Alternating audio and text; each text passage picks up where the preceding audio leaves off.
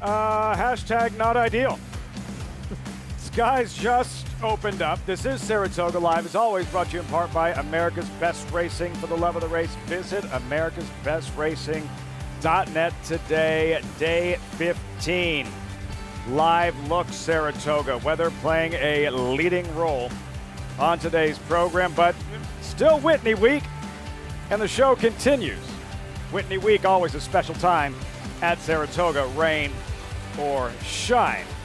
Trackside, lakeside, welcome everyone. I'm Lafitte Pinkai. So as Peyton Manning would say, Omaha, the first race just announced moments ago has been postponed. Steeplechase, Jonathan Kaiser Memorial. As soon as we have the rescheduled date, we will pass that along. So some time to fill between now and the first race of the afternoon, which will actually be the second race in about 43 minutes. So doing some reshuffling here. Today's race is brought to you by Claiborne Farm, 100 years doing the usual unusually well, as you might expect.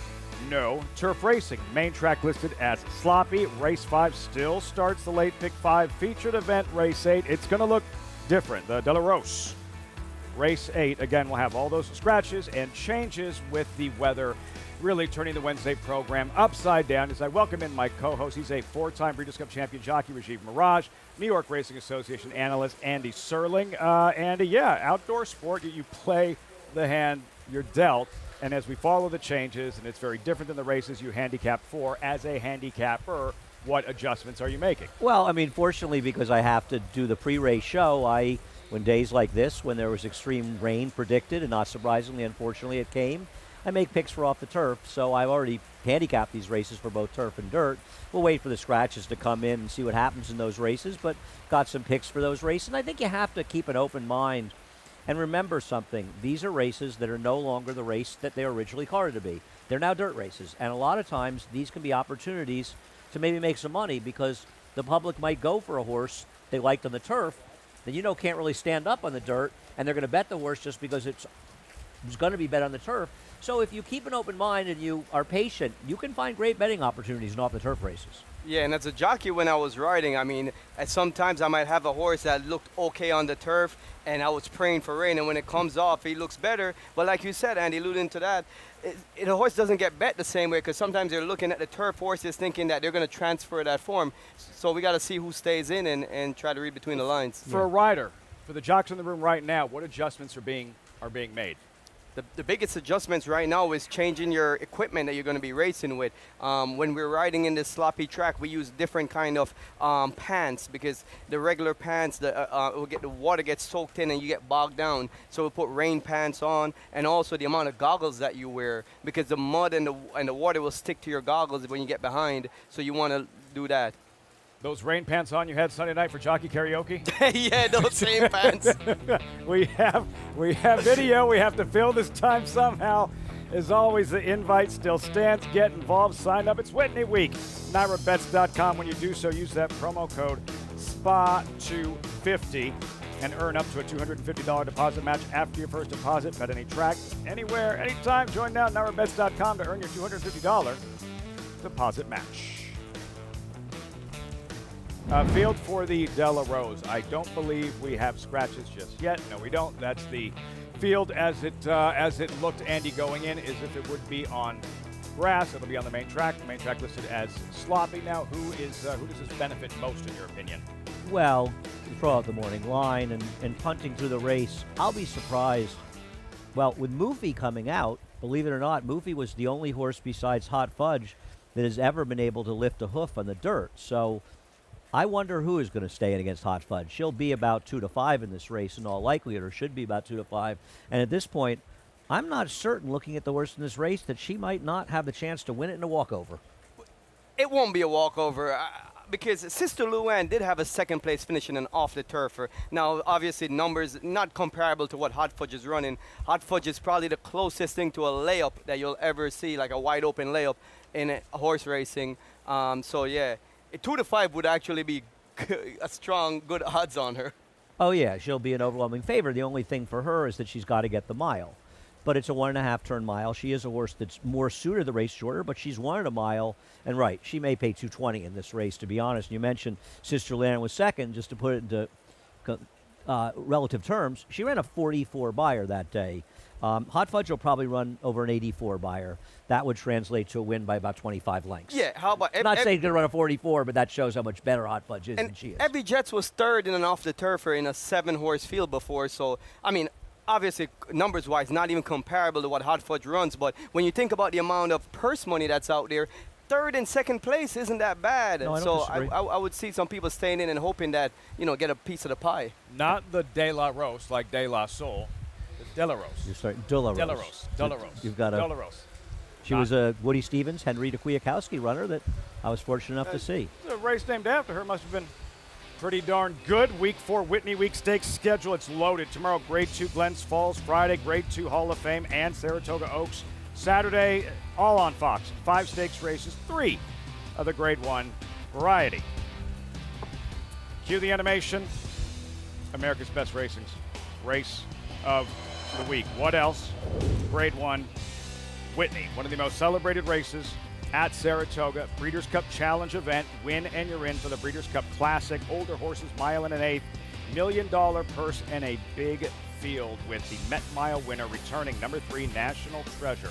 9-5 for 2-time Triple Crown winning trainer Bob Baffert. Andy, National Treasure, a Preakness winner, all right, but he's much better now and flaunting his best in the Met Mile on the undercard of the Belmont Stakes. Now, to be fair, he was helped the Met Mile by a track that was not helping horses trying to close, so in being the speed, it sort of hindered those behind him, and from a speed figure standpoint, he didn't run a giant race, but he's fast, and I look to see Flavien Prat make him the speed of the speed in this race.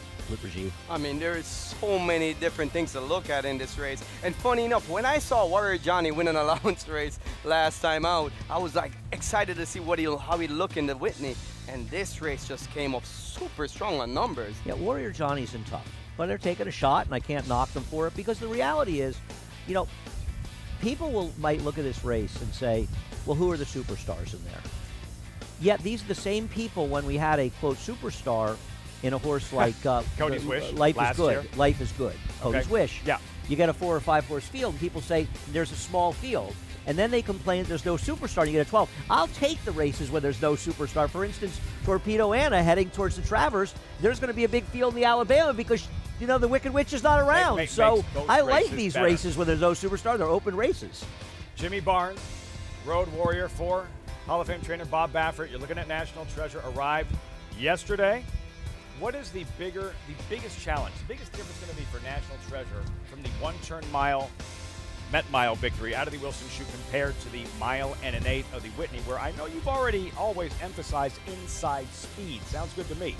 Well, he's got the 3-post, so he drew so well. And you take a look at a horse that I think is a little interesting in here in Arthur's Ride, who had that huge win that some people are going to remember from Belmont Stakes weekend. He drew post 11. So that makes Junior Alvarado's job very hard, whereas Flavien Prat's job's pretty easy. I'm going. Yeah, but I think the biggest difference between the 1-turn mile, especially on a day where it was favoring speed versus a mile and an eighth, when you're riding a 1-turn mile on a speed favoring track, you can blast away and you're not going to really come back to the field. But a mile and an eighth, you might have to ration it out a little bit, at least being a little cautious so you can't just go suicidal. And I'll tell you something. You look at his races. You look at the race in the Pegasus. He went all out in that race in the fast pace. Early. He was supposed to stop, and he didn't. And he just kept finding. Chased Saudi Crown over in the Saudi Cup as well, who's a very fast horse. So he can go fast early and still run late. He does have to deal with the likes of First Mission, one of the major players in the Whitney. A sharp win, Andy, in the slop, the Ali Shiva Kentucky Oaks Friday at Churchill Downs. Yeah, I'll tell you something interesting about him. This is his best race. Obviously, they're probably hoping for rain. We disagree with that notion, and we don't expect there to be rain.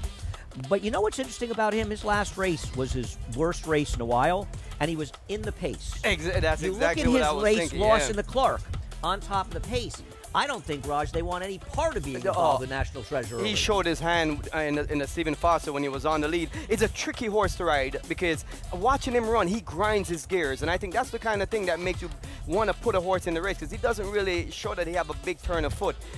When Florent rides him, he rides him. And I think that baited him into sending him to lead in a slow pace. But he's definitely the kind of horse that needs a target in front of him. And I guess the question is sort of who are the horses that can possibly go in National Treasure? I think Arthur's Ride could, but that's a tough post that he drew in there. And you look who else. Il Miracolo, maybe Tumbarumba, maybe Skippy Longstocking, but yeah. every one of those horses is compromised a bit by their post. Yeah. It's a fascinating race as we welcome in Acacia Clement. Welcome her to the broadcast. Standing by Acacia, a big, deep Whitney field, and Todd Fletcher, well represented, talent, volume among his runners.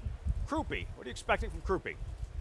I wanted to touch on him, Lafitte, because I think he's the opposite side of the conversation of the ones that we're having with horses like National Treasure and Arthur's Ride, who showed speed during that Belmont Stakes Racing Festival and got fast Beyer speed figures, particularly Arthur's Ride, who ran that dazzling race with a 111 Beyer speed figure. Now, they were forwardly placed and arguably where you wanted to be on that racetrack. Krup, winning the Suburban, was kind of the one that stood out to me that week of running against the way the track might have been playing. He closed from off of it and beat some very nice horses in doing so, and it was his first race back since a poor performance in Dubai, which he really didn't train well, really didn't ship as well going into. We saw him finishing a distant second, but finishing second behind Next last time out, and there's no shame in that because I don't know if anybody can get around Next nowadays, but maybe he's a horse on numbers who's not quite as fast as some of the other ones that we've been mentioning.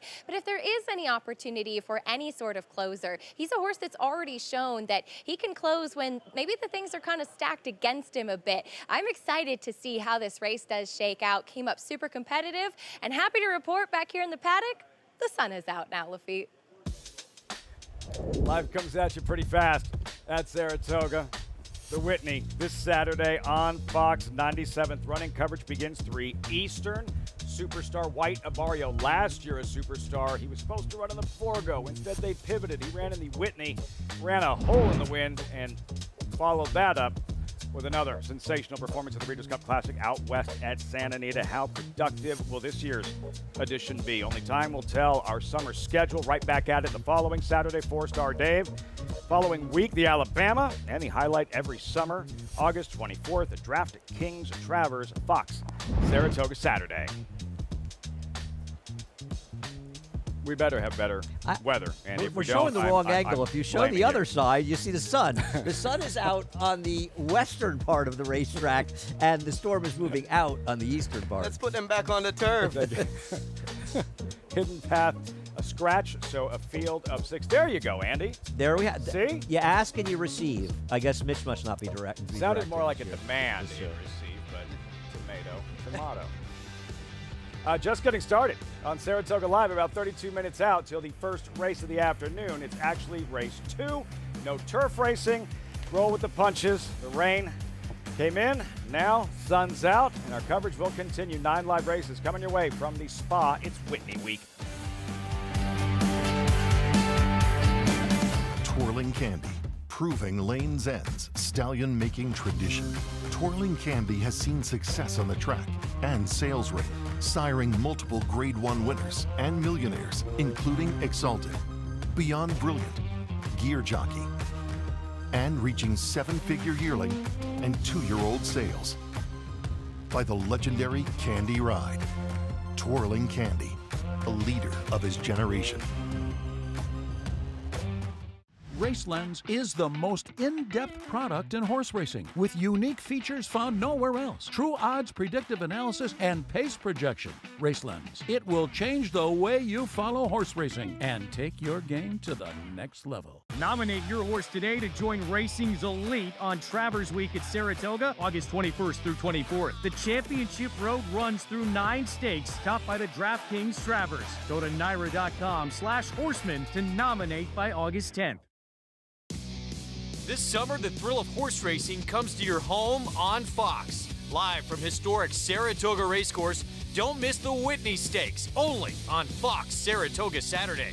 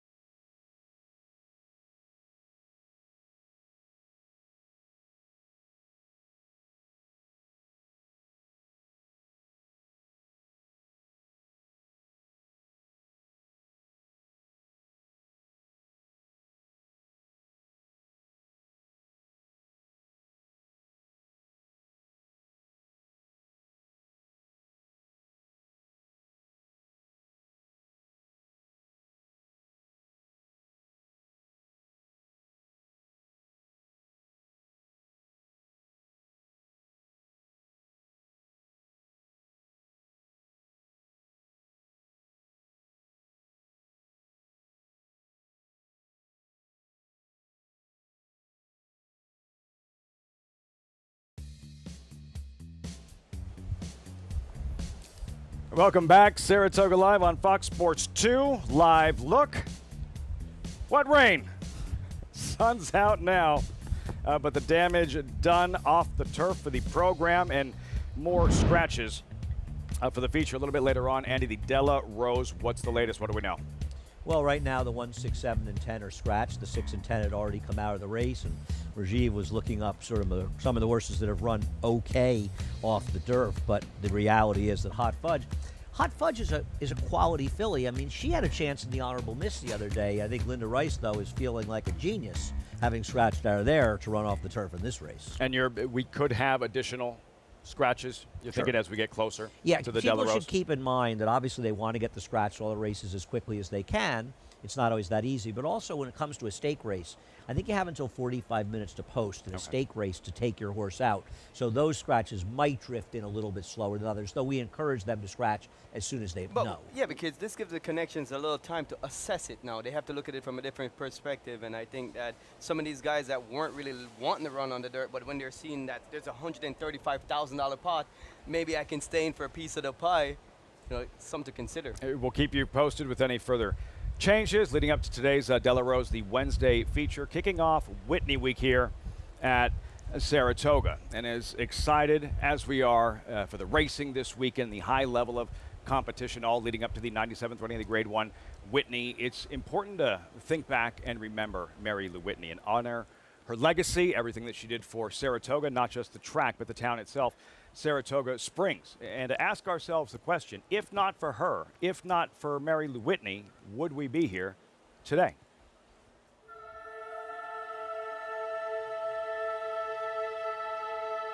Marylou did wonderful things when no one was looking.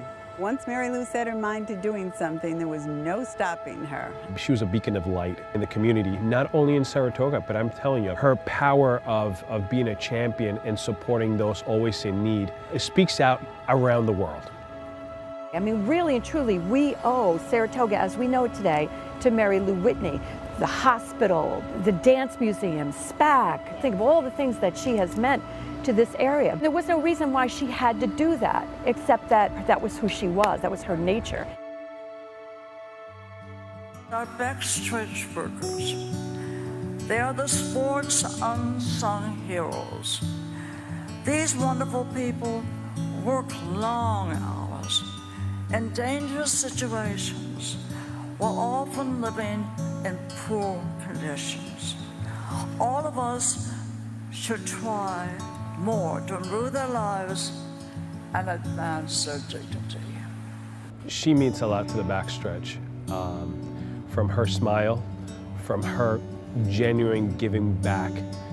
They will miss her coming into the backstretch appreciation dinners when she had to do bingo and she would just show up from the tent and everything that she sponsored through the backstretch programs. It's been 26 years. It's just one furlong away. They're coming down to the finish. Can Smarty Jones hold on? Here comes Birdstone. Birdstone surges past. Birdstone wins the Belmont Stakes. I'm sorry that Smarty Jones couldn't win. We kept saying to Prado be second. In victory, and a lot of times you get defeated, but she was so great in victory, and she felt sorry. She really did, which is amazing. It shows you the spirit she had. And little Birdstone Big John, Krup legs could not get to him. In the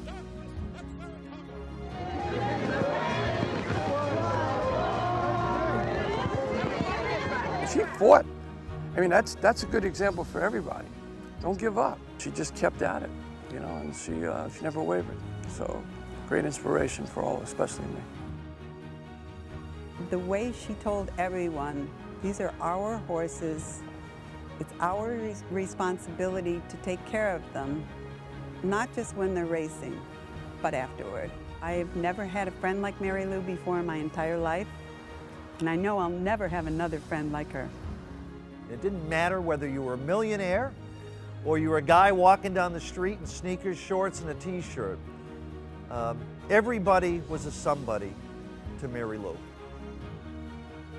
Knowing these people and writing for them is an honor, a privilege, something that I will never forget. I was very proud when I rode for the stable. You know, I felt it was to me like I conquered the mountain that I was trying to get up to. Every once in a while, somebody comes along that makes a difference, and then somebody comes along that makes a huge difference. A tribute to her should last forever.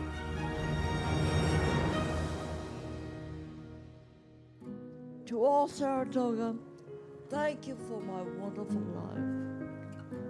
May God bless you. And may God shine His love on Saratoga and on this track. Marylou Whitney, 5 years since she passed. The difference she made for so many, Andy, and it not an exaggeration to suggest that if not for her and her efforts, that we wouldn't be here at Saratoga every summer. Right. If they did It's a Wonderful Life on Marylou Whitney, who knows if we'd be here? If, you know, who knows what it would look like in Saratoga if she hadn't been around to encourage people to come back to Saratoga. You know, there was a lot of talk that Saratoga was not doing the numbers that they were doing downstate, and they were talking about. It's hard for anybody to believe that weren't around then, doesn't realize it, that they were talking about getting rid of Saratoga and just staying down in New York, or maybe making the meet less, you know, important and run less races here. And she had a lot to do with encouraging people to come back to Saratoga, and she is a huge part of this community and a huge part of what we have today. Yeah, her impact on Saratoga has been so influential, and you know, she's really pioneered the move forward to keep Saratoga going the way it is. And it's when I rode the Whitney, it was one of the things that I look forward to. It wasn't just the Whitney Grade 1; it was riding in the honor of Marylou Whitney. Very cool, very cool. The difference she made for so many. Marylou Whitney, Acacia is with us, and the difference you've made for so many retired thoroughbreds and your passion, thoroughbred aftercare, and the fact that that's another highlight and point of emphasis this Whitney Week in Saratoga.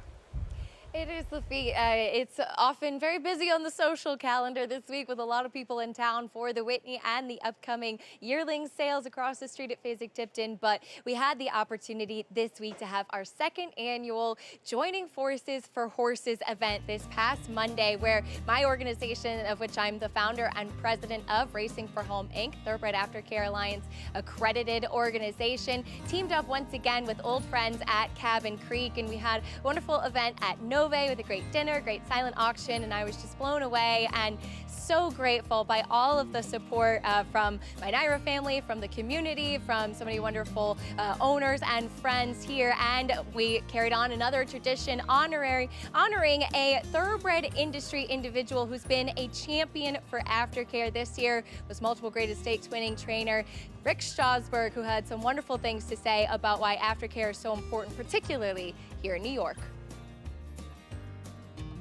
You guys, you horsemen, the trainers, the owners, the jockeys, the racing association, the breeders here in New York, everybody combines to give us the funds, the resources to make sure that our horses transition properly we pay for the transportation, vet work, and the upkeep through their rehabilitation, retraining, and rehoming at these TAA accredited facilities. $1.2 million per annum. That's outstanding. And we want to congratulate you guys for helping us. We were so grateful to have Rick Strasberg there and share some of his wisdom and his beautiful stories, and to everybody that came out and supported and donated as well. We hope if you hit something at the track this week, you'll consider giving a small share to your favorite aftercare organization. Another highlight, though, Lafitte, is, as I mentioned last week, we had the opportunity to auction off Flower Alley's official Travers canoe, and a pretty cool story. It is actually going to be making its way this weekend to Virginia, as it was purchased by Newstead Farm, who has a farm there in Virginia and actually stands Flower Alley in South Africa. So it will definitely be appreciated and just really fun, full circle story. So usually they will paint over the canoes in the infield, but this one is going to be appreciated for years to come. Newstead Farm, that canoe, great stuff. And not headed to Manhattan and Andy's apartment as we were hoping. We were going to pool our money together and try to get that Flower Alley canoe to Manhattan. I think you can get it up the elevator. Feel like that Friends episode with the couch. Pivot! 18 minutes out, race 2. And look at that. Gorgeous afternoon here in Saratoga Springs. The first race of the afternoon, but the second race on the program, 18 minutes out. Start of the early Pick 5, all coming your way on Saratoga Live.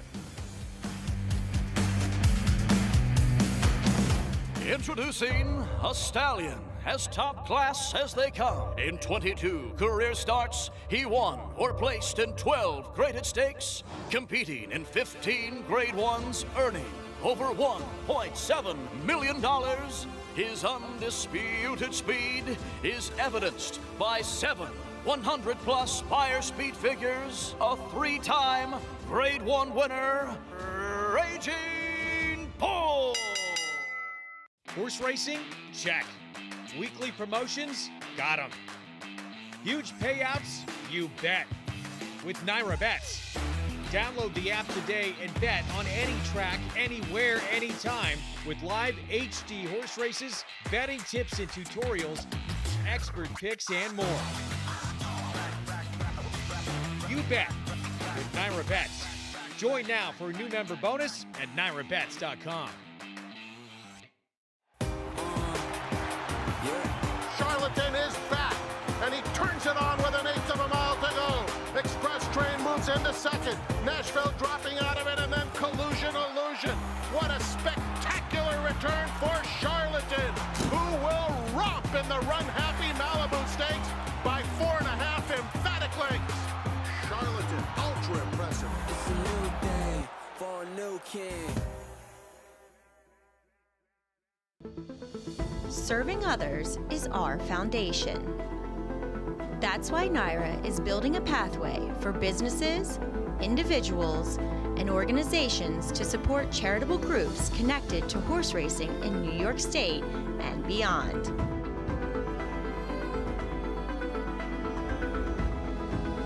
The Naira Foundation, supporting our community.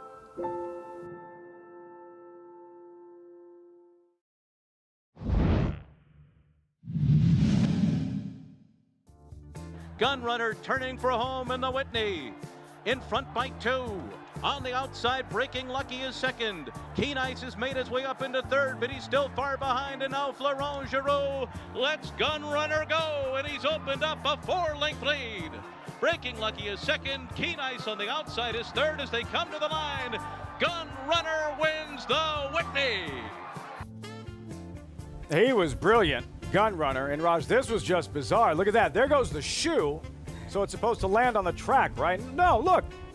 Caught up in his tail, and he's still running a hole in the wind. Even with an anchor on his tail, he was still pulling it, and that's just amazing, that race for him. I think the guy just pulled it out. I do. I think he just pulled it out of his tail. Remarkable. If they try to replicate that and do it again, yeah, I don't think you can't even try to do it. I think he do that twice. He was unreal that year and would go on to capture the Breeders' Cup Classic. Horse of the Year, Gunrunner in the 2017 Whitney. Look at that. Can't scare off all the Saratoga faithful with a little monsoon. They're raring to go for the live racing. It started race number 2 in about 15 minutes. Further scratches to the feature, the Della Rose, we've just learned as expected. Evie Jets is out as well. Yeah, I think you're going to get more scratches as it comes in, and as it whittles down the field, Hot Fudge will become a bigger and bigger favorite. For the, not the De La Rose, De La Rose. De La Rose. You're doing that just to annoy me. You know you are. You're just oh, yeah, no, he mentioned that to grinding gear thing earlier. I'm planning on grinding your gears until... I would never do that to anybody. I think that's so unfair. I didn't try to say that word. You know, the Jamaican accent, I don't know how it would sound. Flavian. Is it Flavian or Flavian? It's Flavian. Flavian. All right. Flavian you know, Pratt. you would think that a jockey would pronounce the jockeys' names right. Half the people here don't pronounce their own names right. I'm going to start calling him Rajiv Merrick. Wait, that's not how it's said? Handsome cousin, he prefers. That's a little bit later on, so we'll keep you posted with any further changes. And for race number 2, updated odds here. Still a competitive race. Certified Lover Boy pictured at 2-1. $5,000 claimers, non-winners 3 lifetime, 7/8 of a mile in the slop. We check in with Acacia with this race 2 Paddock report. Acacia. And Lafitte will start off with Andy's namesake, Certified Lover Boy, but in all seriousness, it does just seem like a horse that was a sharp claim for Linda Rice, and that seems like a phrase that we say quite often. Picked up this horse actually over in Kentucky, even though he had been running here on the NYRA circuit, and he won impressively last time out. Now, you can see in the running lines that he was able to control things on the front end, but he actually broke slowly and kind of rushed up. So that's something to keep in mind, because with the scratch of the 1 in here, he will actually have the rail in this spot. Now, he's a horse that, from my notes previously, always carried good flesh, good conditioning, much the same today, but he is one who was always very energetic prior to his races, and while he's still forward, he's definitely more relaxed overall. Not in a bad way, in a good way. I like what I'm seeing from Certified Lover Boy, and just a very logical favorite in this spot. The number 4, Super Chief, is a new face from California private purchase and now in the barn of Mike Maker. He was off of a layoff last time out from March to June, and he actually broke okay, but then just dropped back to last. While the winner wired, they were moving up front. It was a hot pace, and he was the one I thought that was making up the most ground late. Hopefully he's going to be into the race a little bit earlier today, and he's acting like he should be. He's pretty sharp here in the paddock, incredibly fit coming in, really strong and powerful in his hind end, and he does have a little bit of good size for him. I don't mind the slight stretch out to the 7/8 in here, and I like that forward energy I see.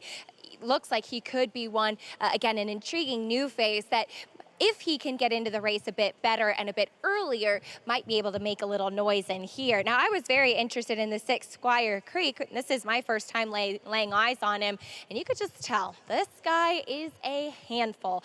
He was very sharp getting the tack on. They've actually been really struggling to get the blinkers on. Joe Sharp saddles pretty much all of his horses outside of the saddling stalls, and so they've brought him over to the saddling stall with a pony close by, trying to keep him settled, and looks like they are slowly winning the battle of getting those blinkers on his head. But like I said, he's definitely a handful. Last time was his first time with the blinkers, and he hustled hard out of the gate and faded, but facing much tougher competition and success. Blinkers are on Squire Creek.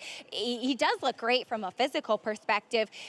I do wonder if a little bit more ground is actually better for him. He's so sharp here in the paddock. He's so stout, so compact. He's built kind of like a quintessential sprinter. I'll watch him in the warm-ups and as the preliminaries progress. But keep your eye on Squire Creek, that hopefully he doesn't continue doing too much before the race begins, Lafitte. Got those blinkers on. Mission accomplished. Squire Creek, 3-1, co-second choice. The favorite, pictured, Certified Lover Boy. This was his latest, late June, Aqueduct. You'll see he's a 3-2 favorite. Certified Lover Boy. Andy in control, turning for home, and he's going to put some distance on this field. And there's an argument that being inside was an advantage this day, where horses that ran down the inside were advantageously posted. Having said that, he won very impressively. And this horse, Linda Rice, a New York-based horse, Ray Handel shipped to Keeneland to run there, and Linda followed him and claimed him when she had the opportunity, came back. Now, it's probably not the main speed in this race. That belongs to Squire Creek, the 6, who I like, and I'm hoping Squire Creek can wire the field. But to deny the Certified Lover Boy is the horse to beat, Rajiv, would be a mistake. And I'll ask you this, that 45 for a half last time, was that a real 45 or was the track fast? The track was quick. I don't worry that much about those paces in relative terms. He's not a horse that his career has shown the speed necessarily be in front. Now, that could change depending on the ride, but Squire Creek, the 6, is just a naturally faster horse than he is. And you have the Southern California transplant, Super Chief, number 4, his most recent. There he is, 3-1. Out west, Santa Anita, early June. Super Chief, Andy, there he is. He's 15-1, and he's on the move.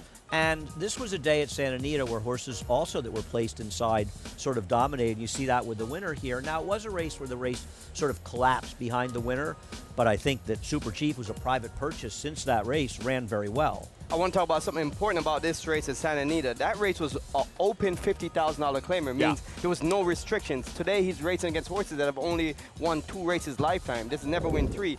The 4th place finisher, Ultimate, from that race, he's won 10 races. Came back and won his most recent race. 6 place finisher.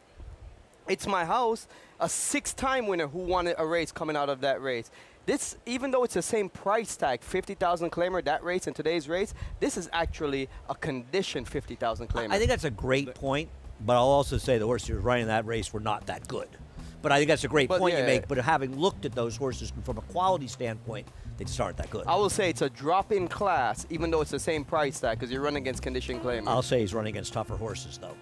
It's a drop in class, but it's a tougher field.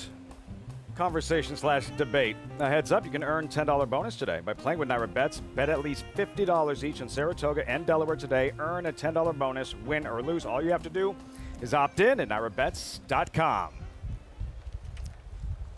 Early pick 5 starts here. How can this be the same venue, same setting, same day than we opened the show with that torrential downpour and now what looks like a pristine afternoon in upstate I blame Rajiv. New York. I blame Rajiv. You're going to get blamed for everything on this show, Rajiv.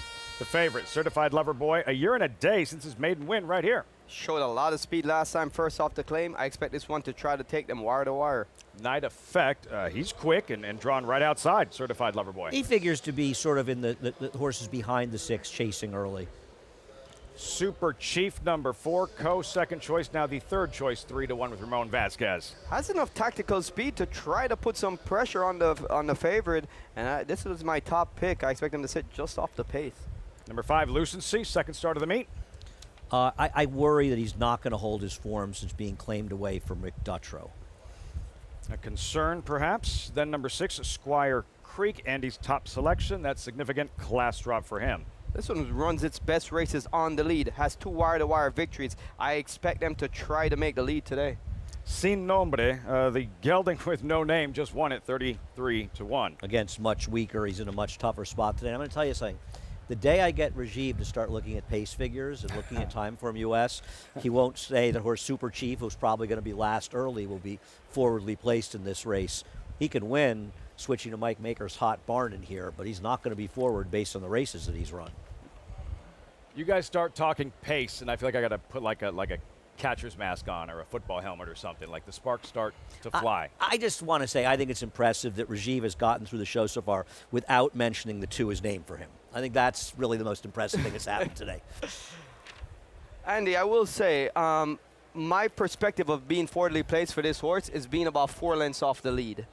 It depends how quickly they're going. I believe he will be within that range. He won't be 4 lengths if the 6 is going as quickly as he can. It really depends on the pace. I mean, obviously, you have to, in these mile races, the second quarter will almost always be faster than the first quarter. And we've talked about this because they run that first quarter around a half a turn, so they can't accelerate as much. And then they get their momentum going on a straightaway in the backstretch, and they'll go faster. Obviously, it's hard to know how tracks are playing. It's got wet. Right. We haven't seen races. We don't know if, for all we know, 23 is not fast in this track or 24 is fast. You don't really know. But if the 6 is moving up front, he'll be more than 4 lengths clear of the 4. You got to also understand, too, I look at it from a jockey's perspective. And if I was riding this horse, I know the 2 main competition, the 6 and the 2, will have a lot of speed. I have to break and hustle out to establish some position. So makes the start of the race that much more intriguing. 5 minutes out, we check in with Acacia, standing by with trainer Joe Sharp. Acacia. That's right, Joe Sharp here with me. He's actually just answering some questions from a fan. No worries, Joe, you're a popular guy. Helping us fill a little time here. But Joe, sending out Squire Creek, who you picked up at Churchill 2 races back. What was it about this horse that caught your eye? He's a horse that run some big numbers and had some back class. So Jordan and I looked at him and, it looked like he'd be a good horse to bring up here for the summer. We ran him back a little quick because, Kentucky has their claiming rule as far as having to start to get out of jail. So that's why he wheeled back quick. But he ran well for being back on short rest and in a really tough spot. So hopefully with the class relief, he's a little bit more forward and a little bit able to stretch it a little longer. And you put the blinkers right on last time, too. We saw how sharp he was back in the paddock. But for a horse, I was always intrigued when you claim and make a change right away. Is that something that was kind of thought of, or you figured it out as you got to know the horse? If I had more time, I would have made the ultimate equipment change because that's what he really needed. But blinkers was a Band-Aid, and he just seemed like in his replays, he kind of gets there and will hang sometimes, so we thought it would help him focus. I think we could probably help him focus a little more, but in due time. So the blinkers did seem to help with that, and like I said, he ran a really respectable race with the equipment change, and looking forward to seeing him run today. Thanks for the insight, Joe. Good luck. Thank you. Lafitte?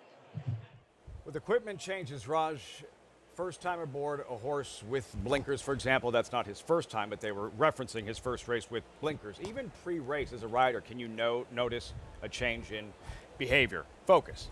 Oh yes, they'll definitely give you some indication. Usually when if you know the horse, first of all, before blinkers, and now you get on him with blinkers, you can tell the difference right away if there is a difference. So one of the things that a horse with first time blinkers will happen, they'll get more keen, more aggressive into the bridle. They'll be more engaged. When a horse gets focused, they go from looking around a lot without blinkers to just being zoned in, tunnel vision, and moving forward. You have tunnel vision when you handicap this race. What did you come up with? Came up with the number 4, Super Chief. I love the race that he came out of last time, a straight open 50 claimer. He gets a condition race today. 2 starts back, he was beaten by a horse called the Chosen Vron. He's pretty good. You ever heard of that horse? He's pretty good. Beaten would be the operative word.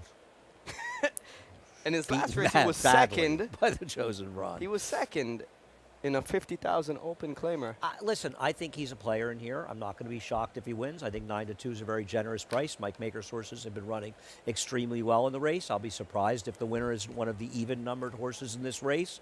I prefer Squire Creek to try to wire the field. Sometimes you get a lot of rain, and there's some moisture, sort of water on the track, as we've just had. Sometimes speed will be a little bit better, but I don't want to make any, sort of assertions about the racetrack without seeing some races, because you never know. We've had wet tracks here where horses are coming from the clouds, so we'll see how it goes. It used to be, before they sealed tracks as much, I think we used to see speed tracks more when it would rain. But with sealed tracks, I don't think you see that same kind of bias as often. You get bottomless, heavy, wet tracks. Yeah. Now it's the water is pretty much right. All on top. We check in with Acacia. Acacia number 3, Night Effect, off the board in 2 starts on wet tracks. What are you observing pre-race? Oh, that's right, Luffy. Well, just a quick note, since you mentioned on wet tracks, sometimes from my vantage point with looking at horses, you can try and see horses that will either handle it or not handle it off of a physical perspective. Sometimes the really big, heavy body types of horses don't skip over a wet track as well. Horses that are sometimes of a lighter frame really seem to oftentimes get over it a little bit easier. And sometimes with a sealed track as well. We talk about horses who are maybe built a little bit more like turf horses. Maybe they're a little bit more angular in their build overall. Sometimes the sealed track can kind of mimic the way a turf course might play, and so you see horses kind of skip over that surface a bit more in that regard. Obviously, none of that is a hard and fast rule, but it's sometimes a good place to start overall. But looking at the number 3, Night Effect, he is a very stockier type of build in his makeup, but he's also built like a horse that less ground is better. And so I wanted to touch on him because I know that he ran second at a mile and an 1/8 and has run some good races going longer, but he's a little bit on the smaller side. He's a little bit shorter coupled. He's a little bit more compact in his just overall physical makeup and the way that he's put together. And so I'm a little bit intrigued by the cutback to the 7/8. And just have to say, while he's not a winning type, overall, he has been very consistent when on the main track. I don't know how he'll take to a wet track in here today, but he does have some natural speed to him as well, Lafitte. Night Effect, Acacia, Florent Giroux, 9-1 as we've reached post time for this second race. Start of the early pick 5. Have you followed any day 15 start of week 4, Andy? Any trends, whether it is the track or anything else, any trends that you've kind of zeroed in on that maybe you're paying a little more attention to now that we have more data after the first 3 weeks? I mean, obviously with a wet track, that all goes out the window. Right. But in general, dirt racing is always going to be favorable to forwardly placed horses. So people perceive speed tracks to be normal tracks sometimes because horses have an advantage. They were forwardly placed on the dirt. And I think we've seen some situations where we've seen that a little bit. I do the track trends for every day. You can find them in the NYRA website under track trends. I've seen some rails that were good, maybe a bit of an advantage, but I haven't seen any extreme, nothing like we saw Belmont Stakes weekend where closers were being hindered. We've seen horses make big runs and unhindered by it. But obviously today, with wet track, and the other thing that will happen today, if we don't get any more rain, and we hope we don't, the track can change during the day as it starts to dry out. Something to monitor. We hand things over to Frank Mirmati with the remainder of the load and call. Post time race 2 live from Saratoga.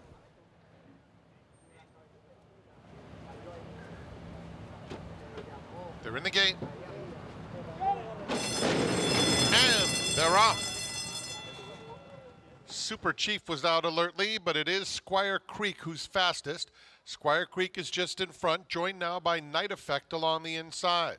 A length and a half to Sin Nombre racing in third. They're followed by Certified Loverboy. Super Chief, who broke well, is now at the back of the field, just behind Lucency. Down the back stretch, and Squire Creek is unopposed on the front end. Has it by a length now over Night Effect in second. They are followed by Certified Loverboy, 2.5 off the pace in third. Sin Nombre, Super Chief, and Lucency. The opening quarter in 22-2 for Squire Creek, bounding along with a 2-length lead. Night Effect, Certified Loverboy races in third, less than 3 furlongs from home. Then Super Chief asks for a bit more in fourth, followed by Sin Nombre and Lucency. They're coming to the quarter pole, trying to get to Squire Creek, who leads over Night Effect the whole way. Squire Creek turns for home, widens it out now to be in front by 3. Certified Loverboy dropping out of it as Super Chief takes third. A final furlong for Squire Creek. A tough effort from Night Effect. Then comes Certified Loverboy and Super Chief head and head. Lucency joins them late. Squire Creek, a no doubt about it victory. Squire Creek wins it by 3 lengths. Night Effect was second, Certified Loverboy and Super Chief. Nice and focused, and he rolls today. Squire Creek for Joe Sharp, Tyler Gaffleone kicking off Whitney week with a victory, closing at 2-1. Way to get things started week 4, Andy. Thank you. I hear the crowd saying, we have a speed track today, Rajiv, and maybe we do, because watching this race, it's what sort of we call a merry-go-round race, where they didn't change positions, and a good call by Acacia with the 3 long shot maybe having a chance in here. This horse went to the front and was just able to absolutely dominate. But don't you think part of it is that the 2 and 4, they really didn't run at all? Well, yeah, well, the 2 didn't show any speed, and that's what really shaped up the race. To be able to get in control on a wet track like this at Squire Creek, a horse that obviously has the talent, it was a big advantage. You know, the Timeform US Pace Projector had the 6 on a clear lead. You don't know what you're missing. You don't know what you're missing, man. When I get you on that Timeform Pace Projector, you're going to feel like a kid on on your birthday morning when you come downstairs, and all of a sudden everything, the whole world opens up to you. I did not say the 6 couldn't go on a lone speed. He looks like the speed on paper. Where two worlds collide. You know, jockey perspective, handicapper perspective on pace. Always an entertaining conversation. 6, 3, 2, 4, Squire Creek. And yeah, Acacia providing some upside for Night Effect and why he might run well, completing the exacta. Squire Creek, 3rd lifetime win. Third lifetime. No, where am I at? I'm looking at the wrong horse. I'm not saying that we don't have a track that's going to be kind to speed horses, but I think it would be a little bit early to say that because a horse just won at 2-1, a fairly logical type horse, clear in the lead. Let's watch a couple more races before you go overboard. Is that fair? Yeah. Something to keep an eye on moving forward. Results, reaction when we come back. Squire Creek in the second at the Spa. Plus, he is back for more. That's National Treasure. Arrived on Tuesday. Met Mile winner. Favorite in the Whitney. Standing in his way. First mission in from Kentucky with sights set on the upset. We'll be right back.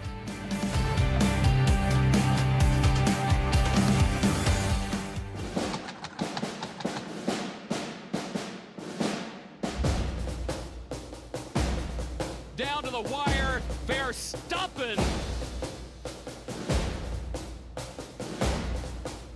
Here's the finish, ancient roll.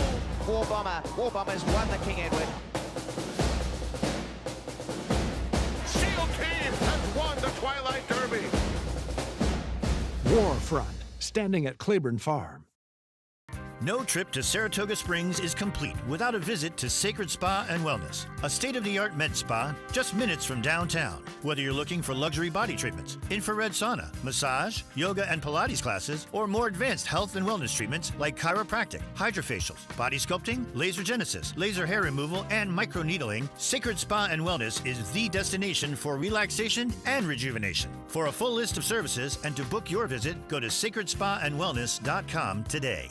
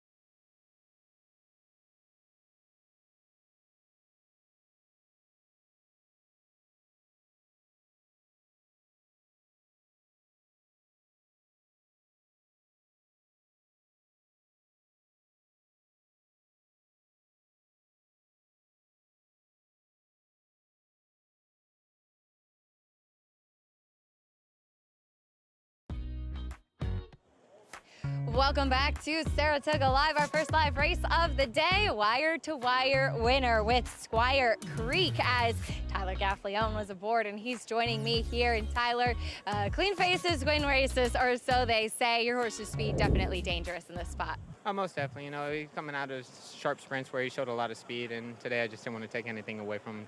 Joe and his team did a great job bringing him over ready today.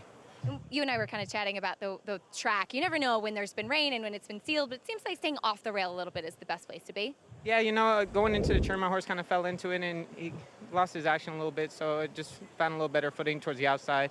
Who knows how it'll go throughout the day. We'll see how it changes, but definitely something to keep an eye on.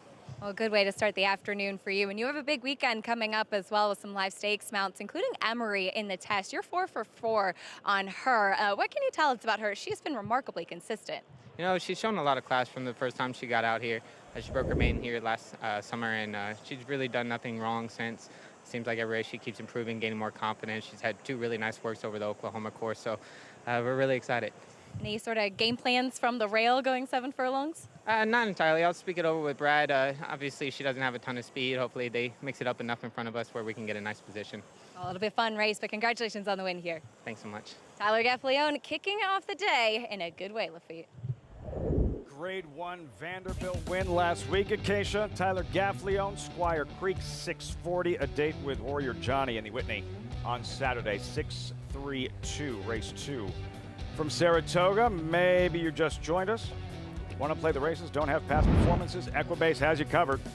Follow the stats, the horses, trainers, jockeys in today's races with free Equibase past performances. Visit NYRA.com/TV schedule to download your free past performances on the races on today's show. As we look at the field for the third, Rajiv, we heard Tyler Gaffleone reference his horse losing action on the inside on the turn. What does that feel like underneath you? It feels like if you're driving a car on the freeway and all of a sudden you're stepping on the gas and it's actually wanting to go into reverse and you don't know what to do to get them back in gear, because that's what it feels like. This upcoming third race, strong opinion? Well, I mean, Raj and I were talking off camera that Irish Tenor is the heavy favorite right now.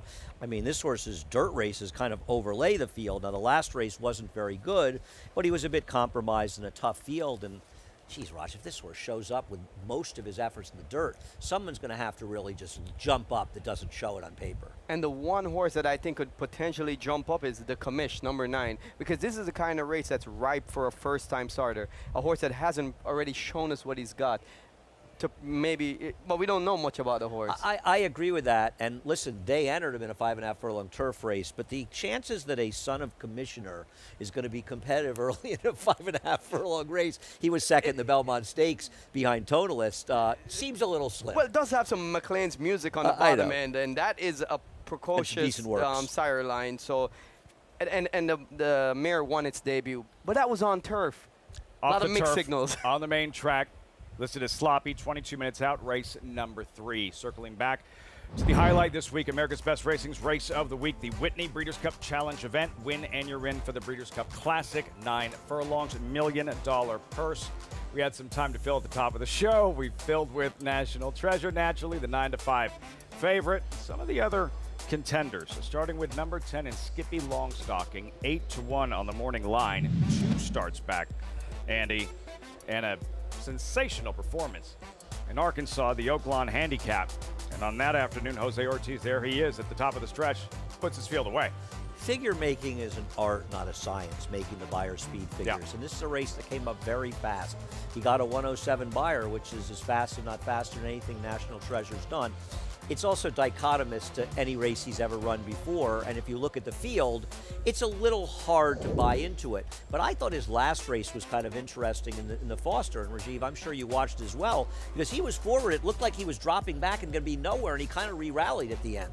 It's funny how him and Highland Falls kind of has a similar running style, even though he's a bit more forwardly placed. But Skippy Longstockings is the kind of horse that they have to keep him in contention. He doesn't really grab the bridle early, and if he loses contention, he usually doesn't run a good race. So I expect that they're going to try to make him forwardly placed in here. Most of these horses are tried and true at the graded stakes level. right? And then you have a horse like Arthur's Ride, who seems to have all the potential, all the upside here. And on Saturday, Andy, we're going to find out just how good he really is in the Whitney Arthur's Ride. Yeah, I mean, the worst kind of race to fall in love with a horse off of is this kind of race, right? He's able to get loose on a track that's kind of speed horses, and he runs up and he runs a 111 buyer. He runs a 111 buyer in this Whitney. Rajiv, I don't know about you, but I'm taking 8-5, and he's not going to be 8-5. The problem is it's not going to happen in the same manner. And also, this is a race where a contender lost the jockey at the start. Another couple horses got completely left and stumbled. So it was kind of a perfect world for him. Having said that, this was always a very promising horse early in his career as a 2-year-old or in his 3-year-old year, and had some issues. And maybe, just maybe, he's putting it together. I mean, and his connections have been patient with him. It's only his 7th start, but when you see Bill Mott take a horse like this with such limited experience and throw them into Whitney, I tell you one thing, you expect that horse to run good. 11 post, Junior Alvarado. You're Junior Alvarado. What do you do?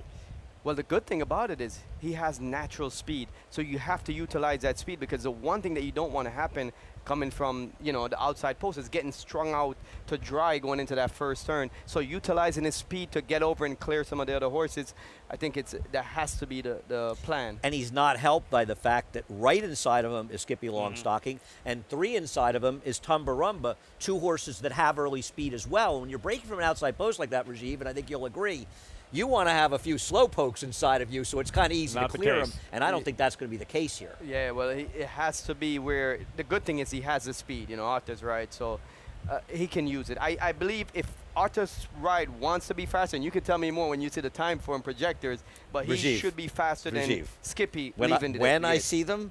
We drew this race on Sunday. I saw it. We can move on to Bright Future. And in a race that his comeback, the Salvatore Mile at Monmouth Park, Bright Future, this is the biggest win naturally of his career when he's able to grind this out in the Jockey Club Gold Cup last summer. His comeback race when he looked done at the top of the stretch, re-engaged, but watch him dig deep here, Andy, last summer, and just hold on in the Jockey Club Gold Cup. And Proxy's no bum, the horse he beats in here. Absolutely, when Proxy brings it. Yeah, and he ran his race in here, and I'll tell you something. I think there are a lot of interesting horses in this race. Sort of, you know, can Arthur's Ride step it up in this company? This guy has the potential to be a real player in this race. He's run some good race. He didn't even run that badly, frankly, in the Breeders' Cup. And the mile and 8 distance, if anything, maybe it's a little too short. Did you see the Salvatore Mile? Oh, I did. He looked rusty early. He looked like he wasn't going to get anything, and it was coming off a pretty extended layoff. He hadn't run in 6 months. That race, I believe, is going to move him forward. He has the talent in him, and the mile and the 8 is definitely going to help him. And in the time form pace projector, he's pretty far back. Yeah, which may benefit him because they could be moving in this race. This race is supposed to have a very honest pace because I don't think Baffert and Flavien Prat have any problem being aggressive and going a 46 and change half. They look the way they rode him in the Met Mile. I think they're going to be moving. And I'll tell you something else. Bob Baffert should be here this weekend, because the sales are next week, so we could have an appearance from Bob. Wow. Looking for a third Whitney. It was improbable. I believe McKinsey was the other. Of the Pletcher runners, and by the way, Fox Saratoga Saturday, you can catch all 5 stakes races this Saturday on the Fox broadcast and right through the summer, all leading up to the DraftKings Travers. I was going to ask you quickly about the Pletcher runners. Between Krup, Bright Future, and Charge It, which you think has the most upside to do most damage in the Whitney? Well, I think Bright Future by far of those 3 is the most dangerous in there. I think he could be a good horse. It's hard to tell. You know, he's somewhat lightly raced, but he has run some very good races, and I won't be shocked if he makes his presence felt in here. And Charge It is up against it from the 12th hole. I don't really see any way he's working out a good trip with his running style and stuff. Bright Future, on the other hand, he could be a major player in this race if the dynamics of the race, the way it's supposed to unfold, it's going to be very suitable for him. If they're moving and this race starts coming apart, he's going to be running. Live coverage on Fox, 97th running at the Grade 1 Whitney. You hear the bell. You know what that means. 17 minutes out. In the paddock, it's a great shot. 17 minutes out till the 3rd and the early pick 4 on a gorgeous Wednesday. Kicking off Whitney week at the Spa. He always showed up. From June at 2 and through 2 championship seasons, week after week after week of consecutive works. That's toughness. He always showed off. You know all about those 4 G1s. Here's his maiden on the Derby undercard. That's brilliance. Now his yearlings are at the sales. That's opportunity. Essential quality. Showtime.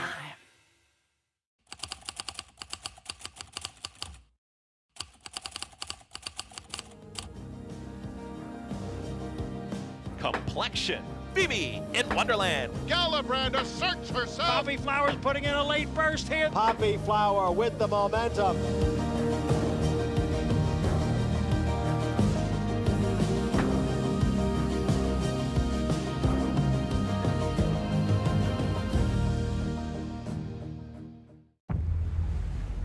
History remembers moments of extraordinary strength, skill,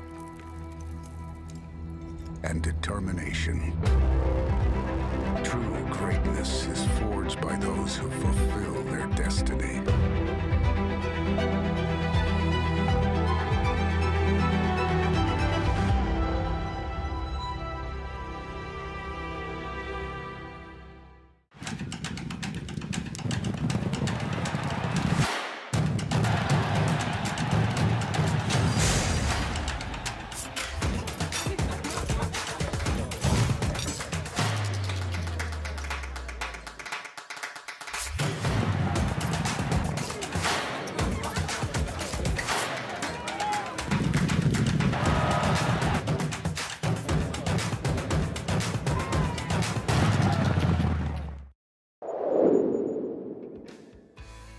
Money's Gold bounces out very swiftly. Spirit Wind has speed too. Spirit Wind and Mike Smith carving out the fractions a length and a half. Here's Clearly Unhinged trying to run down Spirit Winds. Clearly Unhinged, Exceed with a final try, but it will be close, and it goes to Spirit Wind. Don't Look Back at All, Carry Along the Inside is in fifth.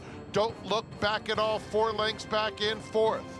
A complete cavalry charge coming on the outside. Don't Look Back at All is surging. It's going to be Don't Look Back at All. World record coming through along the inside, and he is the fastest. World record opens up 2 lengths. World record cuts the corner and goes on strongly. Maintains a 3-length lead. World record never gave them a chance. Broke on top and poured it on to win by 5 lengths. Twisted Ride gets the first call out of the gate. Nakatomi has good speed in that comeback.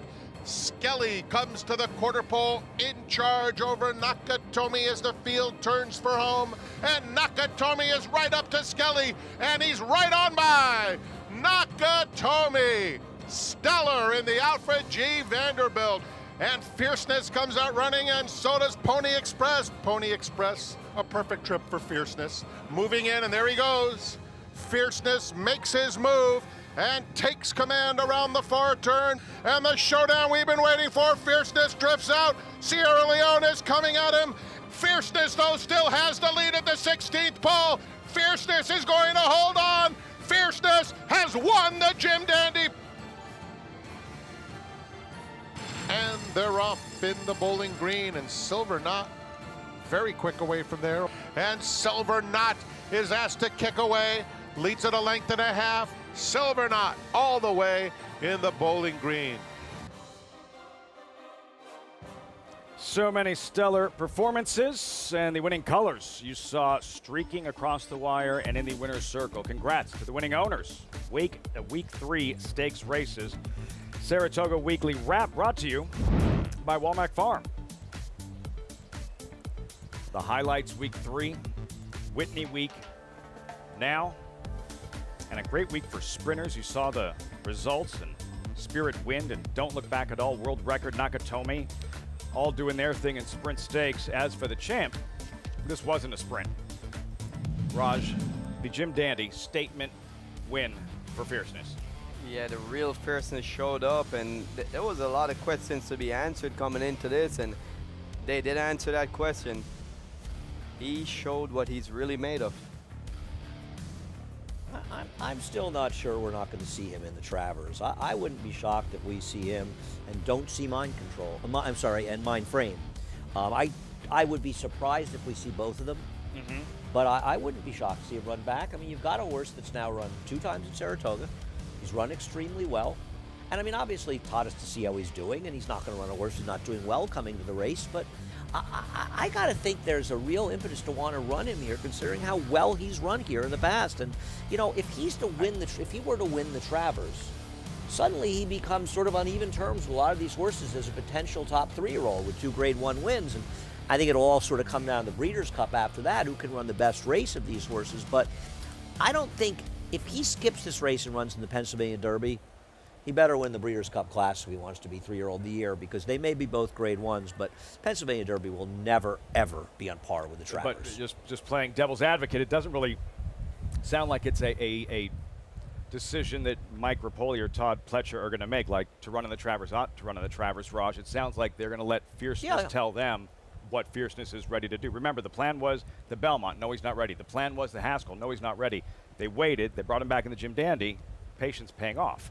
It's all about how he bounces back out of the race. And you can't know that a day or two in or 1 week in. It's going to be about the halfway point from here until the Travers, where they kind of get a clear indicator of if he's on par with where they want to be and if he's how close he is to making that race. But I don't think it's a timing thing. He won the Breeders' Cup Juvenile with which is arguably a the good point, best race ever which run. is a very good 27 days after the Champagne. Now, I'm not saying that Todd Pletcher's not going to say he needs more time. That's fine. But like you said, Rajiv, the horse is going to tell him whether he needs it. But I think it'd be foolish for anyone to rule out the possibility of him running the Travers. It's That's like all I'm saying. I have driven here to Florida before, and I come back and I recover faster. Angie drove. You were in the back seat. And then sometimes you feel like you're almost like jet lag for a longer time. So I think it's just that recovery. Sometimes you recover faster than others. Did he drive up from Florida? Angie drove 20 of the 21 hours, and that's not a joke. I drove 1 hour. I knew it, you see? The truth comes To out. Travers or not to Travers, we await the decision. By the way, whoever made the decision on giveaways this summer, well done. This Friday, a baseball jersey, probably a good idea to get here early. Get here early, baseball jersey giveaway. This Friday, stay away from the mediums. Those are mine. Already spoken for. Riders up in a moment. Race 3, start of the early pick 4s. Our coverage continues. Kicking off Whitney Week from Saratoga.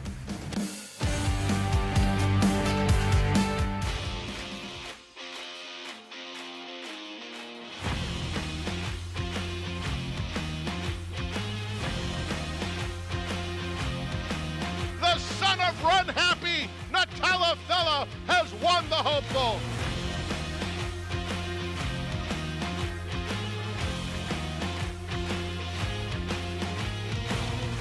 Eclipse champion Run Happy, price for value, and standing strong at Claiborne Farm.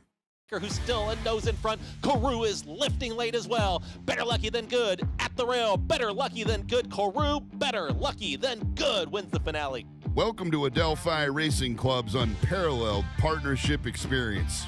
Exclusive access to the backstretch at Belmont and Saratoga, premier accommodations on race day, and of course, experience excitement like no other. Contact us today and come hang with us this Saratoga meet.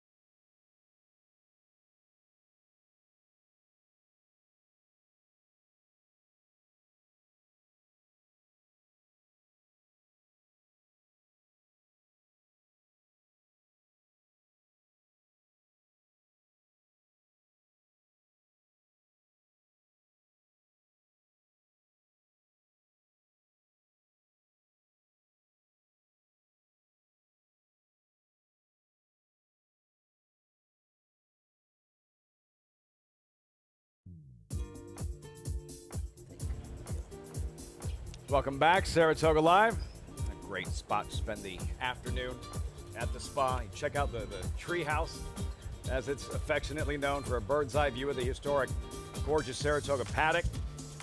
There it is. The Paddock Suite features air conditioning. That's always a plus. Private bar, wait service, and a balcony perched above the horse path. Reserve at NYRA.com/tickets. That'll work for an afternoon here at Saratoga. Great spot. So many great spots to watch the races there for the horses in the paddock. 1863 Club, great view of the post parade. And this one, just moments ago, off the turf of the main track, New York bred maidens, 10-to-1 shot Spoofy, 5-race maiden here at 10-to-1. Has a race off the turf here last year that would make him at least a fringe contender, but his recent 2 races are not good. Number 3, Baraka, first after claim, Oscar Barrera. Comes off the claim, and he's not without a chance to at least get a piece. 21-to-1 outsider there. He is Dundee Causeway, turns back in distance. Has not shown much of late, would need a form reversal and a pace meltdown to be able to make an impact in here. Spoken bluntly is out. Number 6, Bustin Santino at 3-to-1. The Roddy Valente homebred awaiting his arrival. Nice long look at a 22-to-1 outsider, Dundee Causeway. I think the 4 has some dirt races that make him a contender for a piece at a big price. I'd be throwing him in, at least on the bottom slots. There he is, Bustino Santino. Has been impacted by poor starts. One that's knocking at the door will need to just get a better break today. Egyptian Quest, Tyler Gaffleon looking to go back to back. He's just a better turf horse. I don't really think he's a dirt horse. I don't like his chances at all. More on the favorite Irish tenor in a moment. Number 9, the Commish, 3 Diamond Farm, debuting homebred. He's taking a little money because he hasn't shown he's not good enough yet, but he was meant for turf. Let's see how he performs in his debut. There is the favorite Irish tenor. As always, the invite stands. Get involved. Sign up today, NYRABets.com. When you do so, use that promo code SPOT250. Earn up to a $250 deposit match after your first deposit. Bet any track, anywhere, anytime. Join now, NYRABets.com, to earn your $250 deposit match.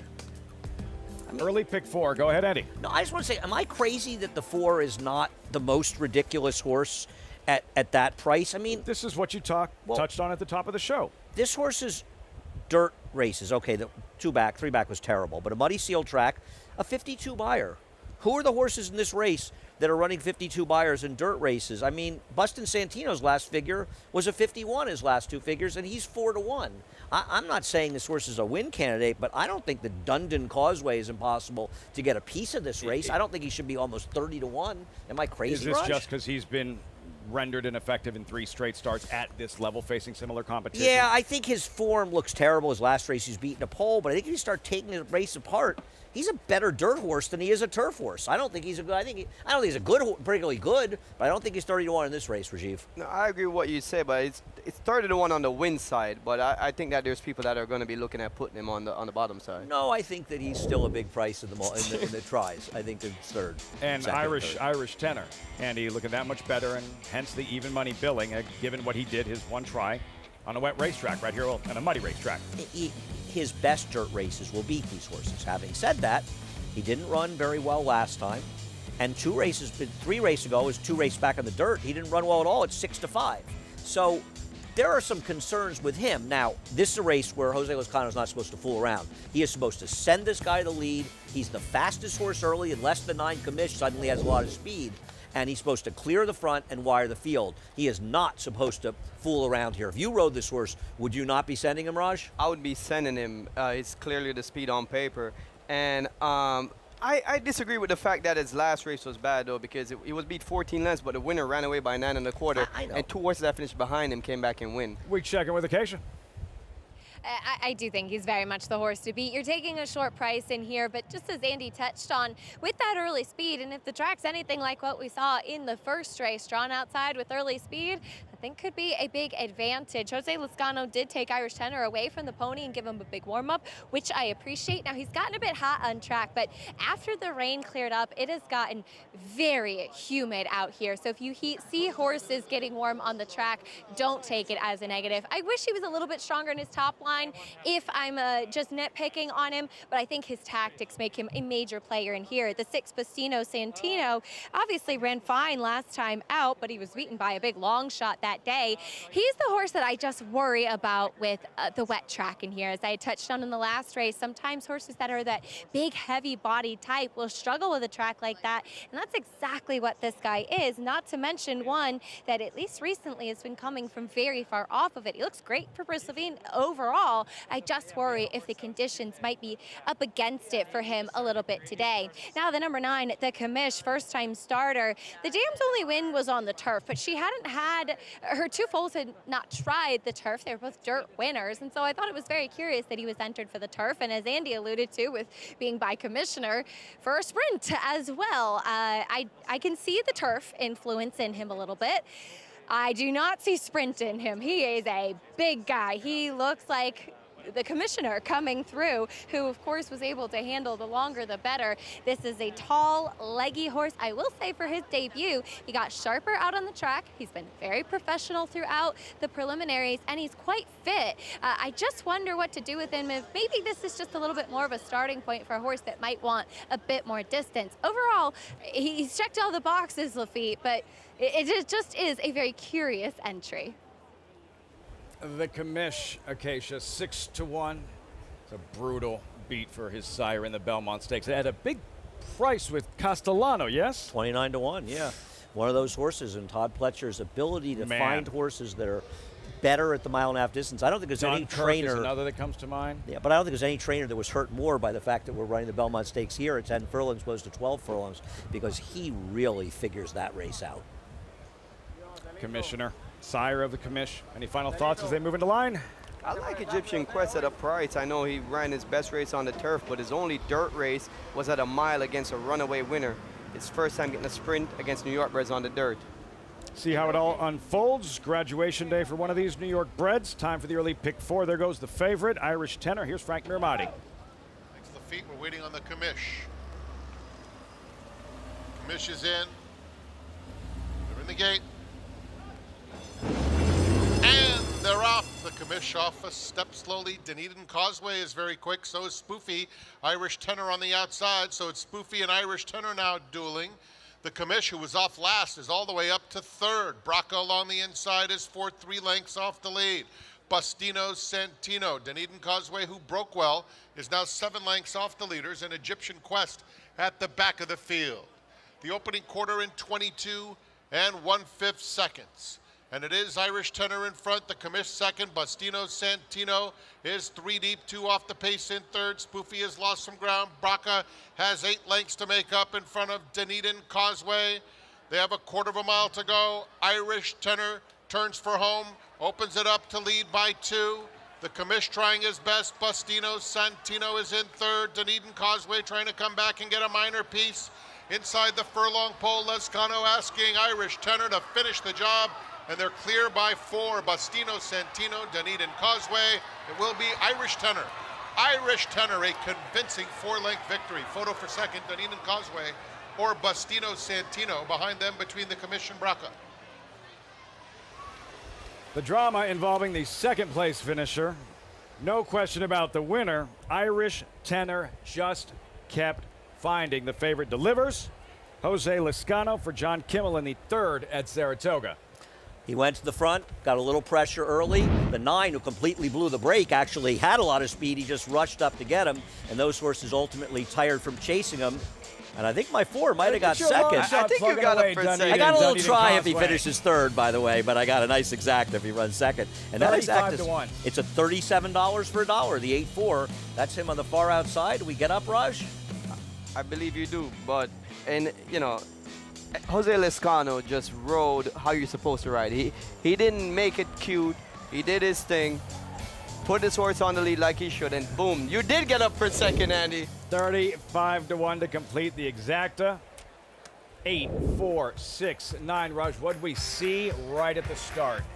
Well, the horse that was most impacted by the start was number 9, the Commish, because he's the first time started, no experience. He broke a half a step slowly, and you can see he has the speed in him. But when you break slowly and you have to chase from the outside, ultimately he paid the price. A horse that I think will move forward out of this race.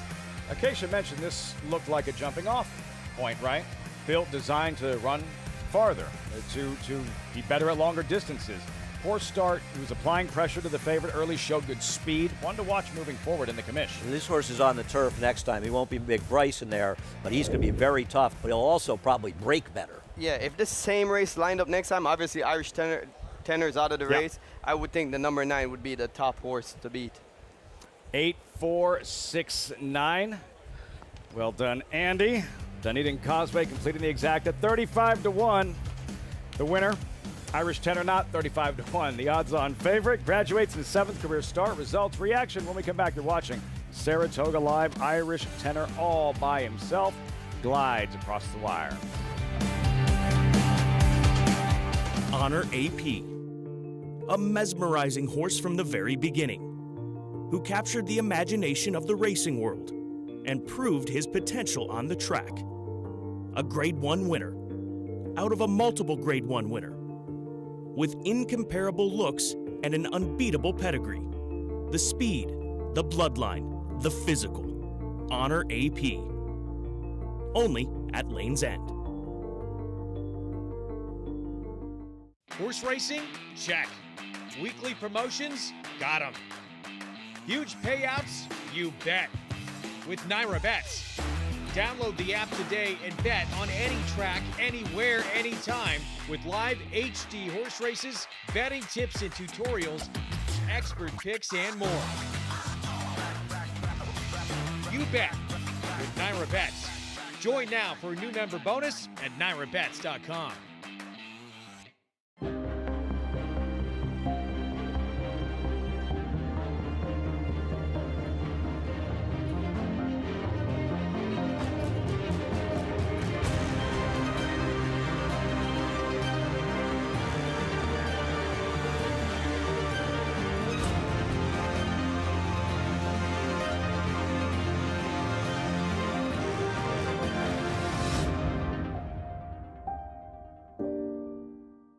Racetrack Television Network brings you every race, from every track, on every screen, every day.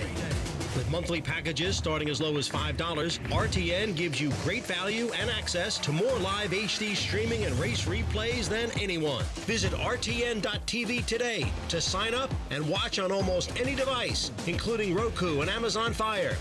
RTN has packages that start at $5 per month.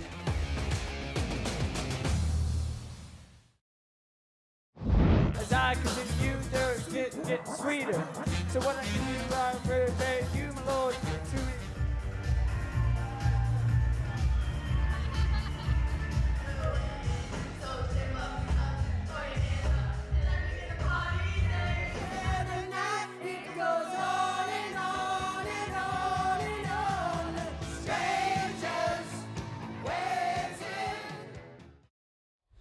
A great event, great cause. Permanently disabled jockeys fun. Jockey karaoke Sunday night. Rajiv, Jason Worth, one of the judges. What do the judges think of your performance with Julien Leparoux? They told me stick to my day job. I'm going to tell you something. Tell me, was your day job? That would. When Rajiv got hurt the last time when we were at Belmont, obviously I was very concerned. We are friends and was concerned. But honestly, my first thought was, because it didn't look like a bad accident, I thought, oh man, we need Rajiv up in Saratoga. He's the life of the party up here. And that, I mean, obviously concerned for your well-being and all those things, but it's just sort of heartbreaking not to have you up here because you're always a lot of fun. Thank you. Always have been. You guys are such fierce competitors, the riders on the track, especially here at Saratoga. What's it like that particular night and just celebrating together, all coming together for a great cause? We're all fierce competitors, but after every race, we come back to the jocks room, and as jockeys, we spend more time with each other than we spend with our families, you know, so it's important to support each other. Amazing night. Great cause, great stuff, Rajiv. Irish Tenor delivers in the third, trained by John Kimmel with Acacia in the winner's circle. Takes them gate to wire. John Irish Tenor, he did have the strongest dirt races on the form coming in here, and it seems like he can kind of handle whatever's thrown at him. Yeah, I was kind of looking forward to him on the grass. Who knows if a soft turf course, but his mud race looked like the best dirt race of his series of dirt races. And today, this little cell came through, turned a nice dry track into a sea of mud, and they had it sealed nice and tight, which I think is the key. And he got over it pretty well and looked like he was a handy winner today. You had taken the blinkers off today, too. Can you talk a little bit about equipment changes and when you feel it's the right time to make those types of changes? Well, with this guy, he just seemed to be looking at everything, and then I got to the point where I was breezing him without the blinkers on, and he seemed to be a little more focused with his competition. I think sometimes when they have those blinkers on, they're trying to oversee the perimeter of the blinker, and they're anticipating things that might actually put their toes in the ground to wait till they can actually visualize what's coming from behind. And I got the feeling he was doing that. Some great insight there as well. And he seemed to get pretty comfortable in the front end. How confident were you when you saw him coming into the stretch?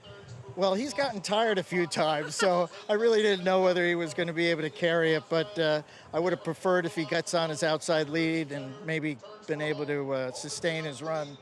Kind of like Mariachi sometimes bothers me when he hangs on that left lead a long time, but you know, he got the job done, and I'm thankful to get another win up here.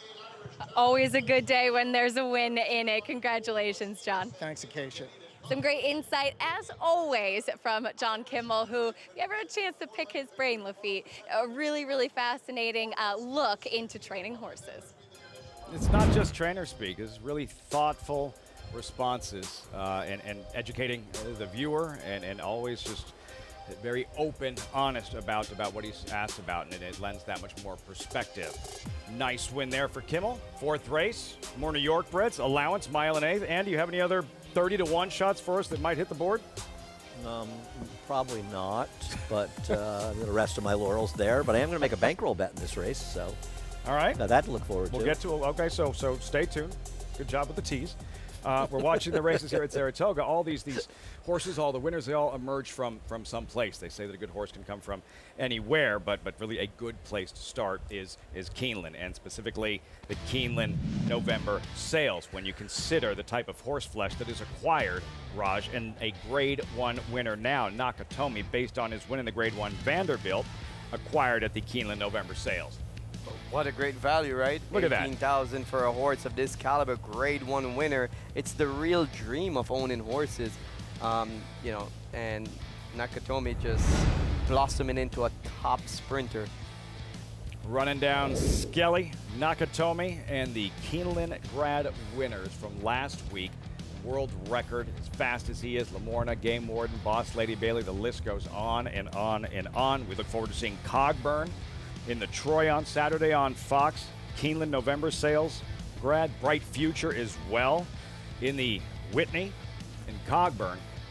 Andy, 5.5 furlongs in less than a minute. What he did in the Jaipur is next level out of worldly. Yeah, he based on his recent races, he's as good a turf sprinter as we've had in this country in quite a while.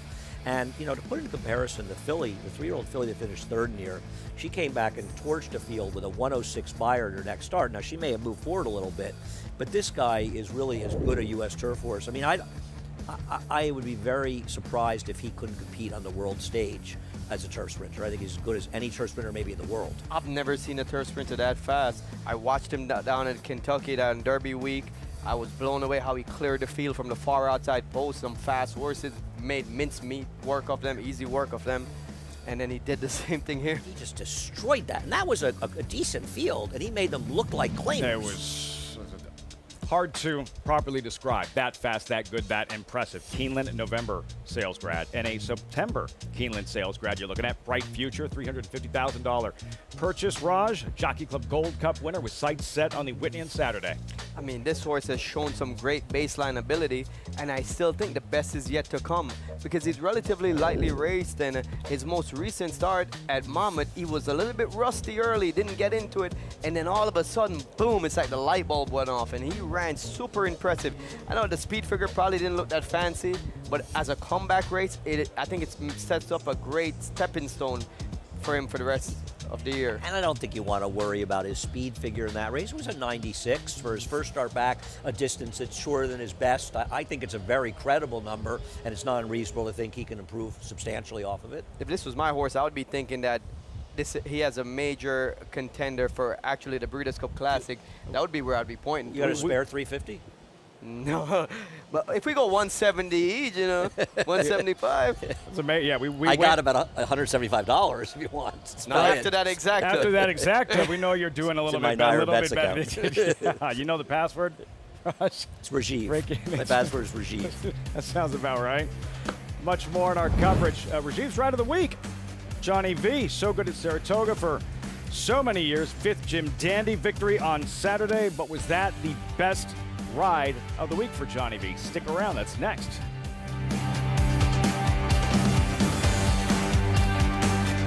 And they're off at the Naira Benz Haskell. In the Belmont Stakes at Saratoga. Dornock setting up moderate pace, 3/4 of a length ahead. Right as the field turns for home.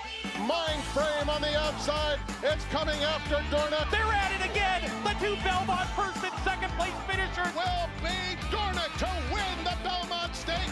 Dornock wins the Haskell.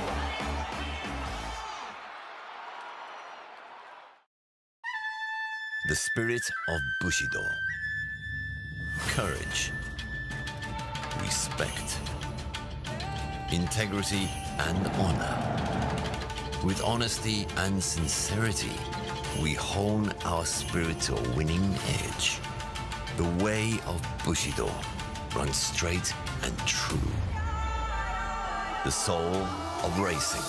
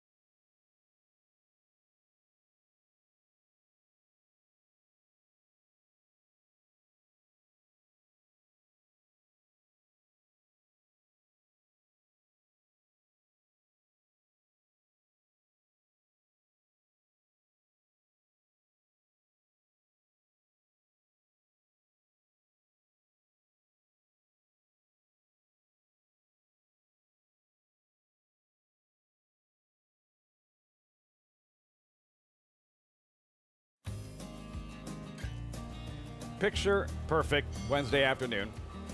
And a bee. Andy's afraid of bees. That's besides the point. You're watching Saratoga Live, brought to you in part by Claiborne Farm. 100 years to the usual, unusually. Well, Raj, time to unveil your ride of last week. But first, it sounds pretty self-explanatory, but what specifically are you looking for? I'm looking for the rides that the jockey did everything optimally and made all the difference between winning and losing. Races that are determined by a small margin, where if the jockey had done anything different than he did, he probably wouldn't have won, or that jockey probably wouldn't have won. So the jockey that optimizes every opportunity in the race to get the win. We're still working on the title. We're still working on the name, but for now it's just Rajiv's Ride of the Week. I think on the couch.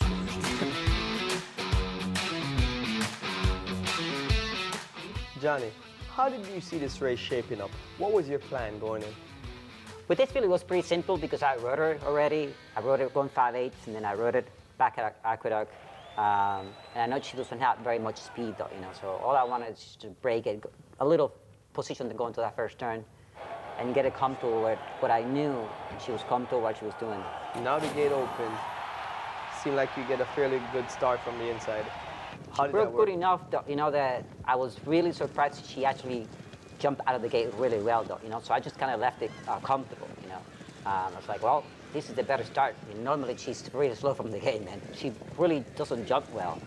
She jumped really well, and normally you kind of have to kind of nudge it to get a position. She actually got in the first turn and got a little hold on me. It was like, wow, this is even better than I expected. So, you know? so that's what so you're happy now that you're there and you're not having to ask. Exactly, yeah. So once we got to the backstretch, and I'm watching Franco in front of me, and he's going, so now I have a target in front, though, you know, and he's. Talk about what it's like targeting. Like, do you pick out a specific horse to target? Well, when you do homework, all right, you do all your homework, you pick the horses, though, you know. So now I have a target that I think is going to take me somewhere, right? So I'm thinking, well, he's going to open this for me. So I'm trying to follow him not too far back. So when he moves, at least I know I'm going to take the spot. Because you don't want to be behind like a long shot on a horse you expect to stop. You know, the horse is coming back to you, and then the problem with my feeling is that once you get it going, you don't want to get a stop either, because it's hard to get it going. Now you're looking for a space. And I was thinking right here, so I try to squeeze it a bit by, or just come outside and make it easier for her. And I would say once I got into the outside, I knew she was going to run. Do you feel like that was the most crucial part of the race when you got to the outside? If I would have stayed inside, I would have get squeezed, and if I get squeezed, she was going to get, slow it down, though, you know. And you can see the last 16 of a mile, she's just reaching. She's reaching, quick and really, really nice. And the only thing that I hesitate, and I have to say it because the rule with the crap right now and everything, I lost my count now. It's like I'm thinking now, did I hit one more? It's like I'm thinking I hesitated just the last strike that I gave. It's like, oh, this is my sixth one, so let's go. Right, because jockeys are allowed 6 maximum strikes up-handed. Yes. And in a game of inches, each little thing. Each movement causes you. And when you end up winning by a nose, you know, that's what makes the difference. Awesome. That's good, man. Thank you, brother. The best all time at Saratoga, Johnny Velasquez, and it's fascinating, Raj, because we don't really think about it from this side. You obviously having ridden for all those years, but with everything else going on, having to count how many times a rider can go to the crop. Yeah, and John Velasquez has been riding for so many years, right? And he's accustomed to riding a certain way. Now new rules have been implemented most recently, and there's a 6 max strike on a horse. And when you're coming from behind, and sometimes you're trying to get your horse geared up early in the race, you might pull 1 or 2 out of the chamber. And now you get the horse going, and it's a close race, and you're having to think, if I exceed the 6, I might face suspensions or fines, So it's something that it's in their minds. Something else to complicate matters for riders, and for John Velasquez, confidence was pretty high at that point. That was about 30 or so minutes after he had won the Jim Dandy A5th to become the all-time leader aboard Fierceness. Horses in the paddock, race 4. You're looking at the favorite in Toscano. Andy, time to inflate the bankroll, which, man, the 35-to-1 shot earlier running second, that would have been one way to go. Well, those bets have to be in a little bit early, so I could have done that. Saying. Unfortunately, you adjust on your feet. But my bankroll did fine. My bankroll is not 39.10. They're taking off money that I did not lose on Sunday on a horse that was scratched. I told you he'd notice, so it's Rob. actually, it'd be nice if they actually got my bankroll correct. It's over $4,000, so I got to work on that. Unless that includes the 150 I bet today, is that what they're saying? We just hope you wouldn't notice. It does. Okay, so it's over that going in. So I bet $100 to win on Boys Code, who I like a lot. I like the switch to Romero Mirage in this horse. I know he's 1 for 20, but he runs consistently well enough to win, and I think he can make a big impact in here. I think the horse to beat in here is the 8 Bob John Ray, who should be favored for Chad Brown. So I'm going to make a Saver Exacta 8-2 for $50. Whoa. Oh, I see. That reflects that as well. So I had 40-60 coming into today. And if I lose both, I'll have 39.10. I'm going to back up. Instead of betting a place, make an exacta behind the horse. So I think this horse race being completely misbet. I think there's a perception by the public that the 5 is the clear speed. A, I don't think he is. I think John Mode is going on the rail. And B, I don't think we have some proof there's a big speed track out there. We just saw a 3-to-5 shot and a 2-to-1 shot wire the field. The 3-to-5 shot hardly was embellished by the racetrack, and we saw a long shot get second from dead last in the middle of the track. Checking with Acacia as we get set for Riders Up. 11 minutes out, race 4. Acacia. And with Bob John Ray, as you might have just seen, he did kind of spook a little bit here in the paddock, but he was actually very quiet and laid back prior to that. Sometimes just once they put the tack on, like we saw with Fierceness just this weekend before the Jim Dandy, it's just like a switch flips and they really perk up a lot. Obviously not to that level. Now they've got 2 handlers on his head and he's doing just fine. This is a horse that's very convincing at the 9 furlong distance. He's big, he has scope, he's very well muscled. Overall, he has that demeanor that you like to see of a horse going long. And he finished second last time out at this distance behind Jackson Heights, who makes that big move coming from very far off of it and is kind of a 9 furlong specialist. Those are the distances that he wants, and if he gets pace, he's a talented horse. So I think that this lightly raced one is the one to beat in Bob John Ray. Now, the number 1, Jaw Mode, was a horse on paper that I was kind of against because I just worried about the class level with him, because he was a horse that just recently had won for $15,000 at Parks and picked up last time for $25,000. So he makes his first start for Rob Atchison here, but he was a horse that immediately upon walking into the paddock just caught my eye. He's dappled out from head to toe. He looks like 2 turns should be well within his scope. He's very well muscled in his hind end in particular, and he's been very professional throughout. Not to mention, he has speed. At one point, he was just so far ahead of the field 2 starts back, and that was, yes, a win against Lesser, but if he's aggressive from the front end, and I would imagine Kendrick Carmouche would be, and what I see from him in the flesh, I've definitely upgraded him just based off of his appearance. Now, the number 5, Toscano, is currently the favorite. You do have Irada Ortiz in the saddle, and he's doing something for the first time. He's stretching out in distance. He was wired by Caldo Candy last time out, and this is my first time laying eyes on him, but he's a big boy. He carries a lot of flesh. He has a lot of size to him. A little bit sharp getting the tack on, but overall he's acted very well. He doesn't necessarily look physically like a horse that would love a wet track, but if he can be forwardly placed, that should be to his benefit as well from a physical perspective. And on top of that, his pedigree being by Vino Rosso and out of a Medaglia d'Oro mare, he should handle the stretch out in distance. Just always a little hesitant with a short price for a horse doing something for the first time, but from my vantage point, Lafitte, he should handle what's being thrown at him today. We'll find out in about 8 minutes. Acacia Toscano, you know all about Irada Ortiz. Andy, what about trainer Larry Ravelli and the stats? What do they tell us in these situations? This is the first time he's had a horse running in a route race. This is a 1 1/8 race, a route. This horse ran 7 furlongs last time. His numbers are not very good. Stretching out generally on the dirt from sprints to routes, the numbers aren't that good. Now, I think he ran fine last time. Yeah. It was a day you wanted to be inside. He chased a runaway winner who's on the inside, and he ran a respectable race, improving off his debut. And his sire, Vino Rosso, is a router. His dam is a Medaglia d'Oro. So there is pedigree to say he should go longer. But that doesn't mean he's going to effectively stretch out, and I think in a forwardly placed horse with the 1, Jamode, who looks like he has some real speed, and Kendrick's not just giving it up from the inside, I think he's a very, very dicey proposition at a short price, partly because Irad is riding him. A very even run in that sprint, and sometimes an indication when a horse is sprinting like they want to route. All right, so let's see what they do when they do go longer. That's kind of why I took him as my top pick, Toscano, because I feel like he was kind of just in chase mode last time, going 7/8, and I think the pace is a bit more moderate, going 1.8 miles, and he'll be able to be up there close to the lead, if not on the lead, and be within himself without chasing. Post-parade, there is Jamode, the New York bred, last race in New York in 2021. I think he's a very interesting horse off the claim for Rob Atchison, a big price, and I expect Kendrick to have him forward in this race, and at the very least, he's a thorn in the side of the favorite who I do not like in this race. And you also like Boys Code going in there. He is with your cousin? Yeah, I expect to see him doing his best running late, as he doesn't really have much early speed, but has a good closing kick. Hagrid's Flame, lightly raced, improving colt. He did improve last time. He'd have to take another big step forward, but if he gets enough pace, maybe he gets a piece. Provision 2024 has been a struggle.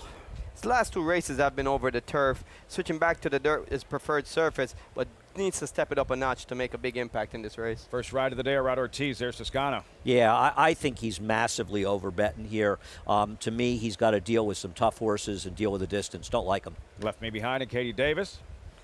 This one has a win over the dirt, has run on the turf last time, switches back to the dirt today. Bad Larry can be tough to pass, but does not pass horses. And finally, Bob John Ray. 3 first name's always a crowd pleaser.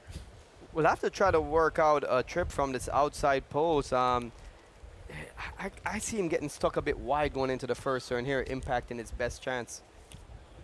That would work out just fine for Gerardo Ortiz, who rides Toscano, the favorite.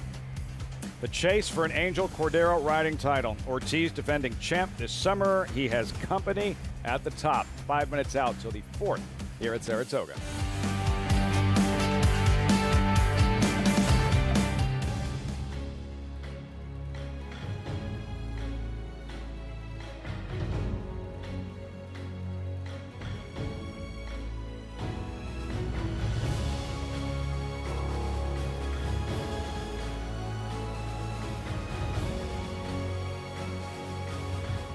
Olympiad leads American Revolution. Olympiad gets the gold in the Jockey Club Gold Cup.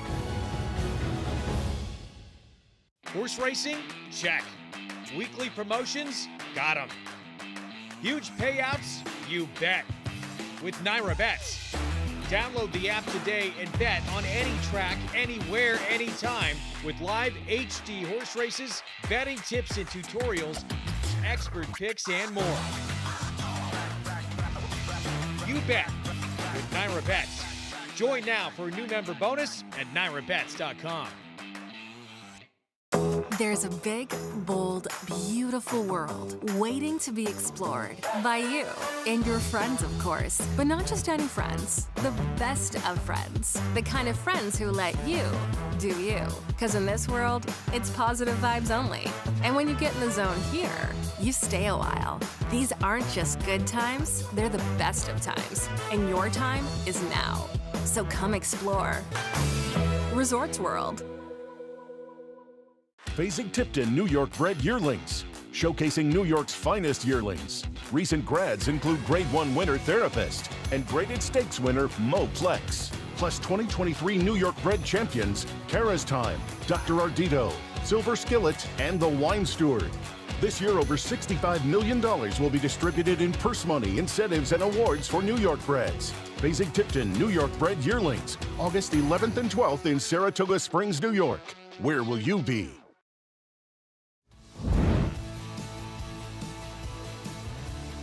Getting the gate in place, 3 minutes out, race 4. But first, a reminder, the $40 Friday feeder contest. Low-cost way to earn your entry into the $300 Saturday contest. Registration closes before Saratoga's 3rd race post-M on Friday. Visit NairaBets.com/contests. Friday feeder contest. 4th race, New York breds. 1 1/8, and there is 5-time Saratoga champion jockey Gerardo Ortiz on Toscano, the favorite.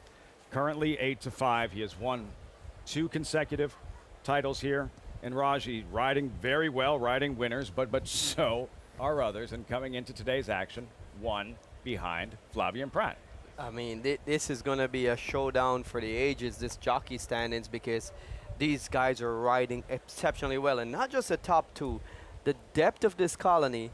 And every race, any jockey that gets on a good horse, they can execute. I mean, we have such a great jockey colony here, and I'm happy to watch them compete day in and day out. I'll tell you, if Flavien wins this title, I may never let Greg Wolf live it down. Why? And he has to spend a lot of time with me, for better or worse. Because he's been telling me that regime. He's starting to hedge his bets, Lil. He's no longer a 1-9 favorite. Nah, he's starting to hedge. Well, coming into the meet, he said 1-9 for sure, not even close. At this point last year, Ortiz had a 24-17 win lead. Saez was in second with 17. Gerardo Ortiz was already creating that separation. And right now, a win behind Flavien Prat. Going to be fascinating, that chase for an Angel Cordero riding title. Over to Acacia. And how lucky are we that we get a chance to watch these top-class athletes, these top-class riders put on such a great show for us each and every day throughout the meet here. And every win is important, of course. But we'll talk about the handsome Mirage, as we've been calling him, Romero Mirage, Raj's cousin, of course, climbing aboard the 2 Boys Code. And this is the horse I know Andy thinks highly of in here. And I like that Romero took him away from the pony, because I was a bit concerned about him and looking at how this race could potentially potentially shape up, looking at what kind of trip he might get on this track that we've seen, and he's so quiet usually, always back in the paddock, but Romero took him away and gave him a big warm-up, get that blood flowing, which I am glad for. And he's not the biggest horse, but he's one that I think kind of has that even running style, one that is very just consistent throughout the entire race. And so those types often do tend to appreciate a little bit more distance. And I thought he's run very good races in his mile and an eighth tries or in his two-turn tries as well. Finished not too far behind the horse that I like, a Bob John Ray, 2 starts back with Jackson Heights running both of them down. He's one that's a closer. You can't change a horse's running style, but what you can do, and Raj can, I'm sure, expound on this a little bit more as a rider, is make sure that they're not left with too much to do late and be really up against it. So I like the warm-up that I saw from Boys Code, and I think he's getting out to a distance that should help him, Lafitte. Your top selection, Andy, at 11-1 Boys Code. I think this is a great opportunity, this race. I think the 8-5 in Toscano is misguided. I picked him 4th. I'm not going to fall out of my chair if he wins this race. But I think there's real question marks about the distance and the pace and other speed in this race. And I really think the horse who should be favored is the 8. This is Irad Ortiz money. And I'll tell you something, the 2 at 10-1 is crazy. He is a much shorter price if you look at exactas. This is one we're betting in the win pool. I believe there's great value on the 2, Boys Code. And I hope we can get some of it. What are you looking for, Raj, right from the start?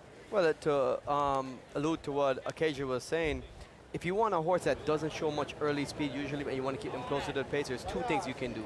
First of all, you can warm them up really good, kind of get the engine going. And secondly, when the gate opens, you hustle them hard just to get the position that you want established. Then you rate. You don't just rate right away. Kendrick, he's not shy leaving the gate.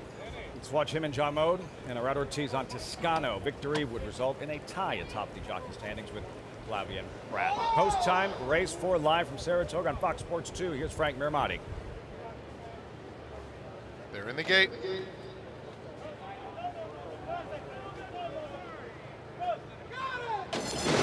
And they're off. John Mode along the inside, Toscano in the center. Those 2 are sprinting pretty rapidly in the early going. Bob John Ray is up close in the early going too. Bad Larry now moves up in front of him to take 3rd. Left him behind, who was off last, trying to get right into the race. Boys Code, Hagrid's Flame is along the inside, 8 lengths off them, and Provision at the back of the field. So it will be John Mode showing the way. Has it by 3 lengths. The opening quarter went in 24 seconds flat. Toscano races in 2nd, and Bad Larry along the rail in 3rd. Bob John Ray is 4th at this stage, 5 lengths off the lead. Followed at the rail by Boys Code, who is racing just inside, left him behind. Another 2 lengths back to the 2 trailers, Hagrid's Flame and Provision. Field goes toward the half-mile pole. John Mode left alone on the front end. Has a 3-length cushion on Toscano in 2nd. And Bad Larry continues to ride the rail in 3rd. Bob John Ray 4th. The half went in 48 and 2/5 seconds. Left them behind, inching up in between horses. Boys Code is down at the rail, 6 off them. Hagrid's Flame and Provision remain at the back. Less than 3/8 to go. John Mode to catch. 3-length lead. Toscano set down hard, not making headway yet. Bad Larry at the rail, same story. Left him behind, is in 4th, swinging to the outside for the drive. Dropping out of it, Bob John Ray. They turn for home, and it's John Mode. Bad Larry 3 behind. Left him behind in the center of the racetrack, and Toscano inside the 8th pole for John Mode and Kendrick Carmouche. Left him behind, becoming a late threat. Left him behind, gathering all the momentum now, and left him behind. Takes the lead under Katie Davis and pulls away to score by 2. John Mode 2nd, Bad Larry 3rd. Boys Code won the photo for 4th. Left him behind. Mows down John Mode. Katie Davis. 10-1 upset in the 4th at Saratoga. Wow. And it felt like Kendrick was going to get it done in the front end. As expected, he was in front. He did everything he could to win this race. But Katie got the 6, left him behind out in the clear for Barkley Tag and got it done. And frankly, the horses taking money in here were nowhere to be seen. Yeah, Toscano set a good trip in 2nd and just didn't have any running. Nor did Bob John Ray. But, you know, left him behind. Had a nice trip here, swinging outside. You see Katie get him down the middle of the track, got this one going. Kendrick had it his own way on John Mode. So it's just getting a little leg weary, running out of gas here. And here comes Left 'em Behind. Saratoga stable. Tis the law and funny side getting colors. it done. Boys Co just wasn't good enough in this race. Romero did everything right with him. He's just a bit of a plotter and couldn't really make that run, but he got fourth in there. And the lesson on the 5, he was a crazy overwhelming favorite in this race. Smiling Assassin does it again. Katie Davis here. First turn, the outside, Raj. This was your concern with Bob John Ray trying to find a place to settle going into the first turn. He couldn't. Yeah, there was just no real opportunities for him to come over. The field lined up and stacked out, and he got forced to the middle of the track. You know, just a racing luck, tough post. But just one pass. Back to the conversation about the Whitney and how important post is with National Treasure inside post 3 and most of the other speed towards the outside, and what we'll be watching for early on in the Whitney. Well, it also shows here with the 1, right? The 5, Lyrad came out running, but with the rail and Kendrick, he was able to use that post to get a clear lead from the 5, and I'm not sure that he's really that much faster than the 5, but the post position made such a difference in there, and that's why National Treasure, you're going to see Flavien Prat take full advantage of that. And don't be surprised if when Flavien breaks out the gate going into that first turn, he kind of floats outwards a little bit. Of course. Because you float out a little bit, it forces the other horses further wide and makes it harder for them. Yeah, that's the move when you're going into that first turn, when you have a speed horse. I think National Treasure was very much aided by the draw. 6-1-7-2, always smiling Assassin. Katie Davis with a victory here, 10-1. Results forthcoming. So we've touched on the Whitney on Saturday, Grade 1. Also the Grade 1, the Test, the most prestigious race for 3-year-old fillies at Saratoga. The Test presented by Ticketmaster. There's the field. It doesn't have as much volume as the Whitney, 6 deep, but this is featuring, Andy, some of the very best female sprinters in the game, including Ways and Means. And this is hopefully going to be Ways and Means coming out party. She unfortunately had a bad break and then got injured in the spin-away when she lost to the Brightwork, who's making a return in this tough spot. And when she came back, she ran very well in her return race. Then she tried to chase that monster going a mile and 1/8. This was a 1:04 buyer. If she's able to run back to this number, she will win this race. And I think Ways and Means has her big coming out party on Saturday. I've been such a big fan of this filly, Ways and Means, and such a big fan that I actually bet her to win the Kentucky Oaks over I bet her in the Future Bowl. I bet in the Future Bowl. She's the real deal. She here last summer, and she had a reputation that she was supposed to be pretty good, and she went out and proved it in her debut. A sensational performance is one of those special moments here at Saratoga when we're introduced to a potential star. We'll see what she does in the Test on Saturday as we pause briefly and welcome in a new audience.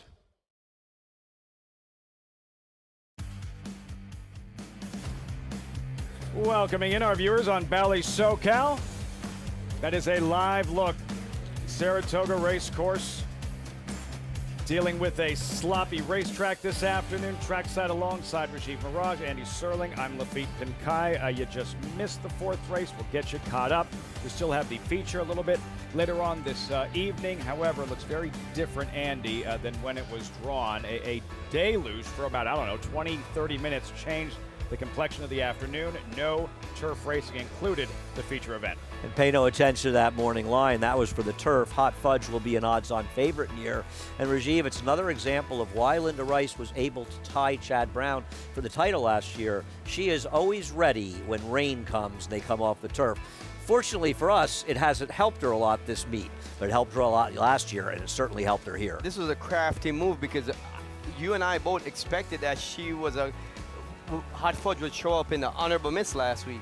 And for her to bypass that race and wait on this, I mean, this is a great opportunity for her to win. Yep. She's looking as close to being a layup as you would ever see in a horse race. Rain falling once again, and while those horses defected, Andy, the rule is for a stakes race that you have up until 45 minutes. Does the trainer to scratch a horse? So we could see more scratches between now and post. It's possible, though. I'm sure we encourage trainers to scratch, So I imagine there's a good chance that's the field. We'll see, but they do have that right, and that's a right they have, and they can exercise.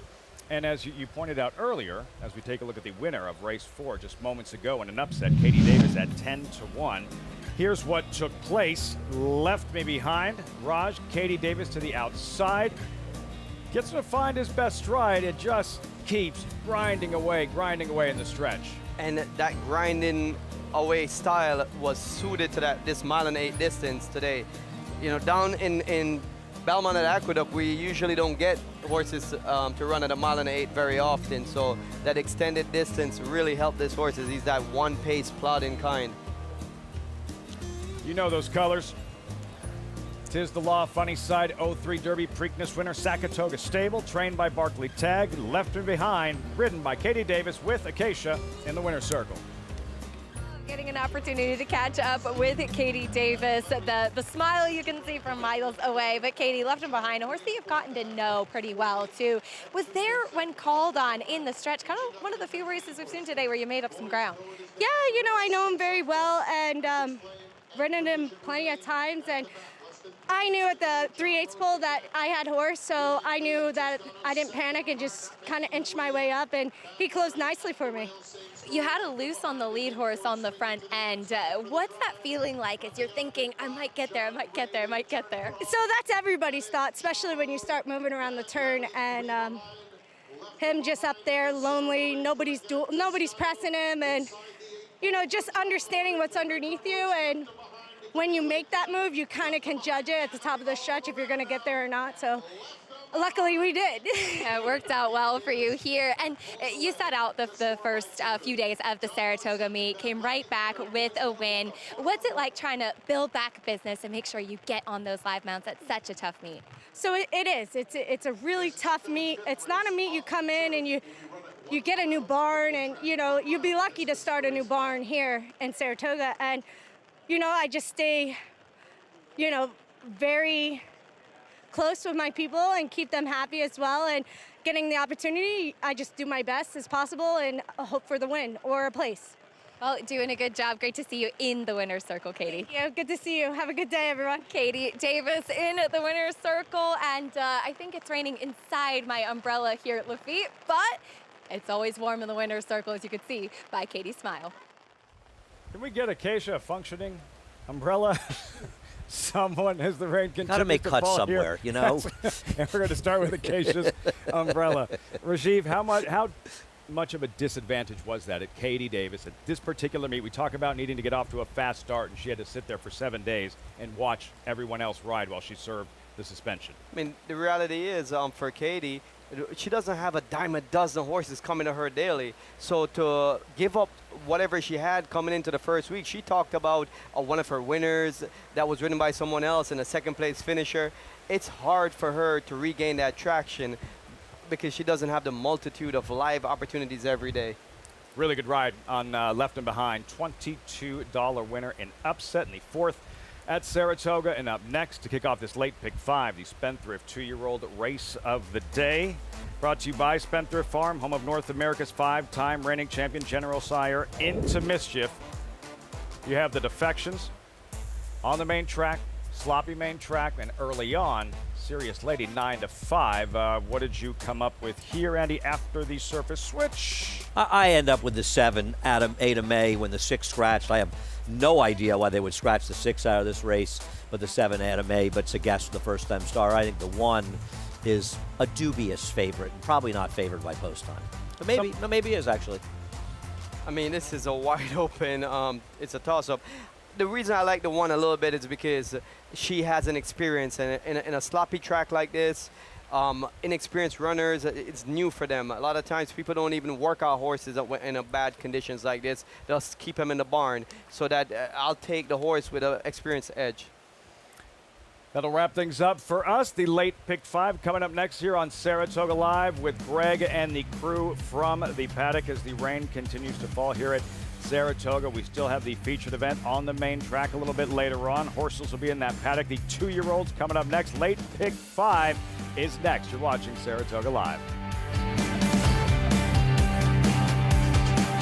Curlin's Grade 1 son, Solomini, New York's leading sire of 2-year-olds in 2023 and sire of Grade 2 winner Winstock. Winstock's just the leader from Stronghold and Coach Prime and Winstock. New York Stakes winner My Shady Lady. My Shady Lady gets the victory. 2024 Stakes winners Solo Shot. Solo Shot and also Geopolitics in a tight photo. And Doc Sullivan. Doc Sullivan dominates the Mike Lee. Solomini, standing at McMahon of Saratoga Thoroughbreds. Just just minutes from downtown Saratoga Springs, you'll find GMP Farm, a revolutionary state-of-the-art equine therapy and rehabilitation facility offering the most advanced equipment and knowledgeable staff to care for your equine athlete. From oxygen therapy and laser treatments to thermal imaging, dry saw room, and cryotherapy treatment, all alongside a 7/8 mile Thorpedo training track. GMP Farm is revolutionizing equine care. To see a full list of services and book your horse's rejuvenation session, visit gmpfarm.net today.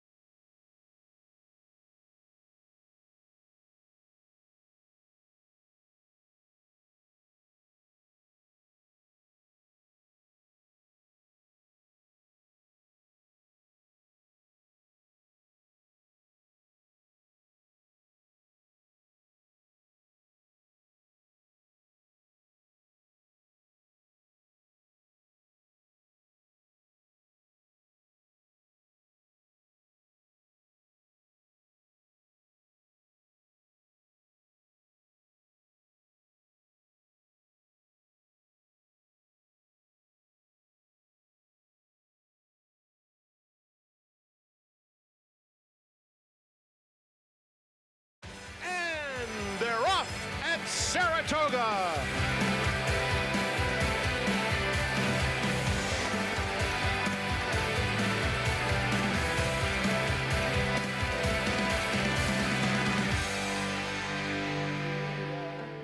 Of the band. Welcome to Whitney Week on Saratoga Live. Wet weather, the story on this Wednesday afternoon. Races coming off the grass. Our program brought to you in part by America's Best Racing. For the love of the race, visit americasbestracing.net today. We have the late pick 5 coming up next. Our feature race was scheduled to be on the grass. It comes off, and as a result of it coming off, we're going to see maybe the shortest priced favorite potentially the entire meet in Hot Fudge, who is 2 for 2 on an off track, by the way. That's for Linda Rice. Coming up a little bit later on. I'm Greg Wolf. Good to be with you on this Wednesday afternoon as we work our way towards one of the really special weekends of this entire summer season up here in Saratoga Springs, Whitney Week. We'll talk about that field that's assembling for one of the most prestigious races in that older horse division coming up a little bit later on, including, of course, last year's Preakness winner, this year's Met Mile winner, National Treasure for trainer Bob Baffert. Let's take a look at what's ahead on the program. There's that De La Rose that does come off the grass, and pay no attention to that morning line. Those were when we expected it to be on the turf. With it coming off, Hot Fudge is going to be 1 to 5, 2 to 5 in that category for a mile race now on the main track on this wet going as the rain coming down pretty hard still right now as we get set for this pick 5 coming up. My crew with me for the afternoon to talk through this late pick 5. Jonathan Kinchin, Paul LaDuca, man who should have won this meet as an apprentice, but he got injured.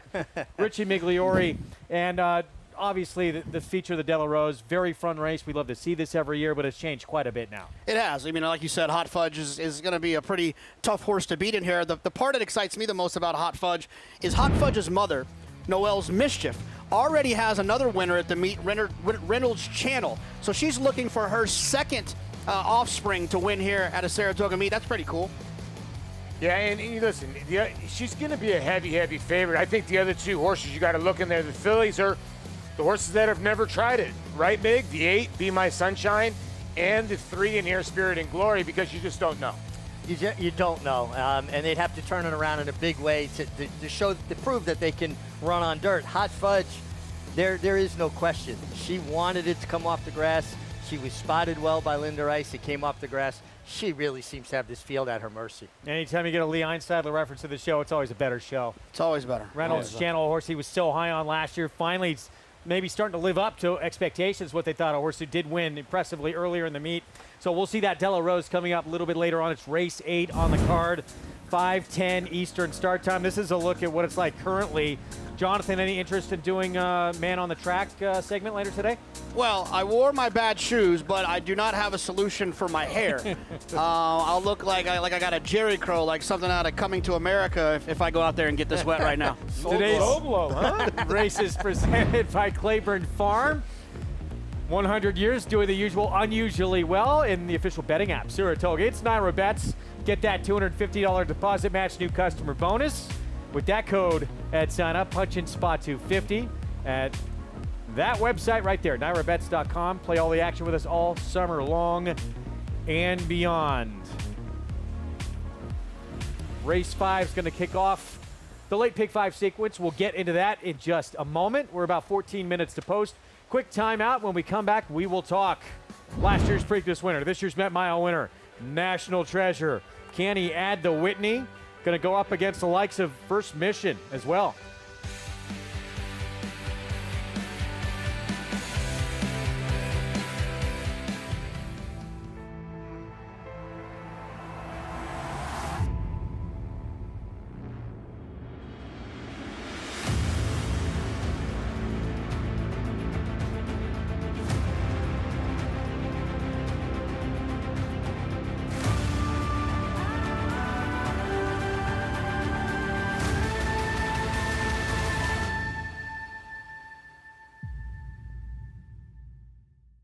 Grayson Jockey Club Research Foundation was formed in 1940 with a simple goal: to raise funds for research to enhance the health and soundness of horses.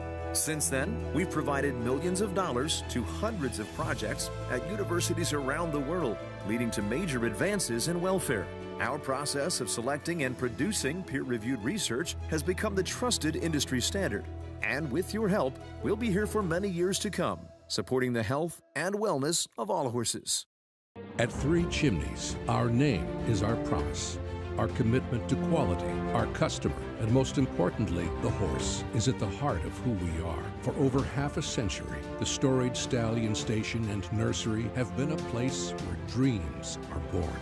From Horse of the Year, the mighty Seattle Slew, to Horse of the Year and modern-day breed shaper, Gunrunner, we've been defined these past 50 years by the company we've kept. Three Chimneys, where dreams are born.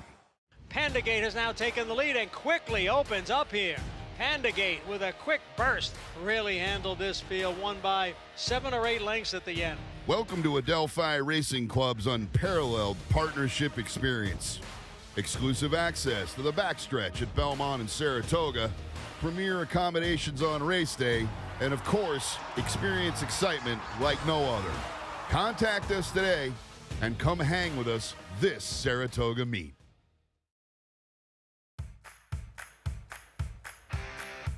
Back with you on our Wednesday coverage at the premier meet in the country. You're watching Saratoga Live here on Fox Sports 2. It's brought to you in part where you can play it all at Naira Bets. Go to NairaBets.com. Get that $250 deposit match sign-up bonus. Our AVR Race of the Week. What else could it be on Whitney Week? The Grade 1 Whitney. $1 million purse, 4-year-olds and up. And the Preakness winner from last year.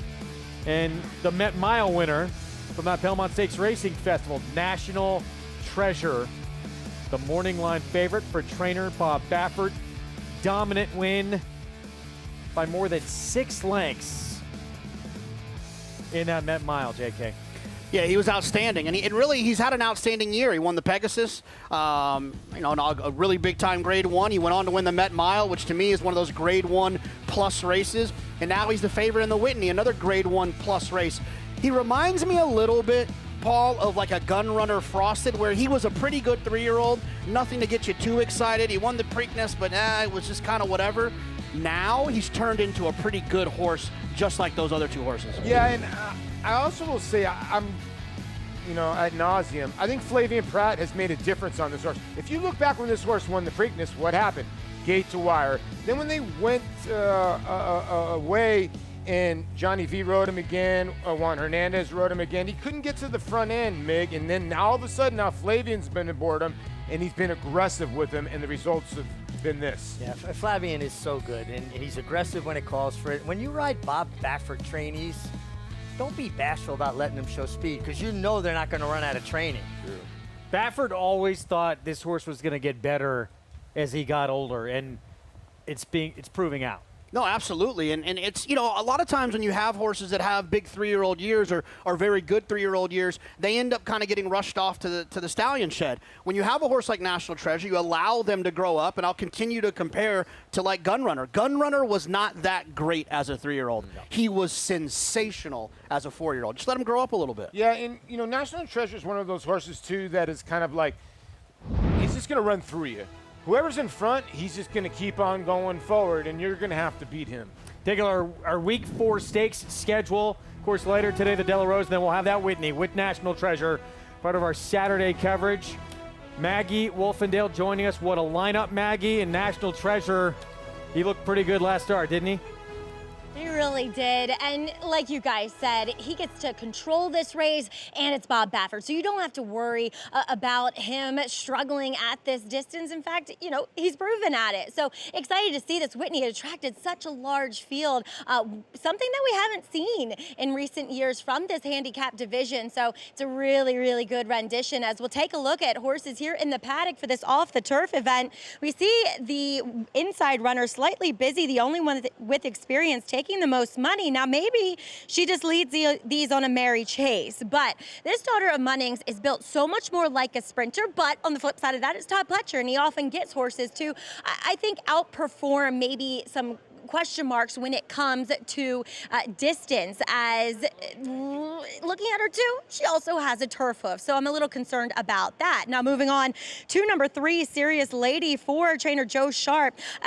She is a daughter of Honest Mischief, who has sent 4 first-time out horses to the racetrack with none of them winning yet. She, though, is a half-sister to Nisi Marie. She's a very good turf horse.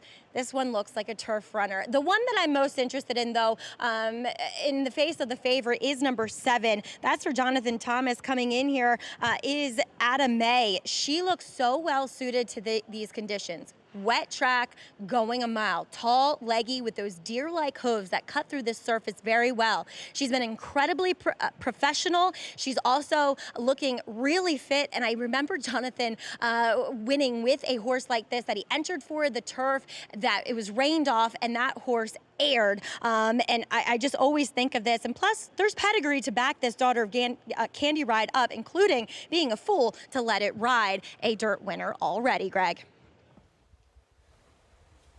Maggie, thanks. Here we go. Post parade coming up in a moment. Pick 5 pool, $238,000 and growing.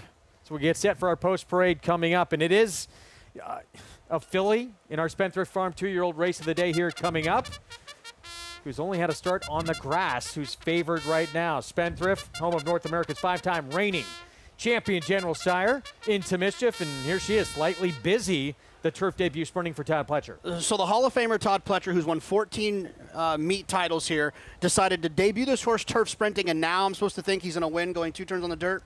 No, thank you. Serious Lady, Joe Sharp trains, Tyler Gaffleone. Yeah, I mean, look, this one's a little bit interesting. The last 2 works were on the turf. That makes me think that they want turf for this horse.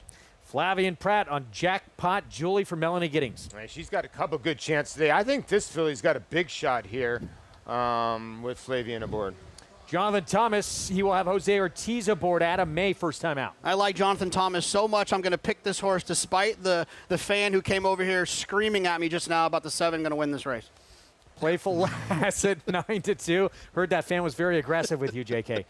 Playful Lass, 9-2 on the outside. Saez for Mike Maker. Yeah, Matoli filly here for 3 Diamonds Farm. Been working okay. And get back to Adam May. I mean, listen, she's by Candy Ride. They swim in the pool, the Candy Rides. Look at the skies. Ooh. You never know up here, do you? It's wild. You know what, though? This has been one of those days where, like, you know, I think we've been very fortunate where it looked like we were going to get rain on a couple of occasions last week, 2 weeks before that, and we've dodged it. if they're gonna get us on a Wednesday. That's fine. You know what I mean? Like, Yeah, stay clear it away out by from the weekend, Please right? stay away from my stakes races. Yeah. Explain to everybody, because you're more. I mean, I would call you, the weatherman Magliori, but like, tell us about why this happens. Well, we got the Adirondacks to our north. We got the Catskills to our south. We got the Green Mountains to our east, the Berkshires to our west. We're in the middle of 4 mountain ranges, right? So a storm can come through here, hit a mountain range, bounce back, and come back the other way. I mean, sometimes it just settles in here. Sometimes it misses us too, but it's a little unpredictable where we are in the foothills of the Adirondacks. And I was up with you in the room before we came on, and you actually told me you loved riding in these conditions. Why'd you like it so much? Well, especially if I had speed, because everybody was getting sprayed with kickback. I was going to go to the lead, and I like to call it meandering. I was going to meander down to the 1 path, to the 4 path, the 5 path, the 6, and back again, and keep everybody guessing and throw as much kickback as I could and try to discourage them. Was this before sealed tracks where kickback was more prevalent? Oh, absolutely. The tracks would be, just harrowed and sloppy, not sealed. So you undo your arm number, you pull your silks out of the back a little. You want everything flapping. You're on the lead, coming at me. You're going to be looking. Whoa, what's this? What's going on here? Throwing debris. The tricks of the trade, huh? I mean, that is a I good learned trick. that from Angel, though. Undoing your arm number, pulling your silks out. We need to find some footage of that. Here's a look at Serious Lady. So Serious Lady, her mom, actually a sister to Kentucky Derby winner Rich Strike. Wow. So this pedigree there, if you go a little deeper, obviously the thing that jumps off the page here right away is the half Tanichi Marie, right? Yeah. Richie, from a horseman standpoint, talk a little bit about a trainer's decision to work a horse on the turf. Is it to learn something? Is it because that's their preferred surface and you're not going to get as much out of him on the dirt? That's what my concern is. Joe Sharp worked this horse on the turf the last 2 times, and I feel like he was intending to run on the turf here today.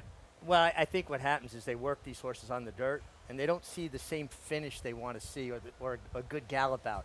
Most good turf horses can work a good half a mile on the dirt. Then they don't gallop out. Or if you try to work them 5/8 or beyond, they kind of tend to fall apart, right? I think they probably were seeing that in her works and said, well, let's work her on the turf, liked what they saw, and now we'll continue to the turf, particularly with her pedigree. That's why I like the 7 out of May so much. If you look at the Clocker report from DRF, she gallops out. And you don't see those kind of gallop outs with turf horses typically working on the dirt. I mean, the 4 and the 7 exclusively are the 2 horses that have worked on dirt, Greg. Sorry. No, that's all right. This man right here, Flavien Prat, not just incredible that he's leading the standings over Rat Ortiz Jr. and then the start he's gotten off to. 7 stakes wins already. We're not even at the halfway point of this meet yet. And I'd like to do a thing on how many different trainers, too, Mig. Yeah, right? I mean, he's alive with everybody. It doesn't seem like there's a barn that he's locked out of. And that's very unusual. And the more successful you are, the harder it is for the agent to keep everybody happy. Because there's people you're going to have to turn down. You could win on a horse, but you can ride somebody better back. How you negotiate those things and preserve the relationship is the key to being a top agent when you have a top rider. Who did that best for you, kept the peace with everybody? Oh, I definitely think it was Steve Caceres, who is now a trainer, when he was my agent, because he had been a trainer, then assistant to his brother Bob, so he kind of knew how to talk to trainers and make it palatable when you couldn't ride one for them. Soften the blow. Tough to keep everyone happy in this game. 8-5 favorite you're looking at right now, and that's the one Paulie was talking about. Adam May with, for the most recently anyway, exclusively working on the dirt. Had some synthetic works before that. Yeah, and being a daughter of Candy Ride, he's got an unbelievable influence when it comes to wet tracks. You look at Gun Runner, son of Candy Ride. I mean, they all love a wet track. So I can understand why this horse is definitely the favorite. Let's go to Maggie. Don't forget that Joe Sharp is actually the original trainer of Rich Strike. Probably wouldn't want me to remind people of that, as he was claimed from him for $30,000. But getting to the outside runner in here, that is for Mike Maker and Three Diamonds Farm. Playful Lass. Look, I think she probably could handle the dirt. Is more turf meant, but comes in here actually looking incredibly fit for a Maker first-time starter. I just wish she warmed up a bit better, Greg. Maggie, thank you. One left to move in. On the outside, Playful Last. Great start to the meet for trainer Mike Maker. He sends out Playful Last with Luis Saez. Let's go upstairs to Frank Miramati. And they're off. Slightly Busy is hustled out from the inside, goes straight to the front. Adame has good speed too and takes second. They're followed by Serious Lady, third through the opening furlongs. Then Playful Last, fourth and 7 lengths off the lead. It's a big gap to Jackpot Julie. Swinging on to the backstretch behind Slightly Busy, who is pressed hard by Adame. These two are 6 lengths clear now of Serious Lady in third. Another 5 back to Playful Last. It's a strung out field. Jackpot Julie far back the opening quarter in a contested 23 and 3/5 seconds. Slightly Busy trying to get away. Opens up a length and a half now. Adame is second. Now it's double digits back to the next two. Serious Lady, Playful Last picking up some ground outside of that rival, taking third now and going after the top pair. There's been nothing yet from Jackpot Julie, 46 and 3 for Slightly Busy, who leads it by a length. Adame aggressively ridden, trying to close that gap back once again, but is now 2.5 behind. The threat is Playful Last. Playful Last is really enjoying this off-going. And here comes Playful Last after Slightly Busy. The stage set for these two at the top of the stretch. Slightly Busy digs in, 3-length lead. Playful Last 2.5 behind now as they come to the 8th pole, and Slightly Busy has another gear, maintaining that 2-length lead. Playful Last grinding away, now switches to the inside for a final crack at Slightly Busy, but Slightly Busy has repelled that bid. Slightly Busy is too strong. Playful Last second, a long way. Jackpot Julie finished third. Slightly Busy, start number 2. First time on dirt, stretching out. Todd Pletcher, Dylan Davis, familiar silks for Pulley Stable. She just got to skipping along on the lead, set fast fractions. The race under her belt certainly helped her from a fitness standpoint, and I think she was aided by the fact that the horse rallying Playful Last altered course to her inside, Paul, and just seemed to bog down inside of her. Yeah, she did. She made a huge move, but you made a good call. You said the one's gone here. Her ears were up, and yes, you could tell the 4 was so far out of it too. JK, it was just between these two fillies, and the 10 just got a little drunk there towards late there in the lane. Well, I mean, I think that she kind of wanted to go down inside, and Louis basically kind of like, in my opinion, kind of like, okay, fine, if you want to go down there, we'll go down there. But it almost seems like he overdid it a little bit. She got really close to the rail, and kind of he had to lean back to kind of straighten her back up. Richie, I don't know if you noticed that as well. Yeah, absolutely. And listen, these are young horses. They ran hard. They're all tired turning into the stretch. And right here was what you're talking about. When he had a corrector there, put the bit in her mouth, she was like, okay, I'll stop. That's good. I'm done. I'm tired. You know, once you correct the horse in a situation like that, they tend to shut down. So your winner, 2-1. Second choice. It was Adame, the 7, who went off the 7-5 favorite. So favoritism shifted late here. Dylan Davis, his tremendous Saratoga, best start he has ever had here in upstate New York, continues with a victory here. One more look to the finish. And yeah, I mean, his 10 was so far back, put in a huge move, and then things in the stretch did not go great. 1:10, 4-7. We hear that thunder. Who pissed off the racing gods? Wow. Sorry. We'll have the prices from this one. Set up the late pick 4 when we come back on our racing from Saratoga. For centuries, the bond between horse and human has been forged in trust and hands-on care. Thoroughbred racing is combining that tradition with cutting-edge technology to raise our standards even higher. New investments in wearable biometrics, advanced imaging, and AI help optimize our safety programs. That opening quarter mile was a quick one. Every day, a commitment to improving their care. So win or lose, it's safety that runs first. To learn more, visit safetyrunsfirst.com. Quality at his core. And Core Beliefs will come on and win it nicely. By leading sire, Quality Road.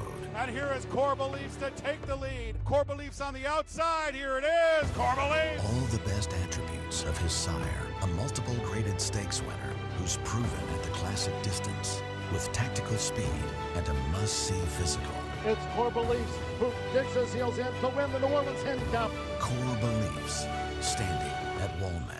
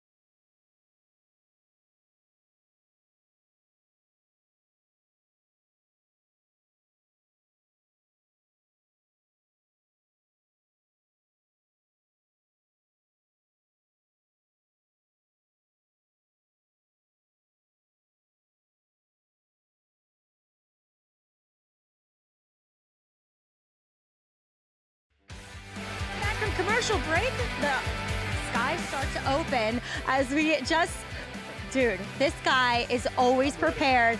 That is the one and only Todd Pletcher, Hall of Famer, Hall of Fame umbrella holder too.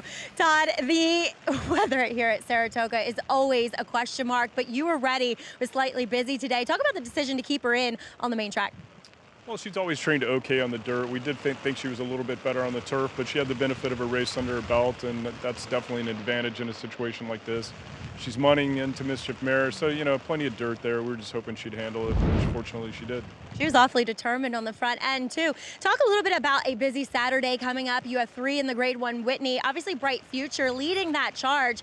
Talk about his comeback race. I was there for the Salvatore Mile. It's like he lost interest around the turn and then said, wait, hold on, I'm coming.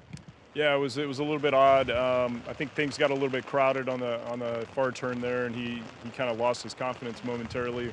Once it opened up, he re-engaged, but he kind of did the same thing in the Breeders' Cup Classic. He fell out way out of the race down the backside, and then only got beat 3 lengths. So we just got to make sure he stays focused throughout the race. I like the way he's been training. He seems like he's in good form.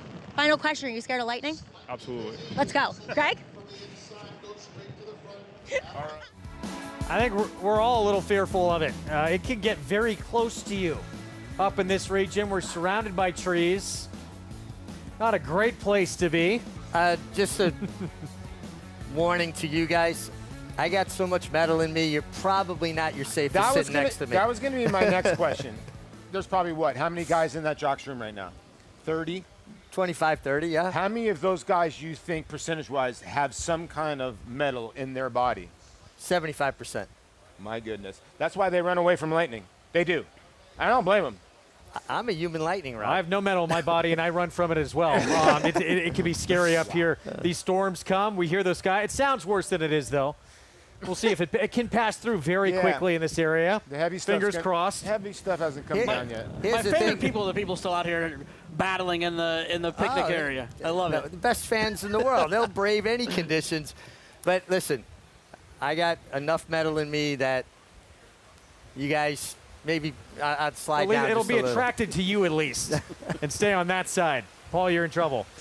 Race 6 coming up next. We're about 25 minutes away from the start of the late pick 4 to come as you get a live look at what it's like here in Saratoga Springs right now. This 6th race coming up, meant for the turf, main track now at 5.5 furlongs, 2-year-old fillies in one of these restricted maiden special weight races, JK, and that just means horses that get a little chance to compete against people within their own ballpark. Well, you heard the Hall of Famer just say it now, Todd Pletcher. When you have a horse that's got some experience, it goes a long way. The 4 episode for Jose D'Angelo was one that I thought he's run 3 times. So when the other ones are still trying to figure out what's going on out there, this one at least has a basic idea of what's going on. Yeah, horses that sold for $50,000 or less.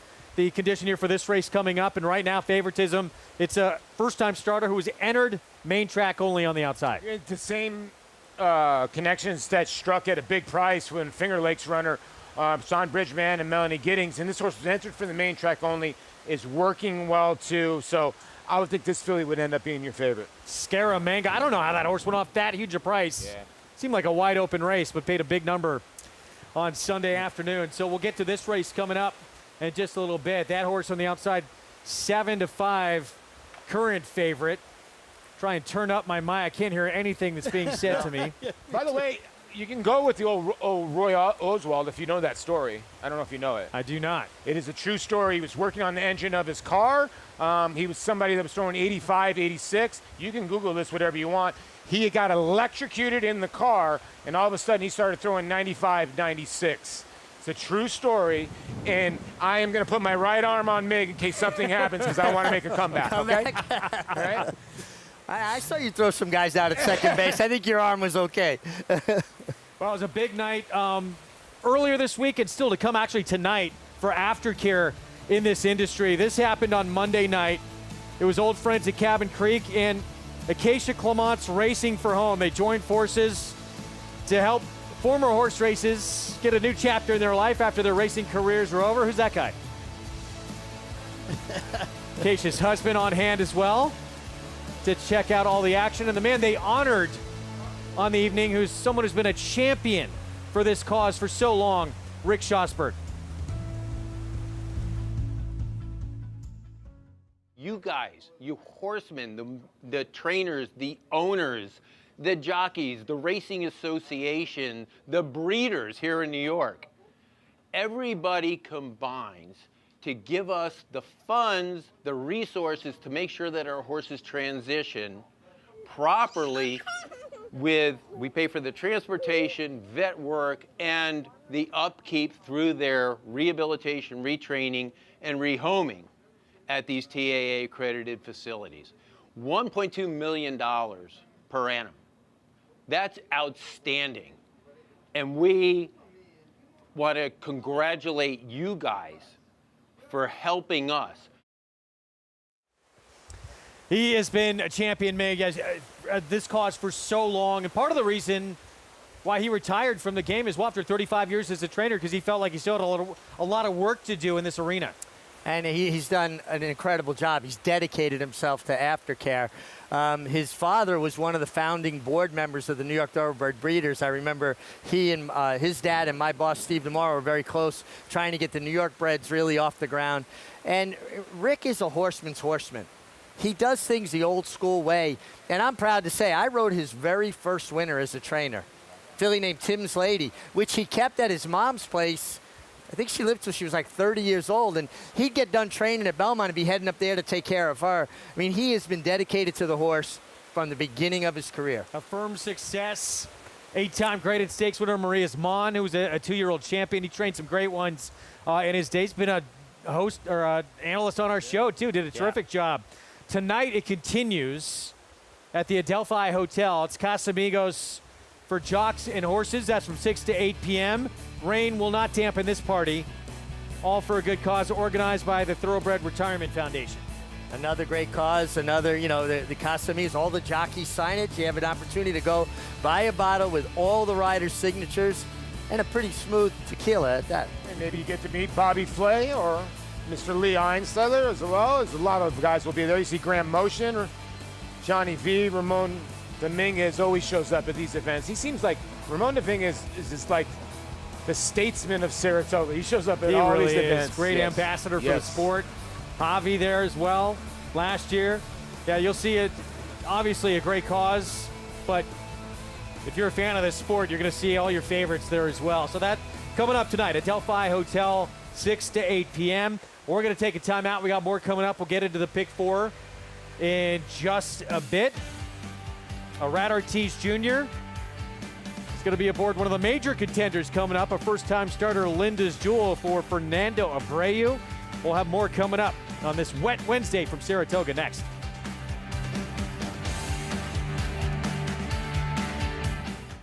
Good afternoon, ladies and gentlemen. On behalf of the management and staff of Keeneland, I would like to welcome you to the September yearling sale. Good to have you back with us. It is the marketplace. It's electric. Quality in quantity. Some of the absolute best horses. These are the horses we're going to be cheering on in the next 4 or 5 years to come. It's shareholder to win the Norfolk. Dornick win the Belmont Stakes at Saratoga. Randomized in a dramatic photo finish in the Ogden pit. Horse racing? Check. Weekly promotions? Got 'em. Huge payouts? You bet. With Naira Bets. Download the app today and bet on any track, anywhere, anytime with live HD horse races, betting tips and tutorials, expert picks, and more. You bet with Naira Bets. Join now for a new member bonus at NairaBets.com. And clear off in the Naira Bets Haskell. In the Belmont Stakes at Saratoga. Dornock setting up moderate pace, 3/4 of a length ahead. Right as the field turns for home. Mind frame on the outside. It's coming after Dornick. They're at it again. The two Belmont first and second place finishers. Will be Dornick to win the Belmont Stakes. Dornock wins the Haskell.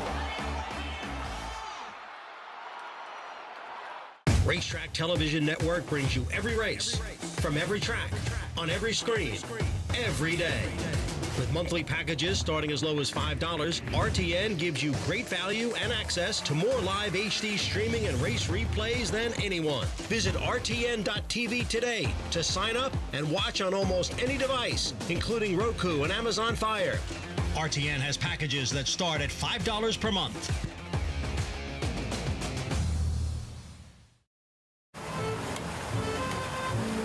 Just because your day at the races has ended, that does not mean your night is over. In the city of Saratoga Springs, there's no shortage of quaint cafes, beautiful restaurants, amazing parks, and nightlife that goes on and on and on. This city captivates visitors year after year with its charming and picturesque aesthetic that comes alive in the summer months. Strolling through the streets, you'll encounter intricately detailed historical homes surrounding a vibrant and bustling downtown area.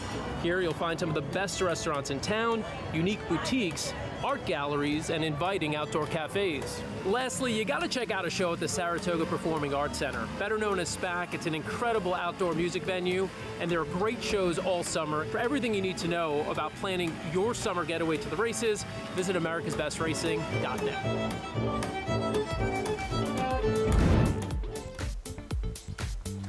Back with you on our Wednesday action here. A wet start to Whitney week.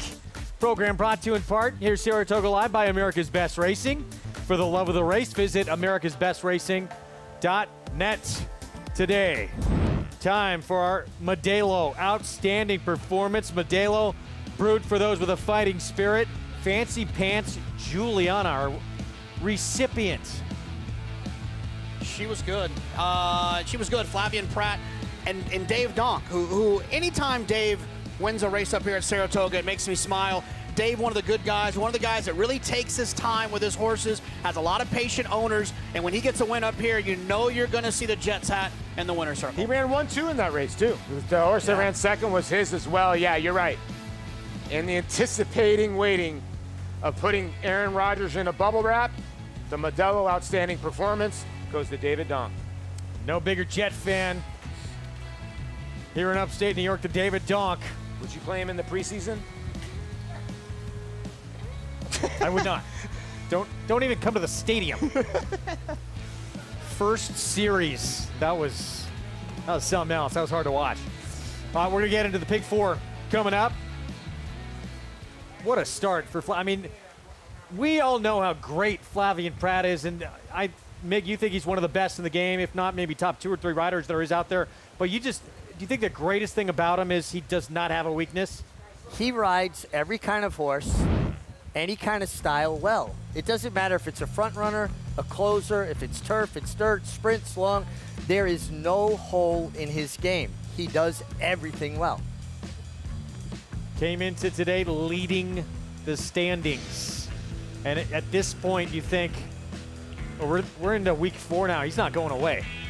Now, I think this is going to be a pitched battle all the way to the end. And how lucky are we to be able to cover this and as fans to see riders of that caliber, Irad Ortiz, Flavian Pratt, and so many others that are having tremendous meets already. Dylan Davis, you had to throw in there, Jose Ortiz. I'm going to leave people out, so I'm going to stop right there.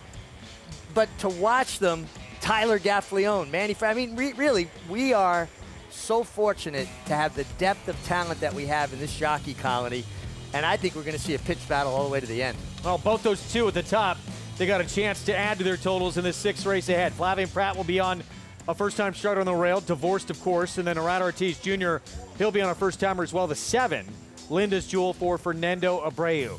Any buzz, JK, on either of those two? No, I haven't heard. I mean, you don't usually get the buzzy types in turf sprints, even though I know we're on the dirt, but I'm saying it was listed as a turf sprint. You don't usually get those buzzy types like that like you get on a Saturday here. I'm sure there'll be the next fastest horse in the world will be running Saturday on Whitney Day on the undercard. But no, I haven't really heard anything over the top here. Like I said, I think you can probably get as creative as you want to get in here in this off-the-turf race. I would think the 10. Listen, I get it. Wesley Ward's horses.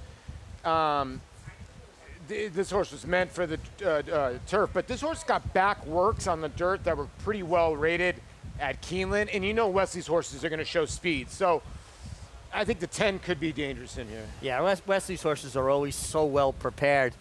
And, the fact that he left the Mascara in, the fact that Mascara is running, I think he's got a shot. I'm shaking my head right now. He can't resist. He can't. 7-2 right now. Rain too, right? Mascara, Wesley Ward's always dangerous in any kind of 2-year-old race there is. And we are right now just popped up on the simulcast feed in a weather delay until further notice. Well, the fact that the valets, jockeys' valets, haven't come out with the saddles yet kind of lets you know we're in for a holding pattern for a little while. Richie, in these situations, what are they waiting for? What could be the things that they're waiting? Are they waiting for, for the thunder, the lightning to get further away, or? It's more that getting the lightning to clear out of this area. You don't want to go to the gate on a horse in a metal starting gate with lightning cracking around. So the riders will stay in the room until they feel like the lightning is dissipated enough. And you talked a little bit about how sometimes these weather patterns can turn and it can be unexpected. I remember last year, it feels like we had a storm that came up, and the racetrack has to be prepared for the water to come like this. It has to be sealed, and sometimes that can slow it down as well. All right, I believe Maggie's still going to do a paddock report now, so let's go to Maggie. Yeah, we'll start with number 10, and I suppose the biggest question is she waterproof, Mascara? Like mine. But taking a look at this filly, daughter of Caravaggio, a little bit surprised that Wesley Ward left her in here, as she really does look turf meant, to be perfectly honest. Looking at her as she's standing in the saddling stalls, they're keeping her in there and quite quiet at the moment. She's somewhat restless, but that's to be expected given the fact that there's some pretty loud thunder in the area too. Typical of Wesley, wearing the blinkers. She does look fit and she looks sharp. So if she can handle the surface, maybe the fact that she's likely to have the early speed could make her dangerous. On to some other firsters, including number 7, Linda's Jewel. They paid $40,000 for this daughter of Flatter, and working 10-1, asked a little bit. And despite being a daughter of Flatter, who is not a turf influence whatsoever, looked more like a turf horse, had that higher action, and looked as though she wanted to go long.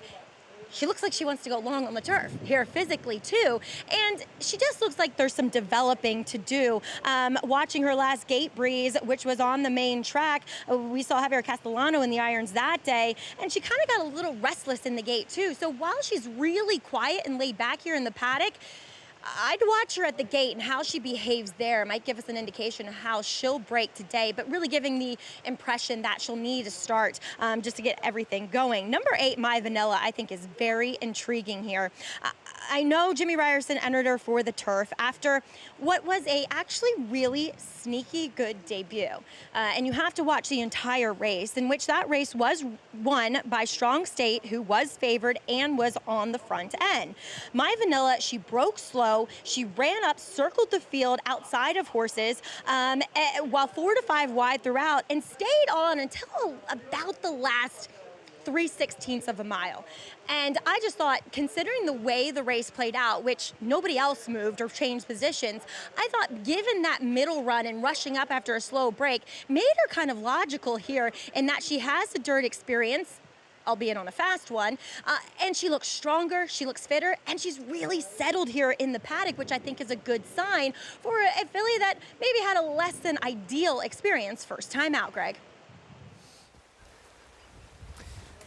Maggie, thanks. Pick 4 coming up as soon as this weather delay passes. I wanted to say something too, because I know Mig knows this too. Like, when you have a weather delay, listen, we're at a major racetrack at Saratoga. They have the technology in there. Same when I play in the major leagues. We used to go downstairs, and these guys got the real deal technology. They know exactly when it's coming, right, Mig? Yeah, absolutely. But the problem is here, right? It can pull out of here. Yeah. It could come back 15 minutes later. I think we're at a thing right now, whether they want to run through this rain or not. Now, if the thunder stays away, maybe they will, but it doesn't seem like it's going to stop raining. Favorite sloppy racetrack win that you can think of? Mig, in your career, obviously riding, I would imagine yours would be a riding one. For me, I loved Splash Splash-tastic, when Tom Durkin said that about Condo Commando on his last day here, and it was muddy, and he said she was splash-tastic, and then you could hear him kind of choke up. When I think about sloppy races, that one pops into my head. I think my best sloppy race ever was at Belmont, the Shug horse that won by like 15 in the slop. Can't remember. I rode a filly named Soaking Wet for Alfred Vanderbilt, Rick Violet, in the worst deluge you couldn't see. It was raining so hard. And she won by about 8 or 9 lengths, a filly named Soaking Wet. And I come to the winner's circle, and Mr. Vanderbilt and Rick Violet were staying up under the cover in the tunnel, and I refused to go to the winner's circle, so the two of them came down and got in the picture, and they got soaking wet. That's crazy. By the way, since we're like we're going back to Maggie. I'm sorry. We'll have some time, I think, for these memories still to come. We have a midsummer flash sale. It's happening on the Fasig-Tipton Digital Boutique 2-entry auction, focused on some top quality racehorses with more. Let's go to Maggie Wolfendale. And I'm pleased to be joined by Elliot Walden, CEO of Windstar Farm. And Elliot, selling quite a big and known name at this Fasig-Tipton flash sale, Emmanuel. Talk a little bit about the decision to enter him here. Well, it was it's a tough decision because he's such a good horse. But we just felt like, being in the middle of his 5-year-old year, there's a lot of opportunities left to run on the turf this year and next. He's even grade 1 placed on the dirt. So I think there's a lot of opportunities. I don't think, quite honestly, he's going to fit in our stallion barn. And so that makes him a horse that we would probably sell at some point. So we felt like, just coming off the United Nations where he ran the best rag in the race, we felt like this was a good opportunity for somebody to pick him up. And what is the appeal of, well, these digital sales and now this kind of flash sale element? Well, the timing of it. It gives somebody an opportunity to pick up a horse that just ran in a graded stake and then look at the calendar and say, well, there's this race in September, there's this race in October, there's the Breeders' Cup in November. You've got Kentucky Downs around the corner with $2 million purses that he's a Kentucky bred. He doesn't need a trip. He goes from a mile to a mile and a half. One thing he wouldn't like is probably today with this rain. He doesn't like soft turf. It's a good thing he's in the sale then. Yeah, anything else he runs on. He's won at 2 graded stakes at Gulfstream. He's just an incredibly versatile horse. I've kind of have mixed emotions why we hadn't run him back on the dirt yet, because he was 3rd in the Bluegrass. But, I think it's a great opportunity for somebody to pick him up and run in big races. And as you said, he's a son of the versatile stallion, more than ready, who just sires winners after winners each and every year. Now, if people are interested in him, how do they bid on him? They bid on him online at Fasig-Tipton Digital online, and there's 2 horses in this flash sale. He's number 1, and it closes tomorrow afternoon, early afternoon. So do your homework now. Yvette's clean. It's a great opportunity. I love these digital sales. I really think they're a great opportunity, and especially, they're coming into age. This is the age in which a lot of things are done online. You need to tell Tom tonight. This could add to his stable right here. Do you have anybody that might be interested that would own him? Well, let me work on that. I love it. Elliot, thank you so much for your time, and good luck with Emmanuel. Thank you, Maggie. All right, Emmanuel in that Fasig-Tipton digital flash sale. Bidding ends at 3 p.m. tomorrow, Greg. Multiple graded stakes winners. Already won $748,000 in his career. So one of just 2 horses going to be in that flash sale, going on again until 3 p.m. tomorrow. So holding pattern here continues as we wait to get the go-ahead here. What your go-to, was it gin rummy for you when there was downtime? Hearts. Boo-ray. You ever heard of Boo-ray? No. Too much money involved in that and in the big league clubhouse. So how much money did you lose during rainouts or rain delays? Was that a dangerous time? Yeah, a lot of checks being written and a lot of wives getting mad. We had to cut it down. We're going to take a timeout. We'll be back. Pick 4. Wait for it to start right after this.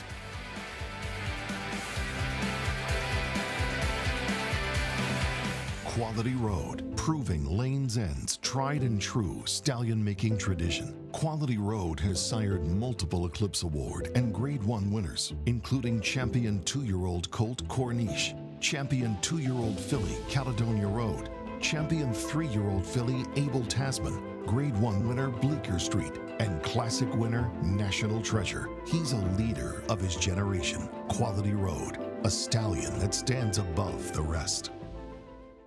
Who's in for Mohegan? Obviously everyone. We're off to the races, and it's you for the win. A moment of calm before the dark and stormy.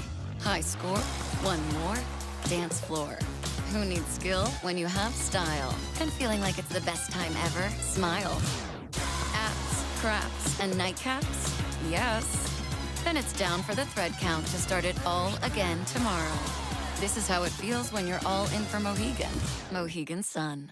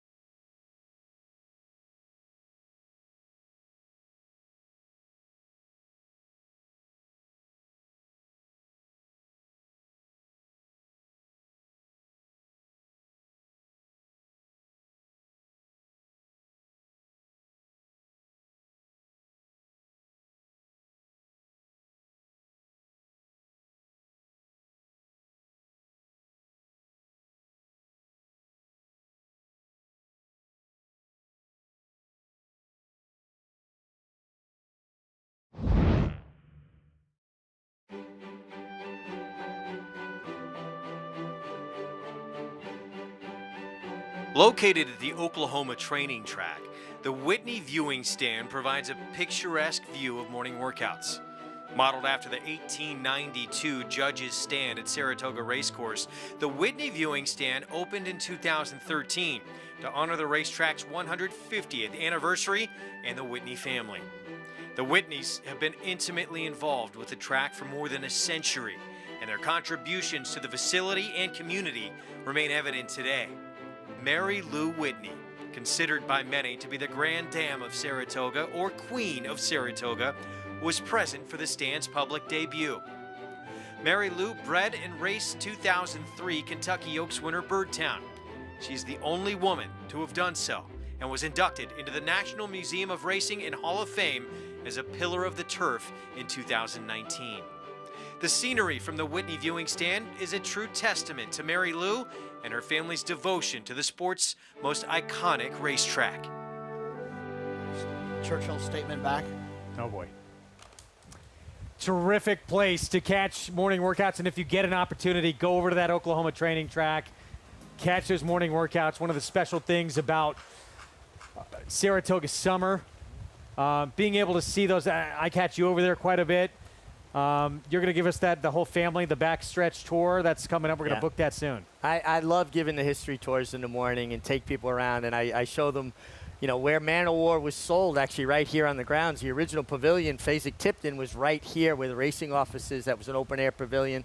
He was broken at Clare Court, and on and on and on. Where the actual racetrack was across the street, a lot of people are under the misperception that it was the Oklahoma training track. It was not. There was another track called Horse Haven that ran through the barn area that was actually open for training until 1986. And they closed it because of too much vehicular traffic, but the straightaways were a half a mile, the turns were an eighth of a mile. My boss used to have me blow horses out on there so the clockers wouldn't find him. Don't know how I never wound up in the woods on the far turn. I weighed about 90 pounds. I'd go 45 down that straight, and every horse we blew out there won. But it's fun. The history runs so deep in this place, and it's just so much fun to be able to share that with people. And I love, you know, when their eyes get opened up to all the different things, bring them back to the horse cemetery where Four-Star Dave is laid to rest. People seem to enjoy it. Another look at that Whitney stand over in that Oklahoma training track. Still in a weather delay here at Saratoga Springs as we wait for this start of the late pick four coming up. If you're just tuning in, off the turf all afternoon long, rain still coming down. It's not as heavy as it was maybe 15, 20 minutes ago. It's lightened up a little bit, so there is hope that this holding pattern will pass. Let's check in again with Maggie.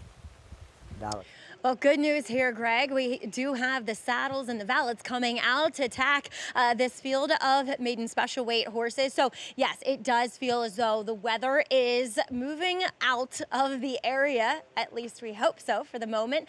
But the thunder and lightning definitely not around like it was. And that's why we can't send horses and riders onto the track. It's purely because of that thunder and lightning. But it looks as though this field will be making their way to the track very soon.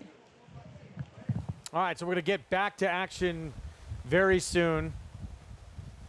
Let's take a look again at what we have coming up this weekend. One of the most prestigious races there is in the sport. Grade 1 Whitney, $1 million purse. And National Treasure, who has really blossomed, really started late last year and sort of looked like he became a different horse with that Breeders' Cup Dirt Mile. Ever since then, he's been just this next level type of horse, and now one of the top older horses, if not the top in the country.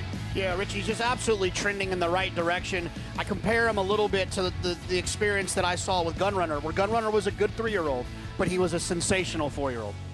Absolutely. Listen, horses don't fully mature till the age of 5. It's just when a horse is very accomplished, as you talked about earlier, Jonathan, they tend to get rushed off to stud careers.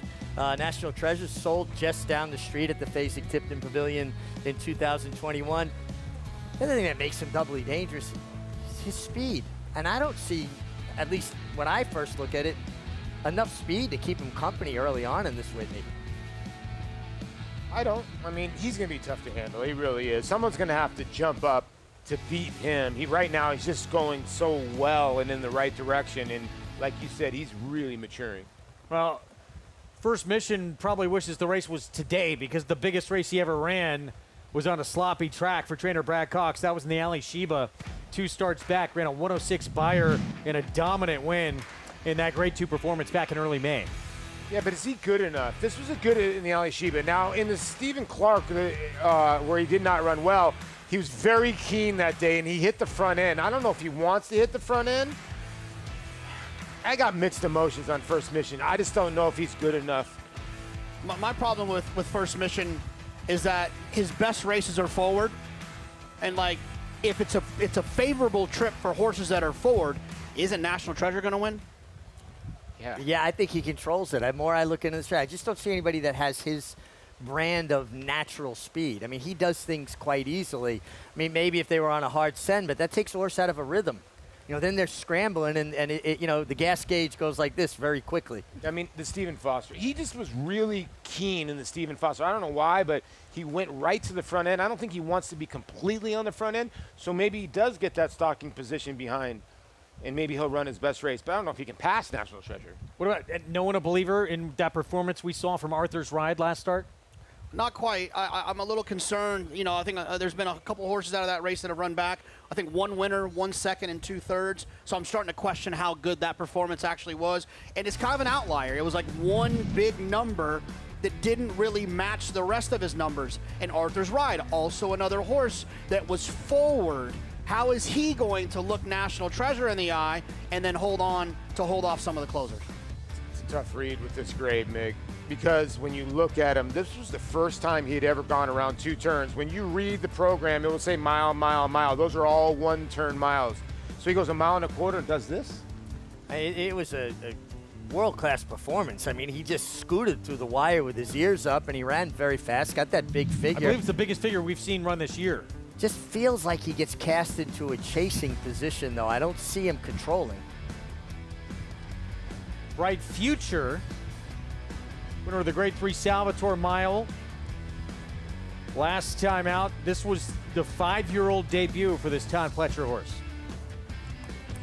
2 for 2 lifetime here, and then won the Jockey Cup Gold Cup by a nose to Proxy. Now, I will say this, Proxy ran a sneaky good 4th in a Breeders' Cup Classic, but that's a nice horse, too. That horse is 2 for 2 here at Saratoga. So great to see a full field like this in a premier race like the Whitney. And it's funny because usually that happens when there's not anyone to really fear. Right. But I think National Treasure is, fear-inducing for the competition, but You know, it's the Whitney. It's to me, it's one of the best grade ones we'll see. That's not a Breeders' Cup race the entire year. I'm with you because if you look, you could say National Treasure and Cogburn, right?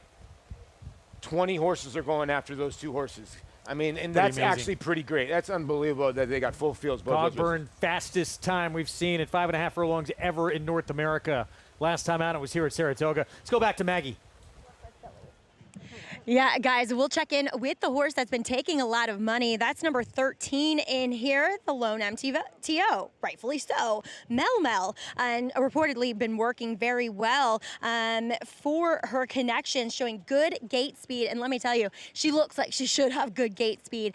Furthermore, breaking to the outside's going to be beneficial for her. She's stout, compact, and she's been kept very quiet. Ooh, they're trying to get the earplugs out of her ear at the moment. I'm sure Sean Bridgmahan very well versed with this filly and familiar too, as he is a longtime assistant and a partner to Mel Giddings in here.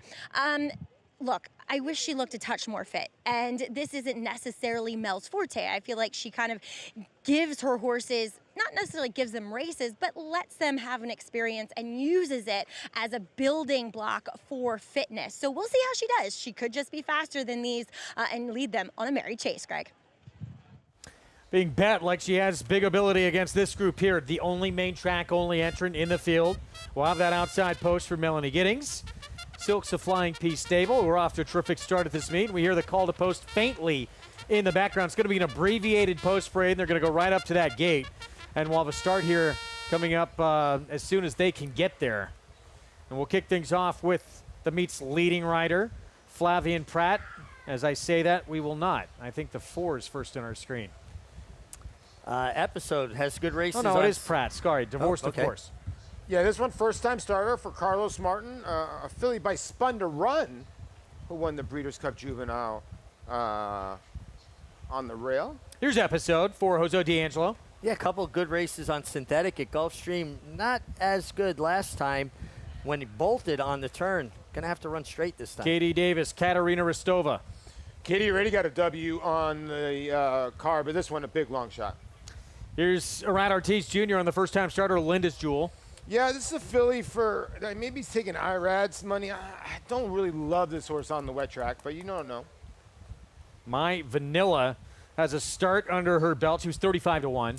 We'll have to improve off of that first race, but we've seen horses, particularly from Jimmy Rison's barn, improve at the start. Equipment change here on the 9 with Romero Mirage. Yeah, Bisa takes the blinkers off, and she's got to improve after those 2 races. Mascara, Wesley Ward, first-time starter. Very strong connections. Wesley Ward knows how to prepare a young horse to win first time. Mascara taking some money, too, although not for a Wesley Ward runner, huh, guys? That 7-2 is actually cold for a Wesley Ward firster. Yeah, and 6-5 favorite outside the main track only entrant, Melly Mel for trainer Melanie Giddings. And there you see the little gray markings, probably from her sire Liam's Map, who was a gray, and Sean Bridgmahan and Melanie already 1 for 1 at this meet. Pick 4 pool, 179,000 and growing. What about this warm-up, Mick? She's strong. You can see Sean's kind of keeping her a little off balance, turning her head to the outside.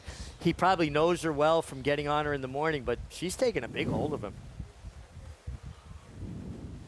No, they're going right to the gate. You're right. Gonna move here with this weather, but rain is really let up, so that's good news. Although we do hear some distant thunder in the background. You had to open your mouth, huh? Yeah. It's an outdoor sport. You know, you're going to run in the rain. You're going to run in conditions. The lightning is what would stop them, and we still hear more distant rumbles of thunder. Thunder rumble on the Travers up here, Ooh, as well as the Saratoga Cup. He was pretty cool. I liked riding him.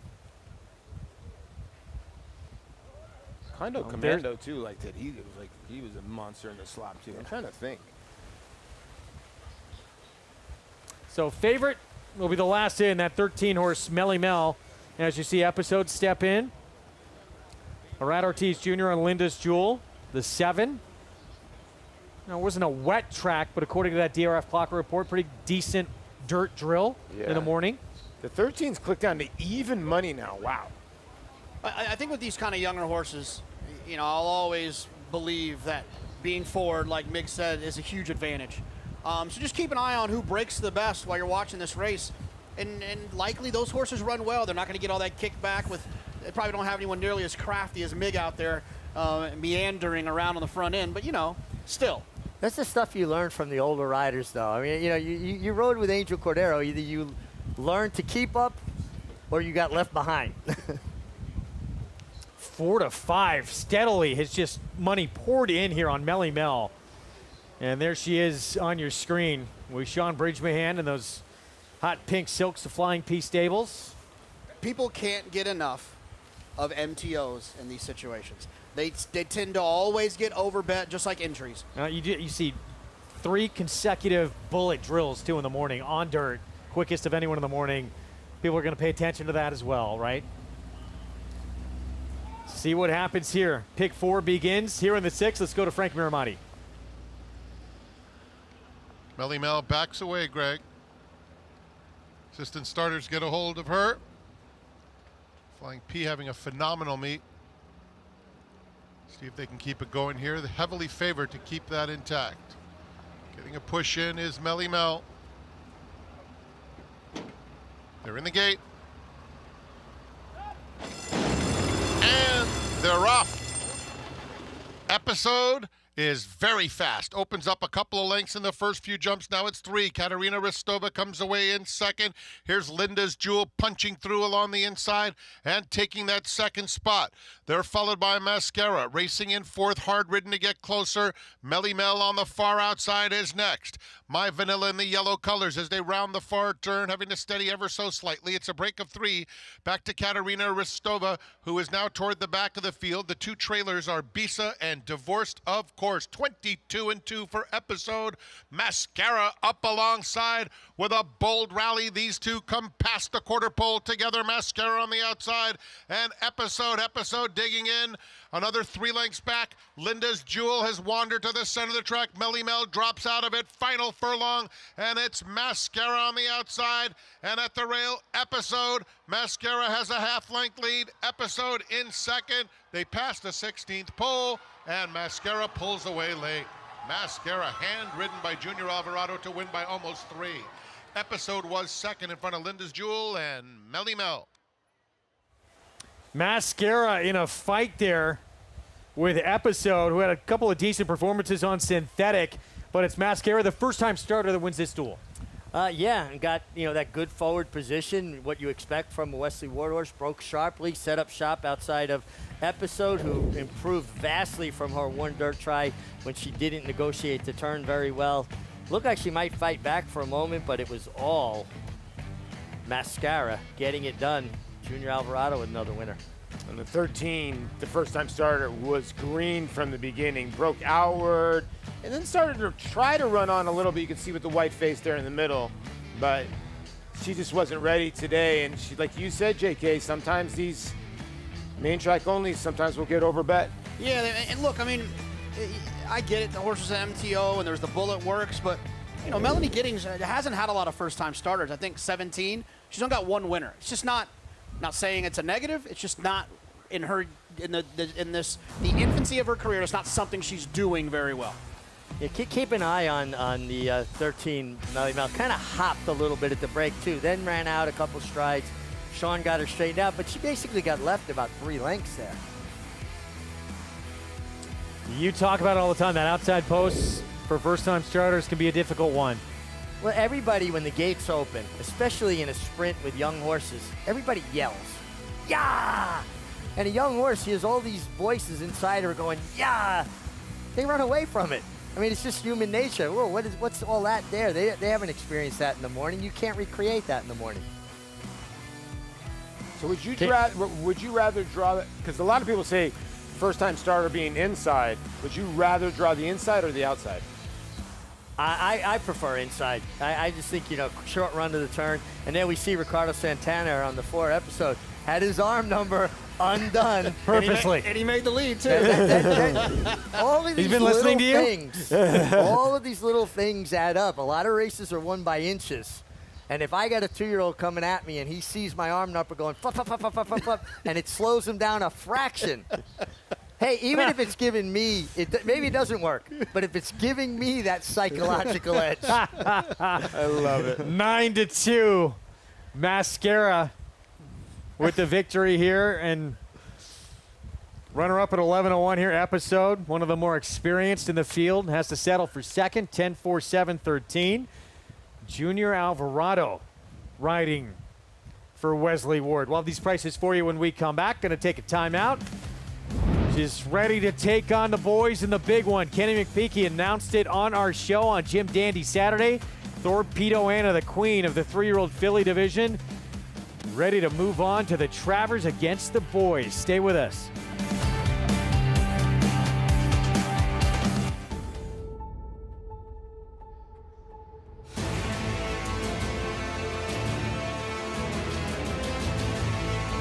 In the Pilgrim Stakes, they come on for the finish. Annapolis by a head. It is Annapolis in front. It is Annapolis to win the Coolmore Turf Mile.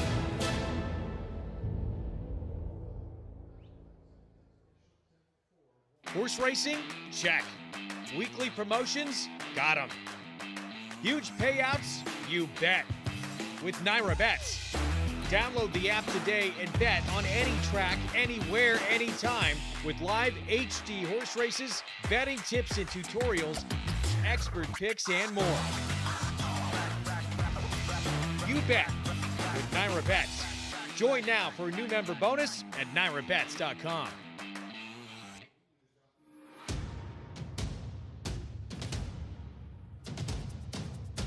Drain the Clock will win and win by as much as he wants. He'll win by 6 in the end.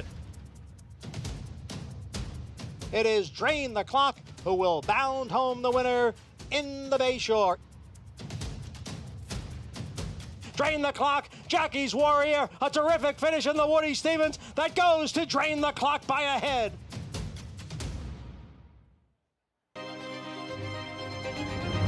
Spine-tingling, jaw-dropping,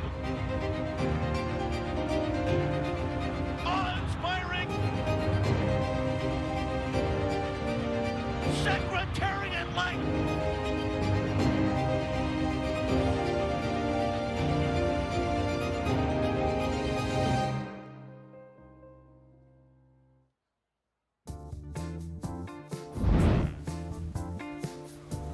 Back with you on our Saratoga Live coverage as we kick off Whitney Week. Another giveaway coming up this week. The baseball jersey. First time I think we've ever done this giveaway. And this is going to attract some very large lines early in the morning. I'm gonna get LaDuca embroidered on the back. This on the back? Yeah, yeah. I appreciate that. Yeah, Thank you very much. I am too. I'm on Team LaDuca. Wow. I'm not. Wow, see that? Greg Wolf? Wow. I've known him the longest. See how that? Mascara with the win in the wet going. Junior Alvarado aboard for Wesley Ward. Let's go to Maggie. Mascara ran. Get it? No, I'm kidding. I'm trying to be funny. Junior, but Mascara, she really got in a dogfight today and delivered, pulling away from her main rival late. Yeah, you know, I got to actually work her last week on the turf, and I thought she was very, very nice. You know, they say she's a little bit green, but actually, she, you know, that day with me working, she was very professional, very straightforward. So they kind of were surprised how, from one week to another, she matured and showed that she was very serious about the last work. And you know, they thought she was going to be okay today in the dirt. And like I said, for me, it was a question mark, but like I said, we got out of there running, you know, Wesley Ward style, and, you know, put it there in the race. And, I mean, she showed up today. She really did. I love the way she put separation between herself and the field late. Now, speaking of separation, you had that aboard Arthur's Ride up here at Belmont Stakes Racing Festival. It was a tour de force in that 1.25 mile allowance race. How excited are you to get on him again in this weekend's Whitney? You know, very excited. He's a horse who always thought he was going to be something special. You know, he's a horse, he's, you know, a very high energy horse, a popular tap it. You know, he's sometimes, you know, everything has to kind of go a little bit on his way, coming into the race, going into the race. You know, if it's something kind of set him off, it kind of throw him off in the race. And, you know, but, you know, there's nothing we can do. You know, Mr. Mo has been done an amazing job with him, and just hopefully, you know, everything goes well for the race. And, I mean, he should be very tough in that race. Is he a horse that can rate or no? You know, I think that last couple times he has won, you know, we've been on the lead, and you know, we have to get out of there running. I have to put him in the engine, like I say, and make it go into a good rhythm. And if they're faster than him, we'll stuck it in the outside since we drove outside. But you know, I wouldn't like to change anything. Try to break out of there and raid right away. Like I said, I'm gonna get out of there, put him in the engine, make it into a nice pace, and we'll see after that. I know he won't have a problem going mile and A, but we'll see. We got your biggest fan here, also known as your son, Adrian. You're back working at the Mack truck, right? Yeah, it's amazing, you know, being able to work there. It's my 3rd year now, so. Yeah. I like that your parents put you to work. Do you? Oh, yeah. Yeah.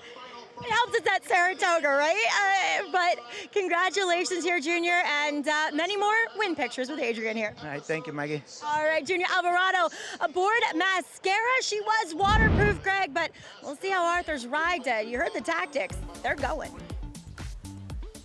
I think a lot of excitement about Arthur's ride just off that last performance to see if he can replicate that against obviously a much tougher group coming up. What a incredible last couple of years has been for Junior Alvarado.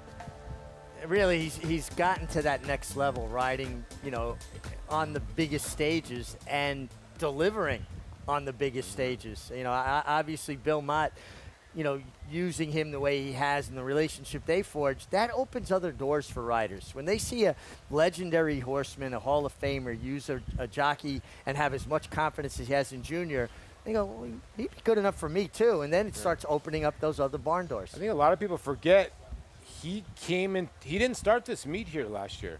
He was like coming in and riding horses here and there. He didn't really start here.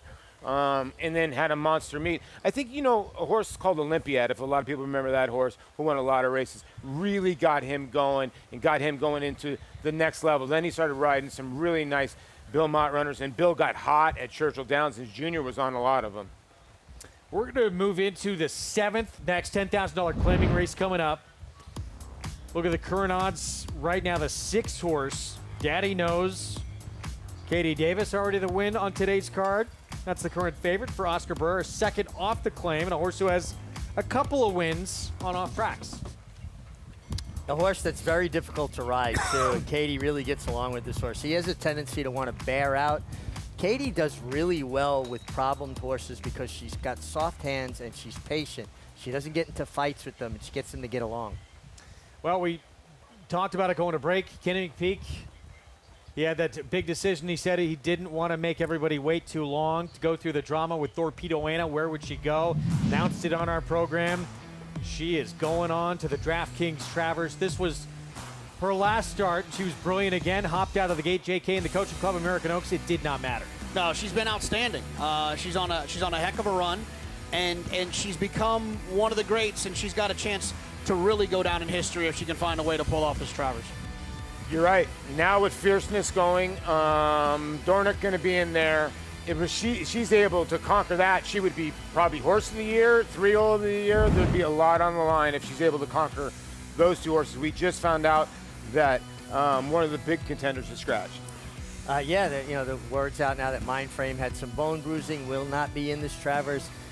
If she had run a good race, not necessarily win after that start, we would have said, okay, she had an excuse. She ran well.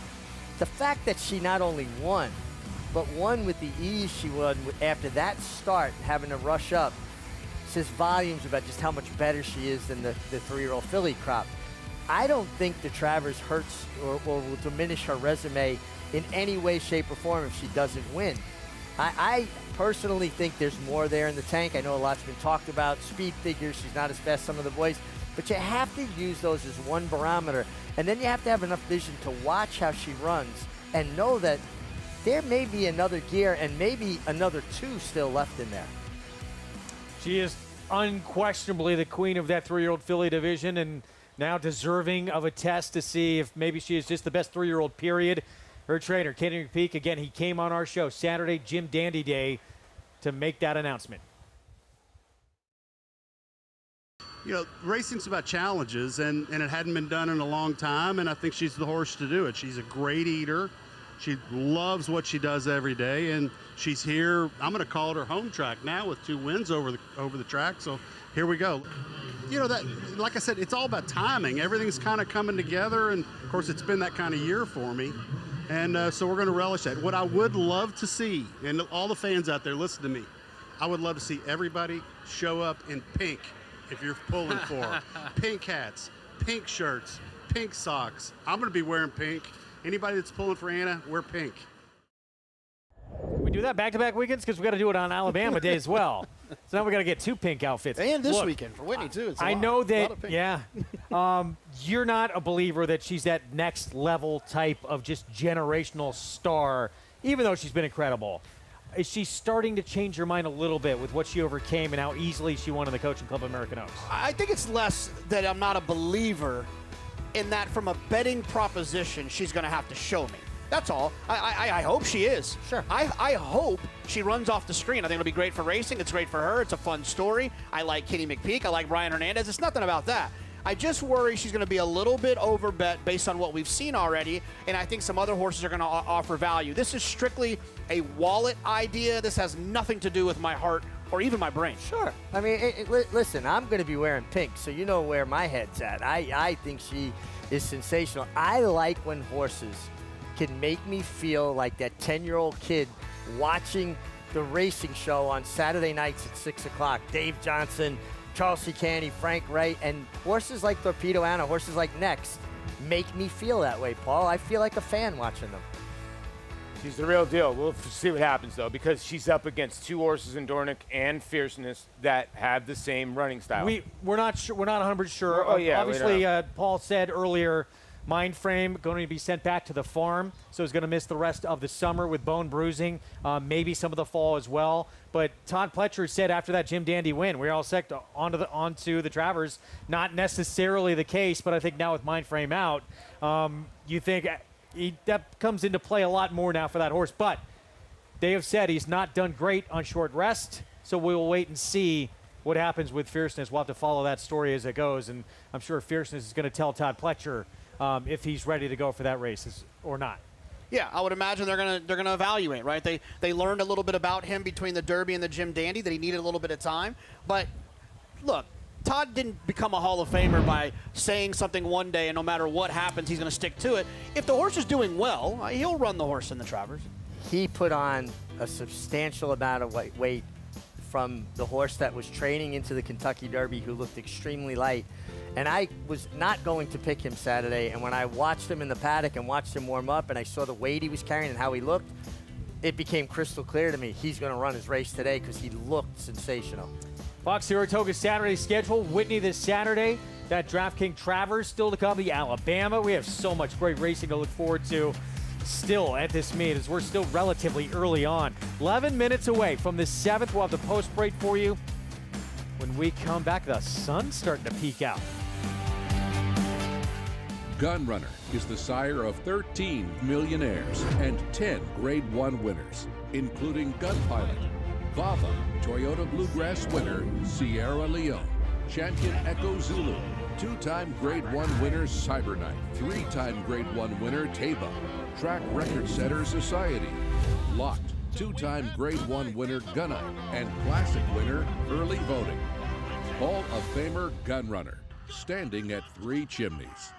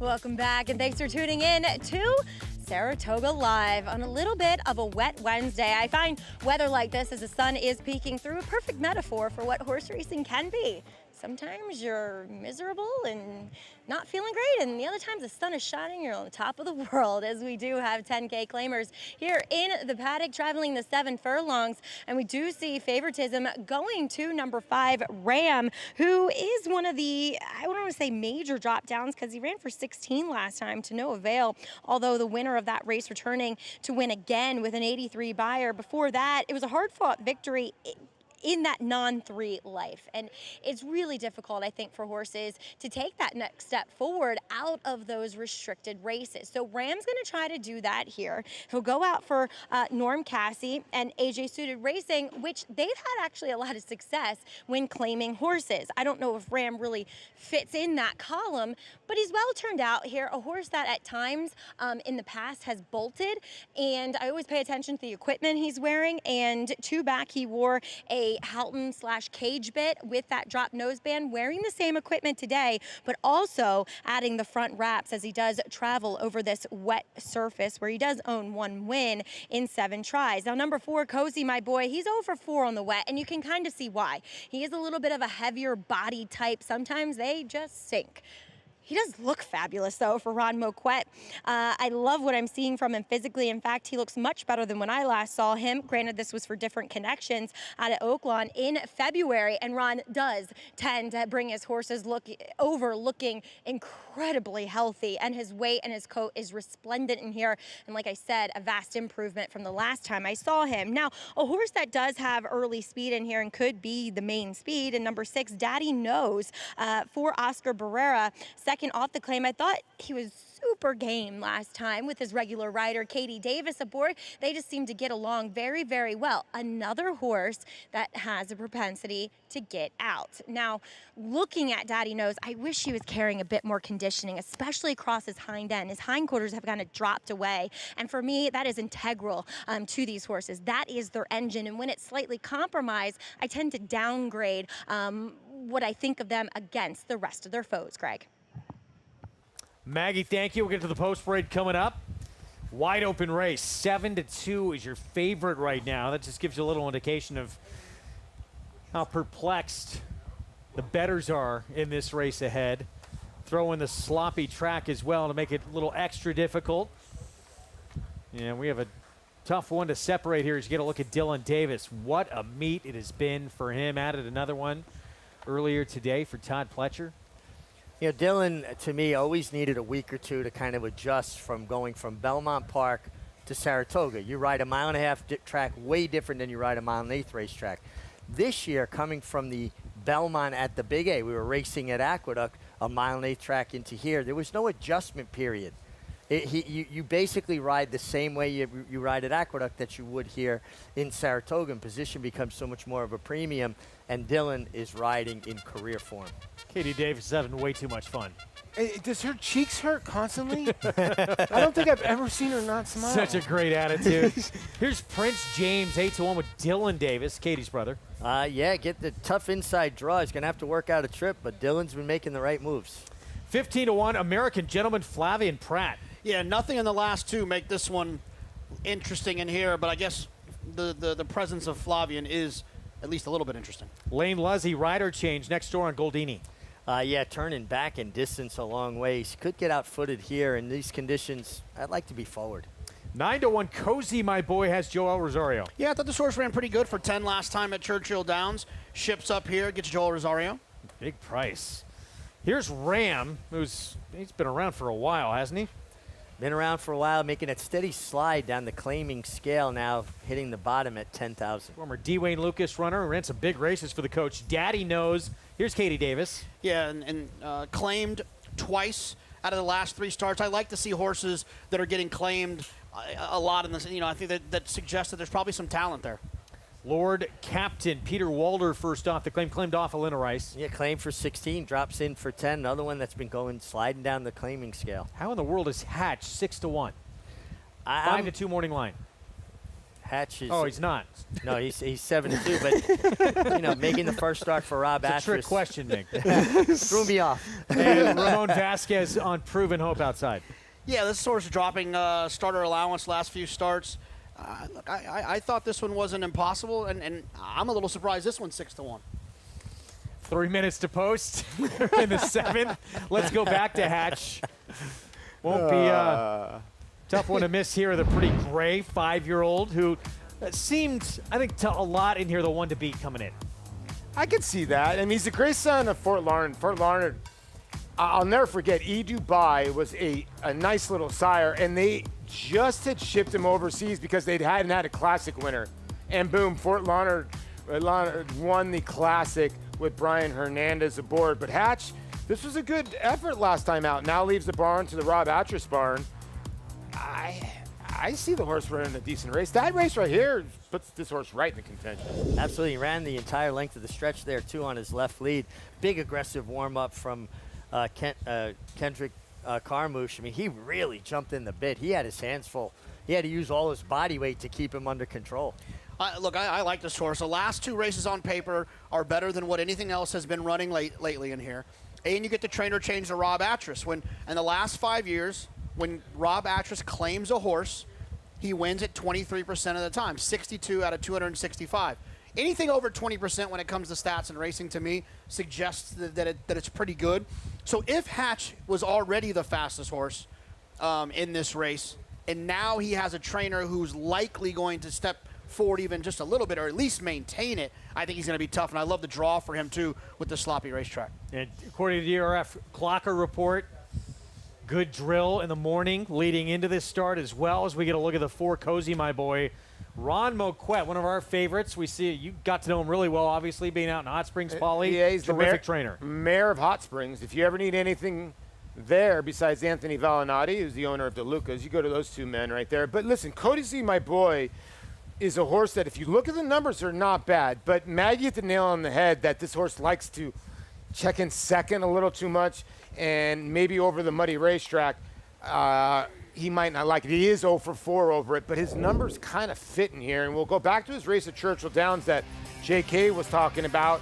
It was a good effort. He was 3rd in this race, and this race competes with this field.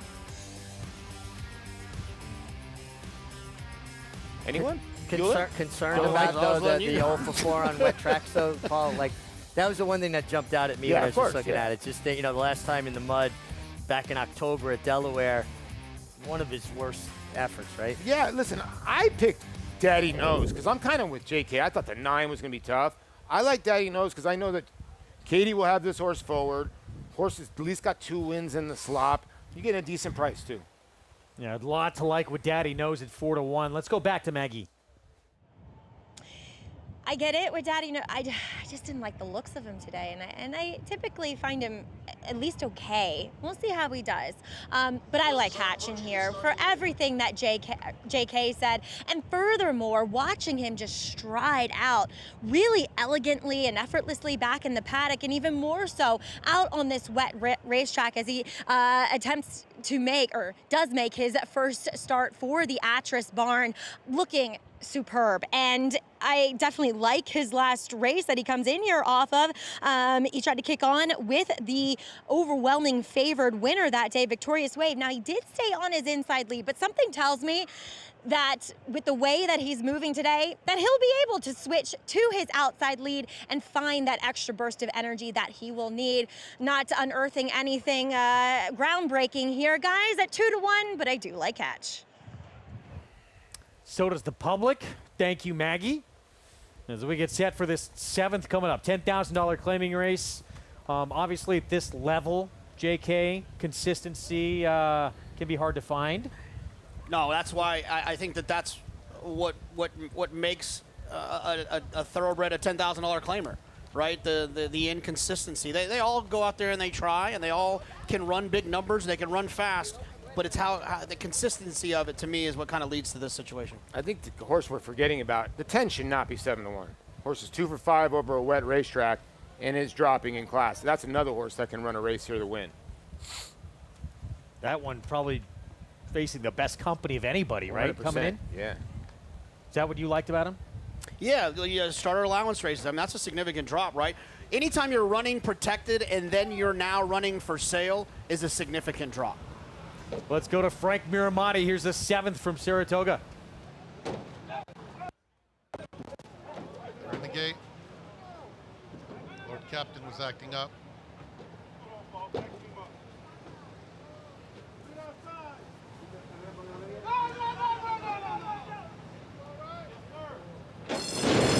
And they're off.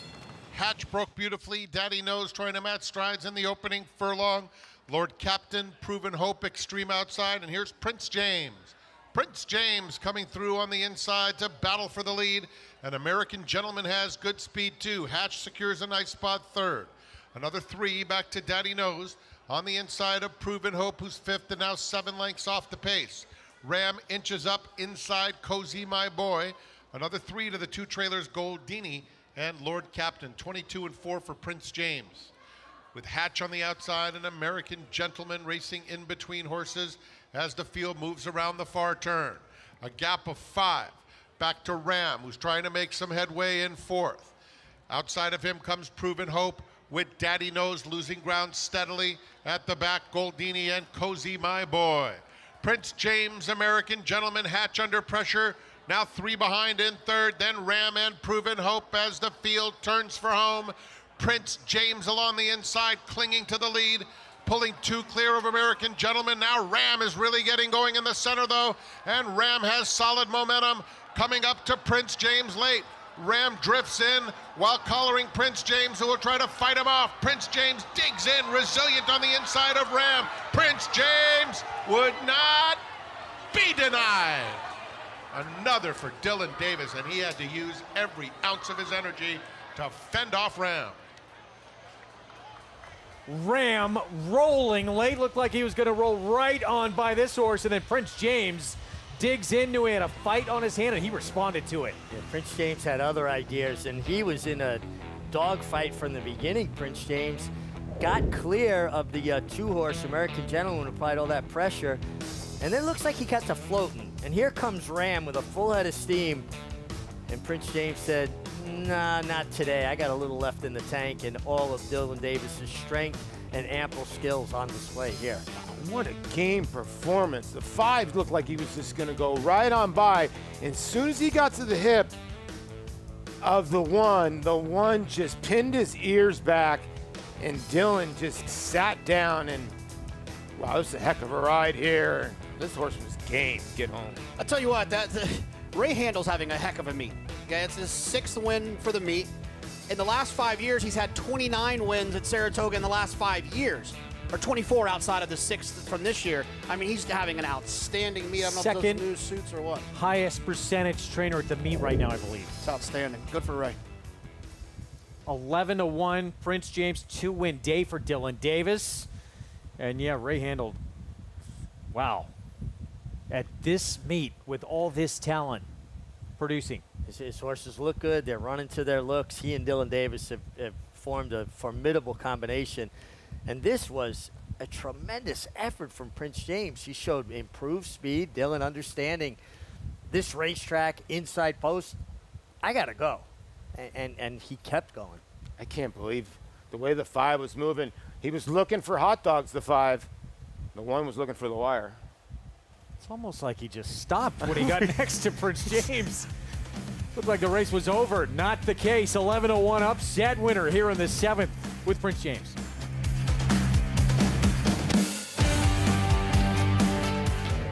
The classic looks of a 2-turn type, yet the precocious brilliance of an undefeated G1 2-year-old.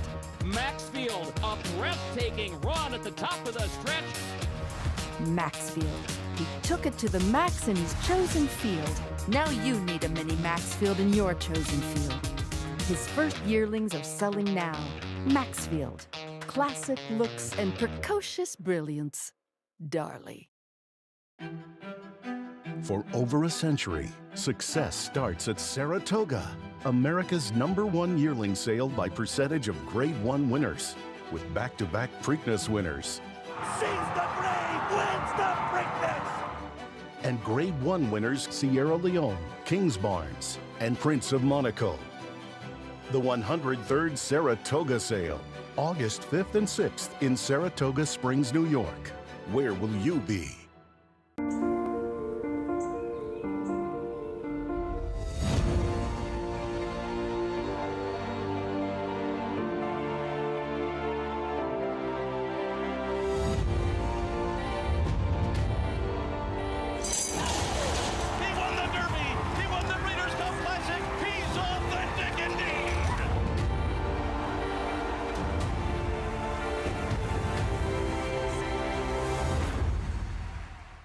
Racetrack Television Network brings you every race, from every track, on every screen, every day. With monthly packages starting as low as $5, RTN gives you great value and access to more live HD streaming and race replays than anyone. Visit RTN.tv today to sign up and watch on almost any device, including Roku and Amazon Fire. RTN has packages that start at $5 per month.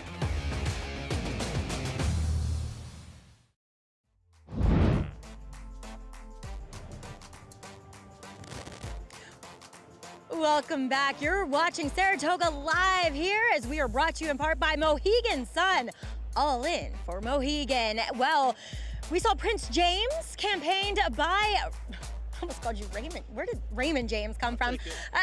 Pretty good financial advisors, but you don't need that today, as you are doing very well up here at Saratoga, Ray. Yeah, barn's on fire. I didn't think we could win this race in a million years, so I said we needed a small miracle, but I guess when things are rolling, you just, stick with it and get them in the box.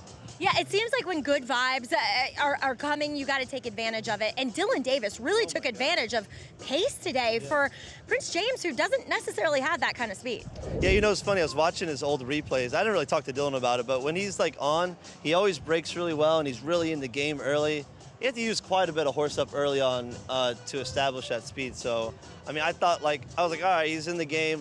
Maybe we'll get a little piece of it here. Yeah. But he just kept on going. He really did. It emboldened him. And you also said something interesting to me, that the fact that he got to run out of his own stall today, whereas, back downstate, he has to ship over from Belmont to Aqueduct. Yeah, he just gets himself really worked up. He tries to kick everybody, he gets sweaty, and he can be very naughty. But he was touting himself in the paddock, and I was like, man, he looks really good today. We switched up his training a little bit. I tried something new with him. The race carried over, and I blew him out 4 days before the race. I gave him a nice sharp 37 or 36 and 4, and I walked him 3 days into it, just to get him really feeling good. And I don't know, you never know what works, but I figured, I was he's out of form, let's try something new, and it worked for today. So. A little bit of an old school move, I like it. Well, it really works. Keep up the great work. Thank you so much, I appreciate it. All right, Ray Handel, as you guys said, second highest win percentage, that in Prince James just adds to the tally. At a price, too, at 11-1. In the end, yeah, even though it looked close, Ram, that huge run, it was evident he was not going to get by this horse. No, Prince James dug in, and I think Ram, maybe did his best chandelier impersonation a little bit as well, hanging. Fun fact about Ram, D. Wayne Lucas used to have this horse, named him Ram. They were like a sponsor with the Derby. He was hoping he was going to get a free truck out of the deal. He told me that, he literally told me that. I've heard him say it before anyway. Ran some pretty good races back with the coach. Yeah, for sure. Not quite Kentucky Derby win. Pick 5 follow along to this point.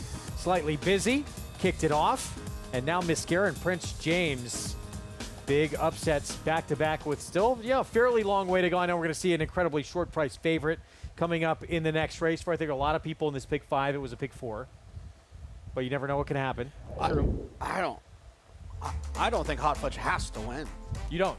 No, Okay. I think that, there's some classy horses in here, and I don't expect, them to run as well as they would run on the grass, but I don't think Hot Fudge is a foregone conclusion. Very likely winner, but we're off the grass, right? I was aware of that. Okay. I was aware of that. I was just checking. Yeah, no, I was aware of that.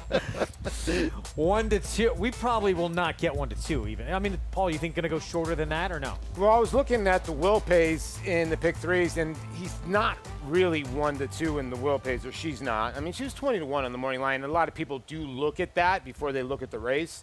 So I'm going to call 3-5. She gets beat in here. JK's right. Very few tickets going to be left alive. Yeah, she's 2 for 2 over wet tracks, too.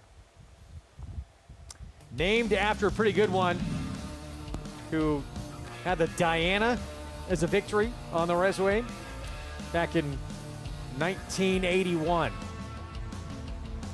I love watching this. This is the year I was an apprentice up here, and that's Eddie Maple aboard Della Rose for Woody Stevens. And Eddie Maple was such a good influence on me as a young rider. You know, they called him Steady Eddie for a reason. He never got too high, he never got too low. And I was mercurial at times, and having Eddie there as a kind of a mentor, someone I could talk to. Our lockers were side by side throughout much of my career before he retired. He was a rider's rider, a real pro. Some guys like you and myself need that calming personality around it. For me, it was Eric Karros. I know you know him very well, Wolfie, when you worked out in L.A. Karros was my guy. You need that calming presence to tell you, hey, shut up sometimes, and I needed that a lot.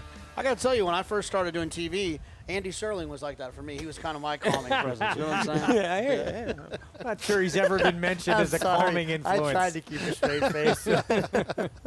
11-time winner Della Rose, including that 1981 Diana. Let's get back to this 3-year-old picture. It just keeps minute by minute now evolving. And before we even get into this conversation, let's just bring up the biggest news that we just saw that was listed on the Daily Racing Forum. We got a big 3-year-old back in the picture now, potentially for the DraftKings Travers. Muth. What do you think about that?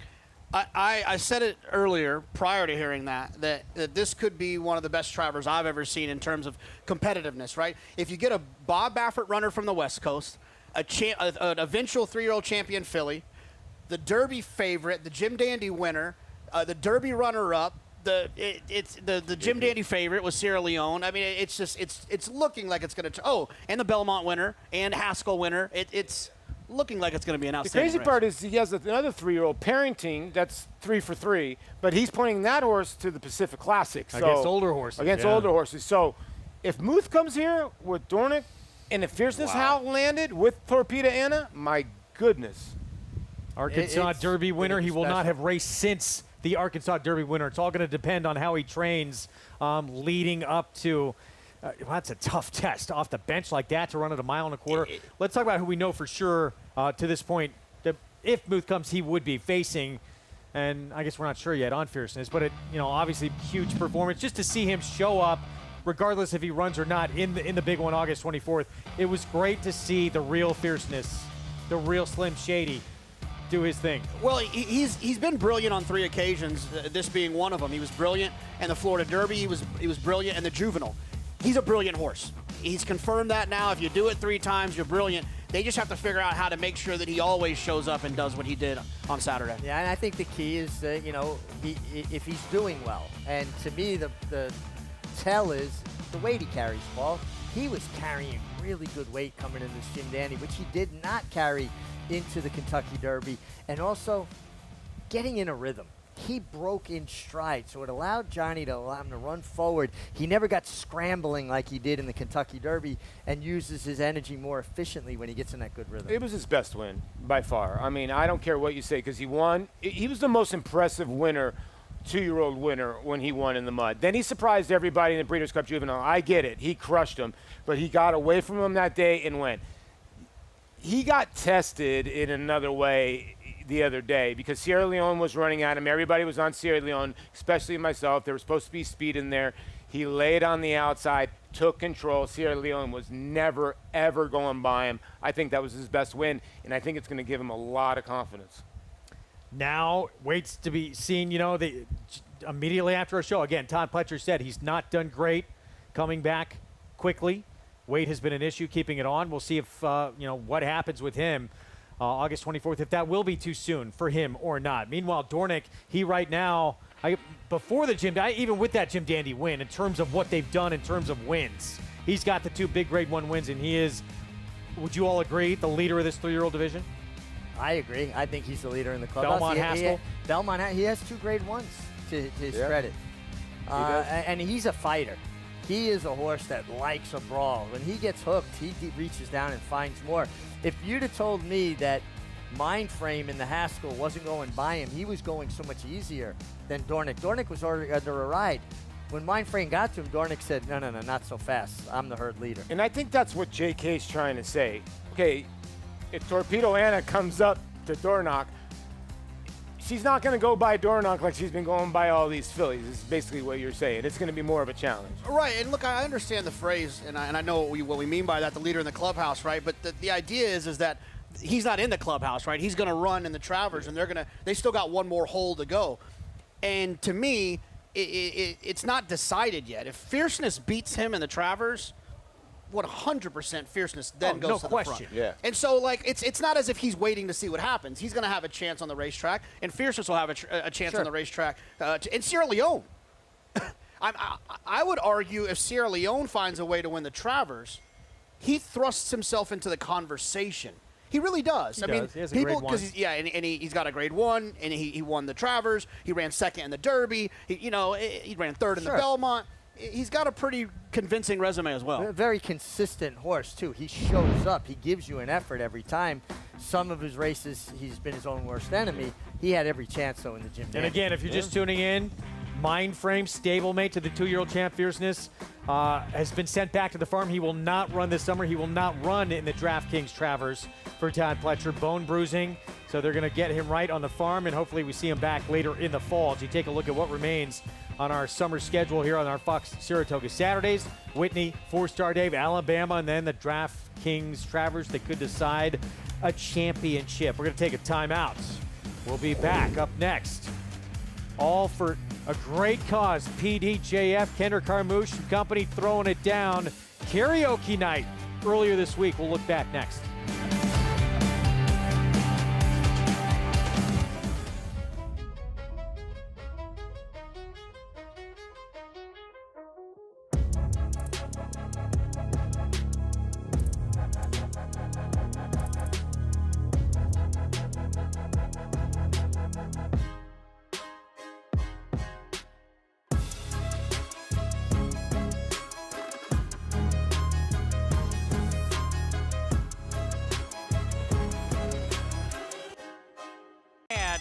They're off at the Naira Benz Haskell. In the Belmont Stakes at Saratoga. Dornock setting up moderate pace, 3/4 of a length ahead. Right as the field turns for home. Mind frame on the outside. It's coming after Dornock. They're at it again. The two Belmont first and second place finishers will be Dornock to win the Belmont Stakes. Dornock wins the Haskell.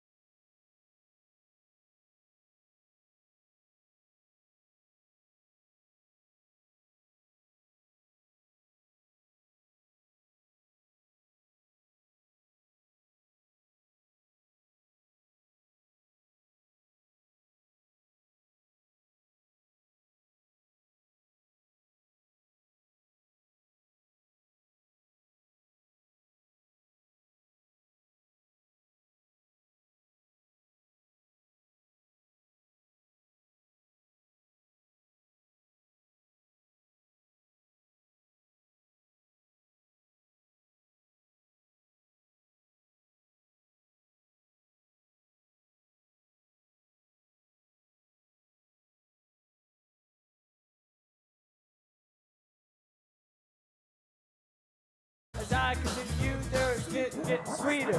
So what I can do, I really thank you, my Lord, to me.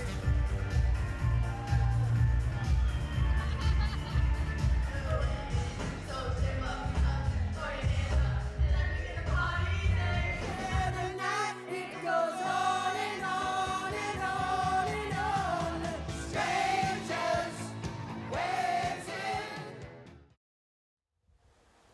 Closing out with a little journey. You got to love that. Jockey karaoke night, one of the really fun nights here in Saratoga, all for a terrific cause, supporting the Permanently Disabled Jockeys Fund. Jason Worth, one of the judges, getting involved in the festivities. He's got one of the best hats. Send him Louis. I like this shirt personally, but, you know. Mig, did you get asked to ever do it? You just didn't want to be part of it? I know. I wouldn't do that. It's a great cause, and I really applaud. I've heard you sing. I understand why. All the men. No. I don't even sing in the shower, man. Was that Rajiv gyrating like that? They have a lot of fun. Honestly, if you've not been, it is a really fun night. It's been so much fun every time I've gone. You will not be disappointed, and obviously for a terrific cause. Yeah. I admire that they have the nerve to go out and do that.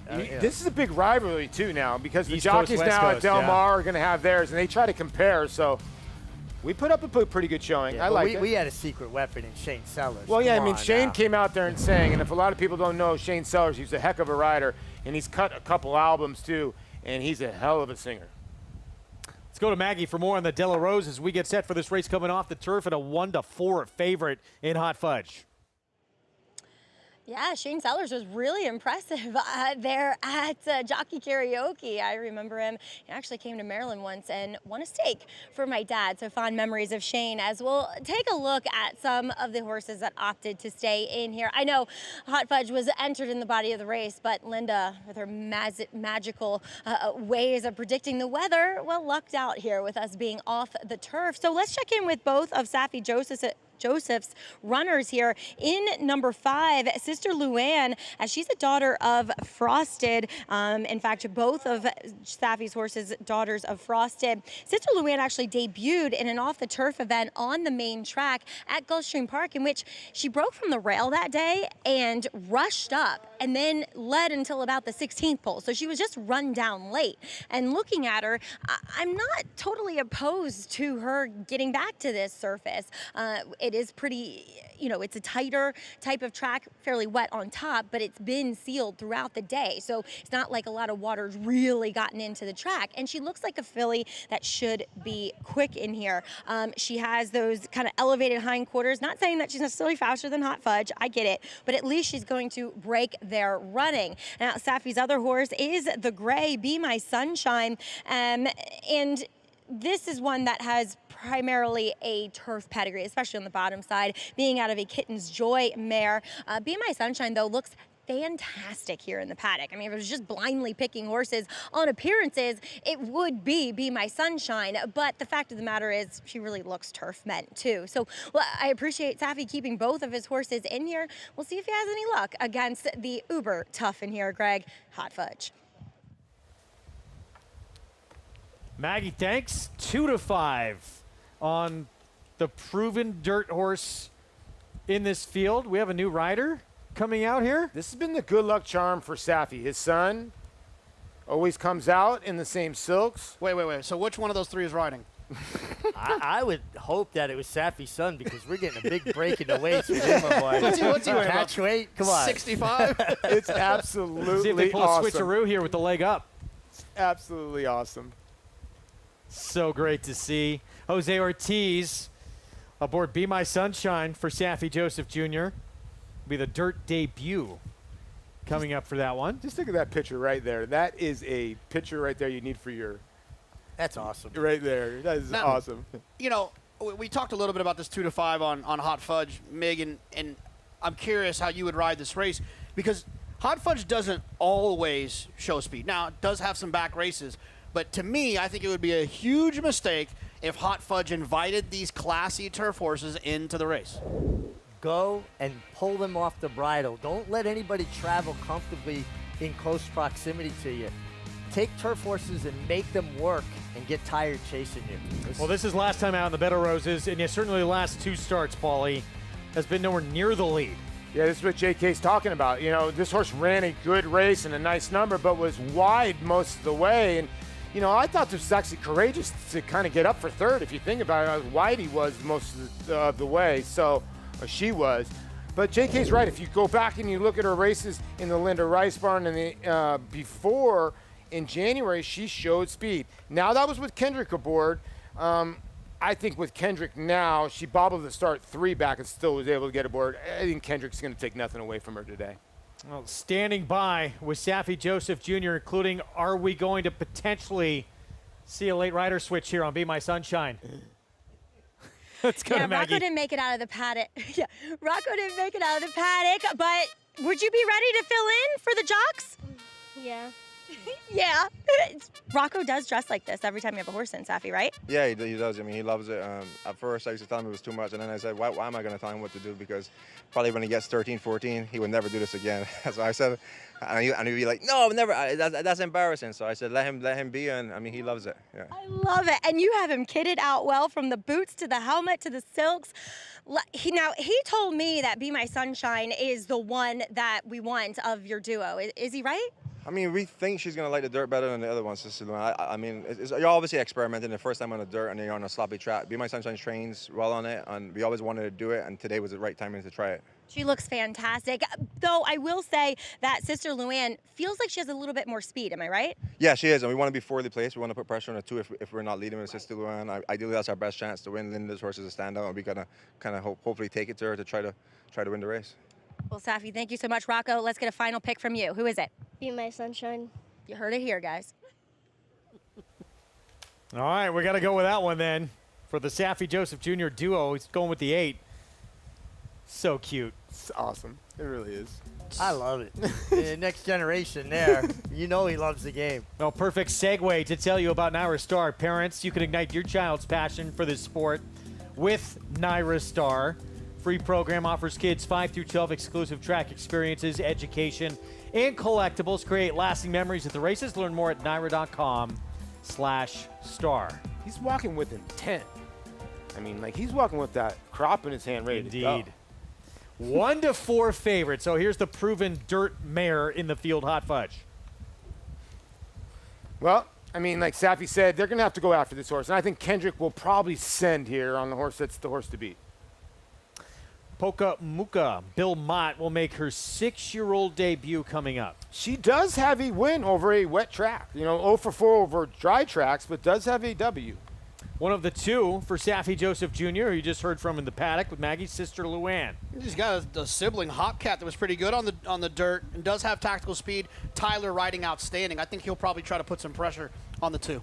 But Saffie's son picked this one, Be My Sunshine. Yo, Rocco! Rocco picks the 8 in here. 9 to 2, and this will be the dirt debut for Be My Sunshine coming up. Della Rose, go ahead. I was going to say the old sunny rain, when it's sunny out but it's raining a little bit. It's always so interesting to me. We got blue skies, sun shining down, but we have rain still coming down. Look, this could be a tall task for anyone in here trying to beat Hot Fudge, but it is interesting, as you guys pointed out. It's not the same kind of running style she used to have. Yeah, I mean, look, if you look through her past performances, back in April she made the lead. Then you got to go back to December of last year where she made the lead, and then June before that. Every other time, she's not always making the front. Now, she's also facing dirt horses, and today she's facing turf horses. But you'd like to think that Saffie's going to be pretty aggressive with the 5, in the hopes that and they're both owned, if I'm not mistaken, by the Ramseys. So it's not like you're using one horse to set it up for the other. It's team tactics at its finest. I think that they'll be aggressive. And Mig, small fields like this, you got a huge target on your back, like Hot Fudge, who's inside on the rail, by the way, too. Traffic trouble can happen, can it? Well, in a small field, there's no place to hide. Everybody knows where you are, and they're going to key on you. They know the path to the winner's circles through you. I know the way Kendrick rides, and the fact that this filly is faced so much better on the dirt, he's coming out running. And then if one of the Saffie Joseph, Ken Ramsey owned horses goes on, he'll then allow that horse to go and lay second. But I think he'll come out running and make sure that if anybody wants to go, they commit to going. That creates separation. With more on the big favorite, let's go back to Maggie. Now, I did not get to see Hot Fudge prior to the Bed of Roses. I was actually at Monmouth with Polly that day. But the start before for the Vagrancy, she just looked a bit crampy and uncomfortable in the paddock. Now, that can be her. She can be one that's very girthy. And what I mean by that is when they put the two girths on. With racing tack, there's two girths to ensure that it stays in place. It can just feel so tight to them that they kind of walk around holding their breath and don't really let themselves out. Well, today, I mean, Connections are very aware of this. She looks so comfortable in the paddock. She looks comfortable out on the racetrack too, over this wet surface. And furthermore, just overall, coat and flesh-wise, better than what I saw going 2 and 3 starts back. So it just makes her even much more of a formidable presence in this off-the-turf De La Rose. But Greg, I know that Rocco Joseph said Be My Sunshine was the one. I've actually really liked what I've seen from the warm-up on Sister Luann. We'll see how these more turf-meant horses fare. Well, and there is Sister Luann. And JK, let's talk about these two from the same stable. Yeah, you know, it's one of those situations where you have the same ownership, so you're not hurting anybody's feelings, and you're trying to increase your chances of winning. Why allow Hot Fudge to get loose, Mig? I'm sure you've been in a situation where you've been a rabbit, where you send one of them away from there. Make the 2 Hot Fudge work. I would imagine they'll use the 5 Sister Luann. If they go too fast, it sets up perfectly for Be My Sunshine. That's the way to use an entry, right? Have desperate, different varying styles. One with speed, one from off the pace. And sometimes the rabbit gets loose and never gets caught. You can go back to your first Triple Crown winner, Sir Barton. He was in there as a rabbit. He was a maiden. He was in there as a rabbit for a horse named Billy Kelly. They never caught him in the Derby. Ran back in the Preakness, again as a rabbit for Billy Kelly. They never caught him in the Preakness. Went to the Belmont, no more Billy Kelly. He went wire to wire in the Belmont as well. By the way, these are like distant cousins. They're both frosted out of Kid and Joy's mare. One's a 4-year-old, one's a 5-year-old. You know, a Ken Ramsey horse is going to have Kitten's Joy 100%. fingerprint And, all and, over that and I pedigree. will say this. Kitten's Joy obviously is been a turf monster, was a turf monster. He was able to get some mud runners. I mean, for some reason, they could run on the mud here and there. So, my favorite Kitten Ramsey horse of all time, and one of my favorite horses of all time, was Bobby's Kitten. Oh, down the hill. Yeah. Down the About hill. 9 That wide. race when Joel won, and I think it was 2014 at Santa Anita. Watch that on YouTube tonight before you go to bed. Came from downtown Pasadena to win He that. was dead last 9 wide. I still can't believe he got up. So, JK was bringing up the point to you about a rabbit and what they're trying to do in this race. Did you have an experience like that where you let loose and you didn't think you were in there to win the race? You're just doing your job, but things worked out for you. More than once. I mean, not one particular example is coming to my mind, but there were several times where I was supposed to go to the lead to help set it up for someone else, and they just never caught me. And it's an interesting thing. When you're a rabbit, you jump out to the lead. If you can start to control things, suddenly you're not riding for your entry mate. You're riding for you. Because a rabbit's job is actually to go a little faster and make the rest of the speed tired. But once in a while, you get the right way and you slow it down, you forget your job. You're thinking about winning. So Kendrick, though, he knows exactly how this is supposed to play out. So his job now is what? Come out running, make sure that he creates separation if someone really wants to go. And if they don't want to go, control it on the lead. He's got to take the punch from the 5, and then he's got to take the challenge from the 8 if that's going to happen. Hot Fudge, odds-on favorite on the off-the-turf De La Rose. Let's go to Frank Miramati. Last one is Be My Sunshine. And they're off in the De La Rose. Hot Fudge is very quick, and Sister Luann is asked to keep pace right away. 3 more lengths, Be My Sunshine by herself in 3rd, and Poca Mucha brings up the rear. They're going at it on the front end. It's Hot Fudge, pestered by Sister Luann. Those two on even terms, neither giving an inch. 10 lengths back, Be My Sunshine is in 3rd, and another 3 to Poca Mucha, 23-3 for the opening quarter. And it's Hot Fudge and Sister Luann, still stride for stride. Poca Mucha trying to inch up on the inside of Be My Sunshine, who's still in 3rd. They have a half-mile left to travel. The half in 46 and 2/5 seconds. Hot Fudge on the inside. Sister Luann still completely in a battle. It's a battle deluxe. 6 lengths back to Be My Sunshine and Poca Mucha, both of whom are getting closer to these embattled leaders. Hot Fudge, Sister Luann.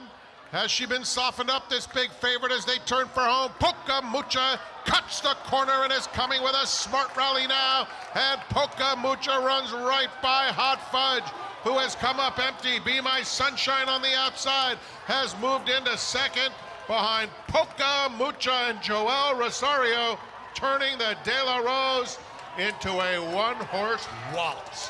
Poca Mucha by double digits. Be My Sunshine, Hot Fudge, and Sister Luann. Poca Mucha had a win, as Paulie pointed out, on a wet track coming in, and that was quite an ordeal for Hot Fudge to try and deal with that other pace early on in this race. Poca Mucha sat the trip, and the entry accomplished what they set out to do, right? Sister Luann took it all to Hot Fudge. They went very fast. It looked like Kendrick tried to ease Hot Fudge back at one point, and she grabbed the bit. Sometimes the other riders making noise, trying to incite their horse. They incite the other horse. And the other Ramsey, number 8, Be My Sunshine, rallied on to be second. But no doubt about Poca Mucha, and me and you were talking during the race, Paul. She was last, but she was traveling. And then here comes Joelle up the inside, had a steady waiting for room. But the entry got the job done. It just set it up for Poca Mucha. Yeah, at the end of the day, like, I get it when you're going after a horse at 4 to 5, but you just destroyed your own horse to 5, Sister Luann. You did. And you had another horse in Bet My Sunshine that you were just guessing would like the dirt. So you basically just put one of your horses to bed.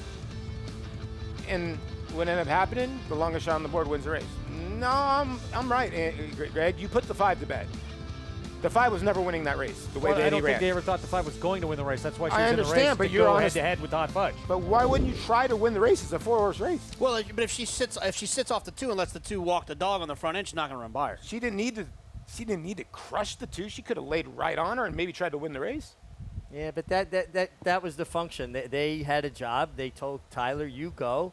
The other horse come from up the pace. It didn't work ultimately for them, right? They got second with the 1 mare, but Poca Mucha sat the trip because of the dynamics of the race. But, you know, we were talking as the race was running. It looked like Kendrick realized, okay, they're intent. I'm going to ease back. And then his filly grabbed him. And now she's half running off with him. And a lot of times when you're on the rabbit, your job is to make as much noise as possible to kind of make that horse run off, and it sure looked like that was the case in this instance. Our Fasig-Tipton Winner Circle lead-in brought to you by the 103rd Saratoga sale of selected yearlings August 5th and 6th. Where will you be? We know where JK's going to be. He's going to be there. The most fun night in this city. Guys, we would be remiss not to mention, too, that Bill Mott wins on his birthday every year. His birthday was July 29th. There was no racing. Today was the first day back. That is true. He wins every year. And he won today, so happy birthday belatedly to Bill Mott. Poca Mucha, 22.60 for the victory. 71, yeah, I believe. Pick 6 carryover, Greg? I'm looking right now, and the answer is, yeah. Everybody is uncovered. And there's even some 4 of 6s. Everyone's uncovered in the pick 6. There will be a carryover in the pick 6 tomorrow. Wow, that's a wow. And we talk about these rainy days and this and that. It's going to be chalk, this and that. You can still get prices on these type of days. 11, 25, 22.60 in a race that looked like there was only really one dirt horse. Nothing comes easy at Saratoga, does it? It doesn't. But the one horse that had to win over a wet track was the 4. Now 2 for 3 over it. And I guess, why was he 10 to 1? Or she was 10 to 1. Now that we look at it. You pointed out she did have a win and off-going. Well, she's 10 to 1 because the 2 looked like a layup on paper.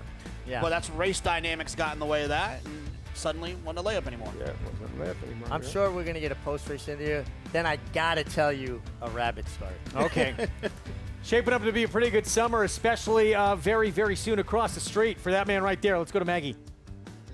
Yeah, I'll be sure to ask him about that. As I'm pleased to be joined by Winning Connections, Joel Rosario and Bill Mott and Poca Mucha.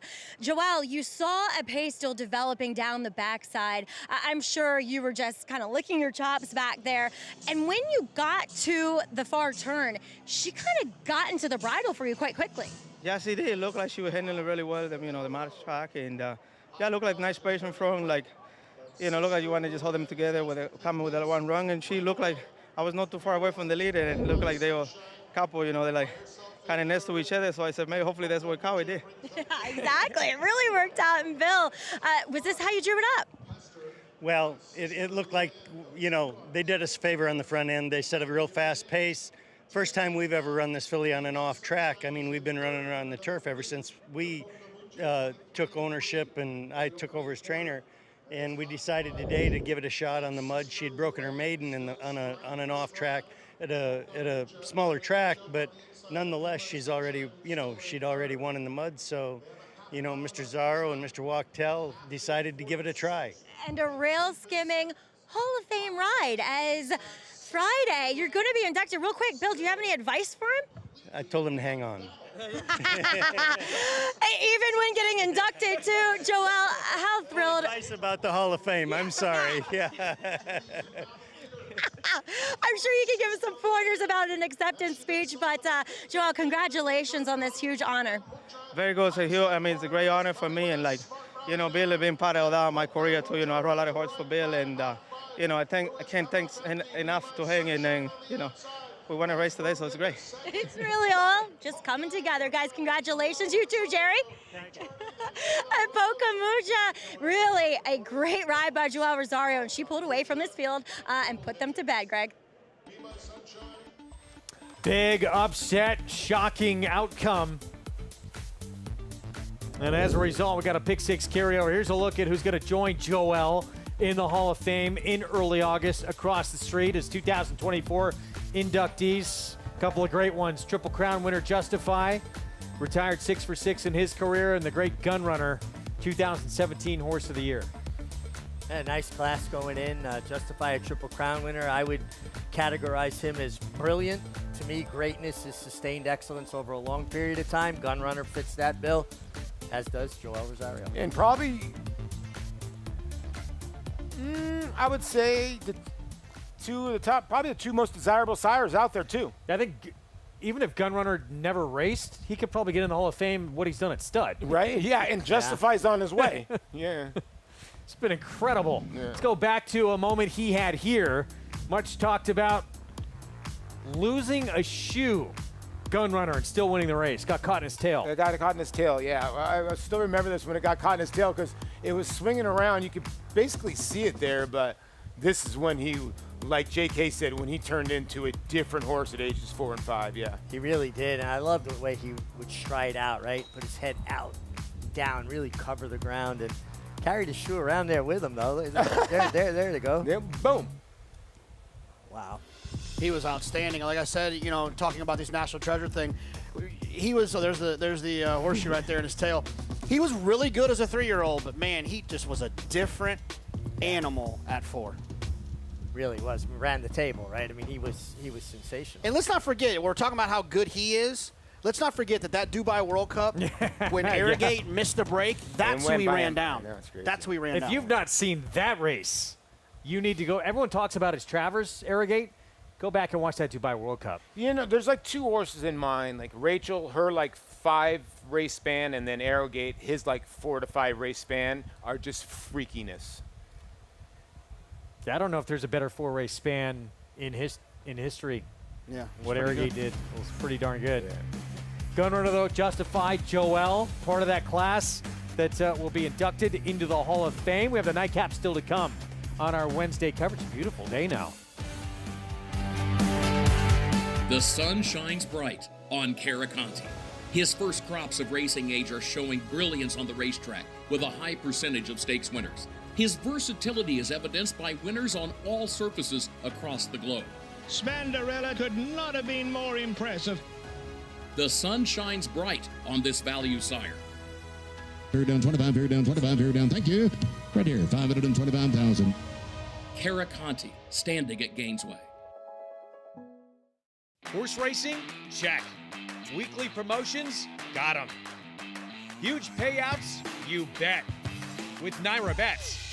Download the app today and bet on any track, anywhere, anytime with live HD horse races, betting tips and tutorials, expert picks, and more. You bet with Naira Bets. Join now for a new member bonus at nairabets.com.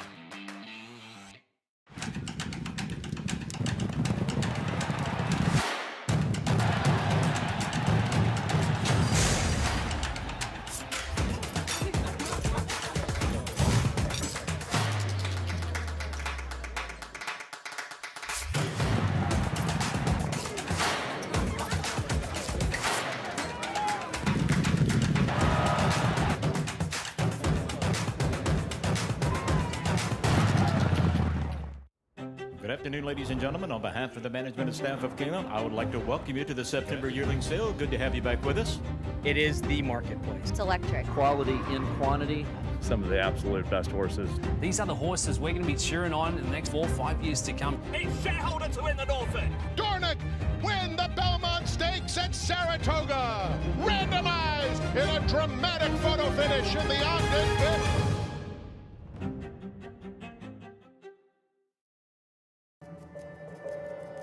Mage digs down deep, urged onto the wire to win the Derby! Good Magic continues to impress as a stallion. 2023 Kentucky Derby winner Mage is from the first crop of champion Good Magic. With Mage's victory, Good Magic joins Triple Crown legend Gallant Fox as the youngest sire of a Kentucky Derby winner at age 8. Both did it with their first crop. Good Magic is the son of champion Curlin. Today, both call Hillendale at Alapa home. The Stallion Barn has a roster of world-class stallions up and down Shed Row. As outstanding as Good Magic's first crop has performed, farm owner John Sakura had high expectations well before his initial crop was ready to race. Blazing sevens by 3 lengths. His crop has been well received. Well, more importantly, it's been very well received at the 2-year-olds and training sale. That's usually more indicative of people's opinion because you're closer to the racetrack. They're watching them gallop, they're watching them breeze. Chad Brown trained Good Magic during his racing career. He remembers his professionalism from the day he arrived at Saratoga. You know, Good Magic was always a very sound horse, very precocious, good temperament, easy to train. Right when he came in the barn early in his 2-year-old year, he identified himself as really the best prospect we had, really from the first work. Those really special horses that have remarkable talent identify themselves really early on, and from that point forward, he never disappointed us in a workout. Breeders' Cup Juvenile race was really special. I thought he ran outstanding and really identified himself as the clear leader of the division going into the winter. Good Magic's gonna win his first race, and he's gonna do it in the Breeders' Cup Juvenile. A good feeling to have as a trainer when you have the winter time favorite for the Derby going into next year, and I'm happy that he showed up the right way in the race. Justify and Good Magic start to pull away from the others. And to have the constitution to get out of that grueling Derby and come back and win a race like the Haskell showed just how consistent and how strong and durable he was. But the champ is back! Good Magic in a good-looking performance. You know, I buy a lot of horses for clients, and I bought several Good Magics. They look to be much like him. Wonderful temperament, precocious enough, but they really finish their works and gallop out like horses that are going to do better as they go longer on dirt, and that's really what I'm looking for.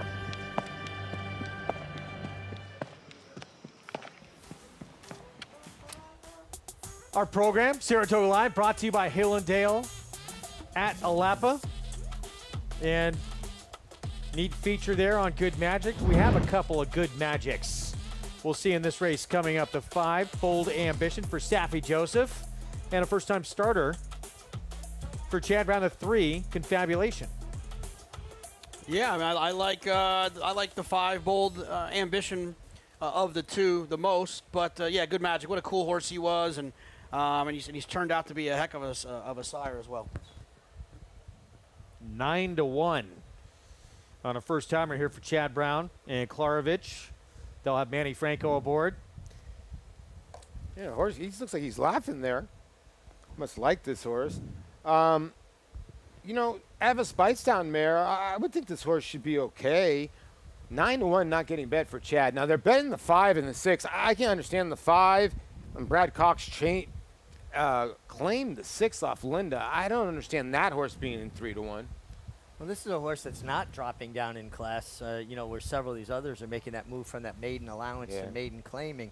And that's a substantial drop because even though, you know, it's claiming 75, because you know you're probably not going to hook horses that could potentially be destined for stakes races.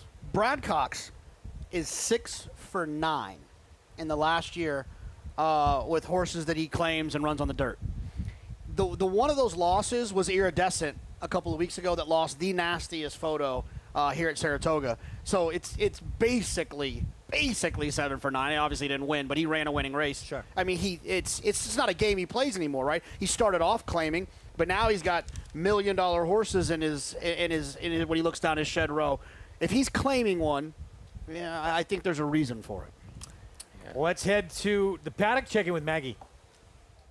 Yeah, we'll take a look at the horse inside of Dark Devil, and you're right. It seems as though that when Brad Cox has teamed up with Sandy Goldfarb, they've had success, but the Good Magic, one of the 2 Good Magic sons, is the gray Bold Ambition, number 5 in here. He's really the one that caught my eye walking in here. He looks fantastic, and I thought, you know, last time at Churchill, he was on this 3-wide pursuit and was just really the winner was just really determined as the favorite that day, but really ran credible. Now he'll apply just a shortcut cheater blinker for a horse that does have some early pace naturally. So we'll see where he's placed here. He kind of walked in with that forward demeanor as well. Moving on to some longer shots, including number 1, Magical Road, as David Jacobson purchasing this horse privately. Watching his last race at Indiana Grand, he went forward from the break. He kind of got caught 3 to 4 wide in the first turn. He was able to put away the 2 to 5 favorite on the front end, while the winner that day coming from last. I know he's going to have to get a little bit faster, but I like the fact that he gets a wet track. I think this is a horse that at least physically is built to handle the wet going, and he's awfully sharp in here for, albeit a horse that was forward last time around 2 turns. So with the blinkers going on, a significant cup on him as well. So look for him to be a little bit more forward than you might anticipate based upon his form. Next, we'll move on to the one-eyed horse. I think cleverly named is number 2, Glint, as he comes off a bit of a freshening. First time out on a muddy sealed surface. This horse by far ran his best race behind a graded stakes winner in Society Man. And I thought that day that he just did not look ready for the debut from a strength standpoint. He's really done well in the interim. He's filled out that top line. His coat's much better too. Now the front wraps do go back on, but that's because we're back on the dirt. He's worn them in his previous 2 dirt efforts too. So I think he's a horse that is a big price, that's getting to do what I think he should be best at, and that is this distance on a wet surface, Greg. 14 to 1. Yeah, that first start of his career. You look at Glint, muddy sealed track, Society Man. No one's, well, I shouldn't say no one, but most in this field have not faced a horse of that quality in here. Yeah, I mean, that's a extreme running line. And the horse will get Lasix for the first time. But you're right. I mean, I'm Society Man. That was a good effort. And he got off slow that day. 15 to 1. My goodness. He really rushed up into the teeth of that pace that day as well. Just off that, he's a player in here. And Bobby Robato's not a trainer that you know really hones them for their first start. He allows them to kind of race into conditions. So that race is even better from that standpoint than it looks. He's got this longtime client, Mark Keller, too. And there's the 5, your favorite Bold Ambition. That's pretty gray. He is. And listen, his last 2 races, obviously with the blinkers on, he just missed last time out here at Churchill Downs. Now, this was 7.5 furlongs, just short of a 1-turn mile, and he just missed. He was second choice that day. I thought this was a good effort. This probably, unless somebody jumps up, probably puts him in the winner's circle, JK, you think? Yeah, I mean, look, I feel like this is one of those spots. It's always tricky when you have these maiden claiming races because you're trying to identify who's in here for sale and who's in here because this is where they deserve to be and to win. You know, I mean, like I thought this race was 5-6. Those are the 2 horses I thought could win. To me, it's more who's going to come off at the better price. But at this point, the 6, 7-2 is where I would end up going.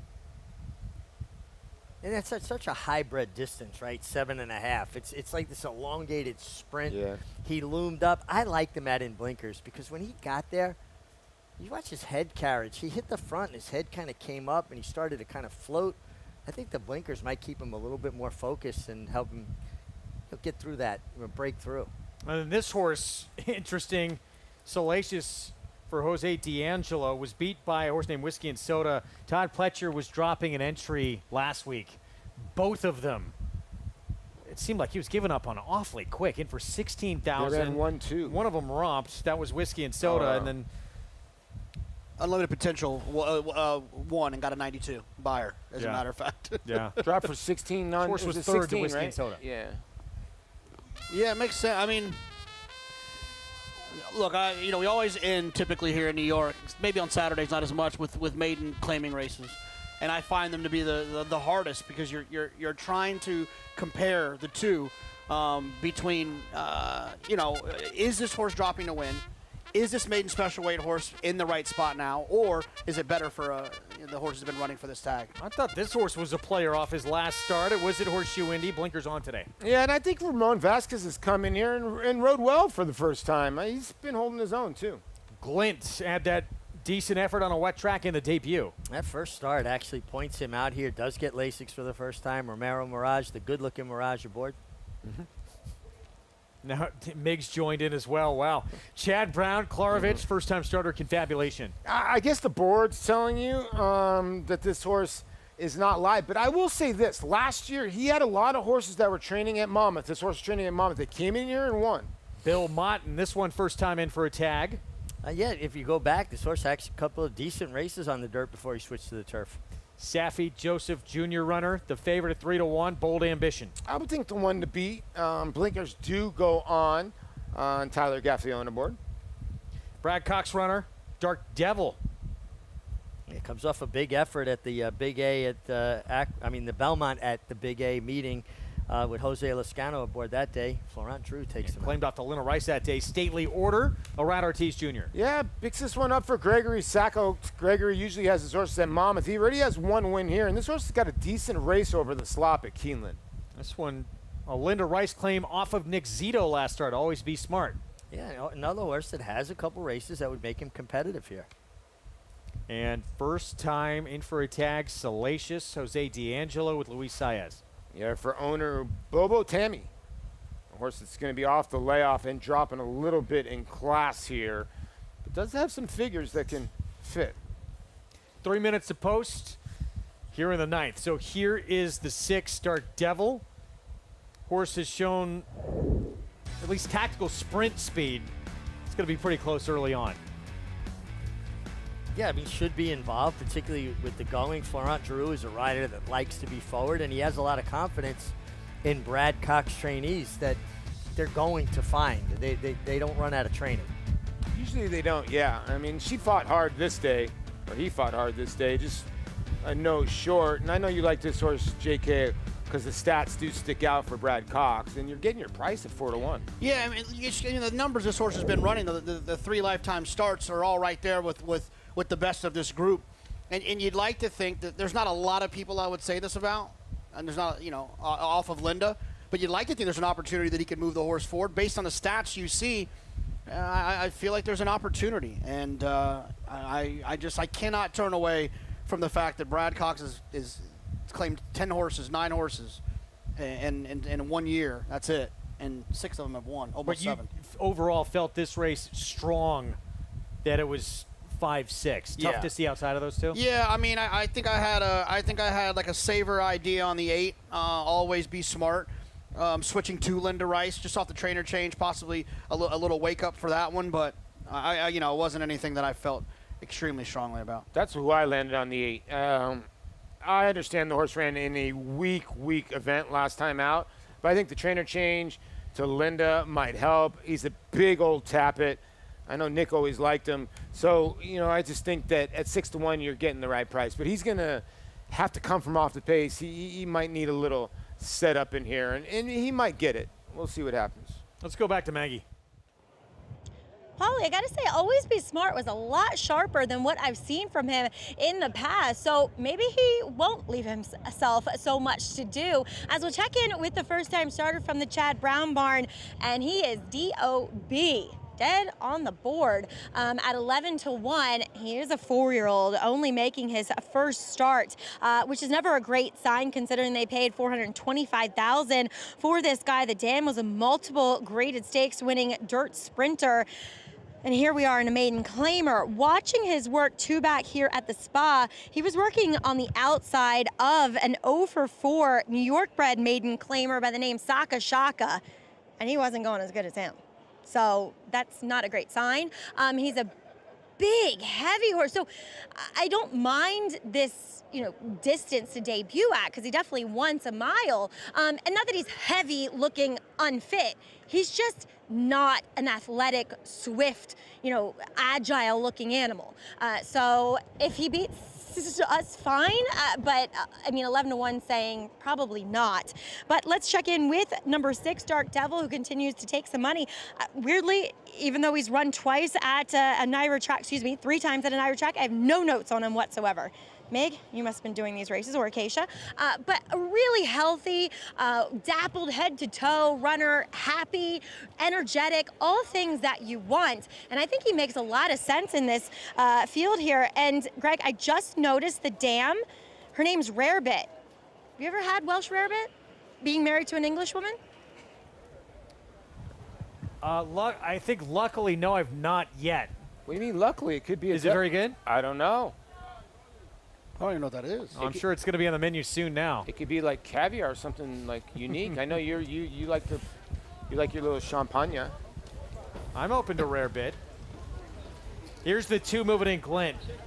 I thought Glint was interesting. I thought Magical Road from the inside was interesting. They're huge prices.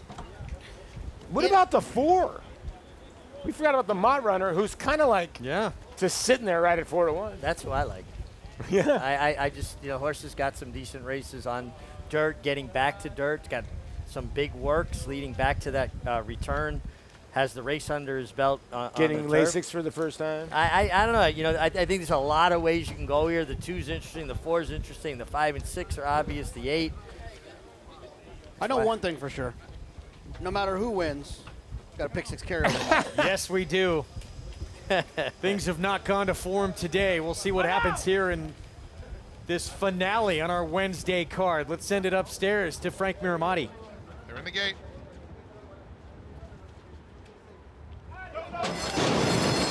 And they're off. And it is a quick start for Bold Ambition in the center of the racetrack to take the early lead. Holton has speed. Dark Devil comes away in 3rd. They're followed by Salacious, 4th through the opening stages. Just in front of Magical Road. Always Be Smart is 8 lengths off the lead. Confabulation is next. It's another 3 to the 2 trailers. Stately Order and Glint, who was off slowly, trails. The opening quarter went in 24 and 3/5 seconds. It's Bold Ambition, prompted by Dark Devil, heading toward the half-mile pole. Another couple of lengths to a lineup of 3. Holton along the inside. Magical Road racing in between rivals, and Salacious in that mix under heavy pressure now. Confabulation is asked to pick it up just behind that trio. He has 6 to make up. The half went in 48 and 1/5 seconds. 2 more lengths to Glint, inching up. Stately Order is racing at the back of the field with Always Be Smart. Bold Ambition traveling kindly to the quarter pole, leads at a length and a half to Holton in 2nd.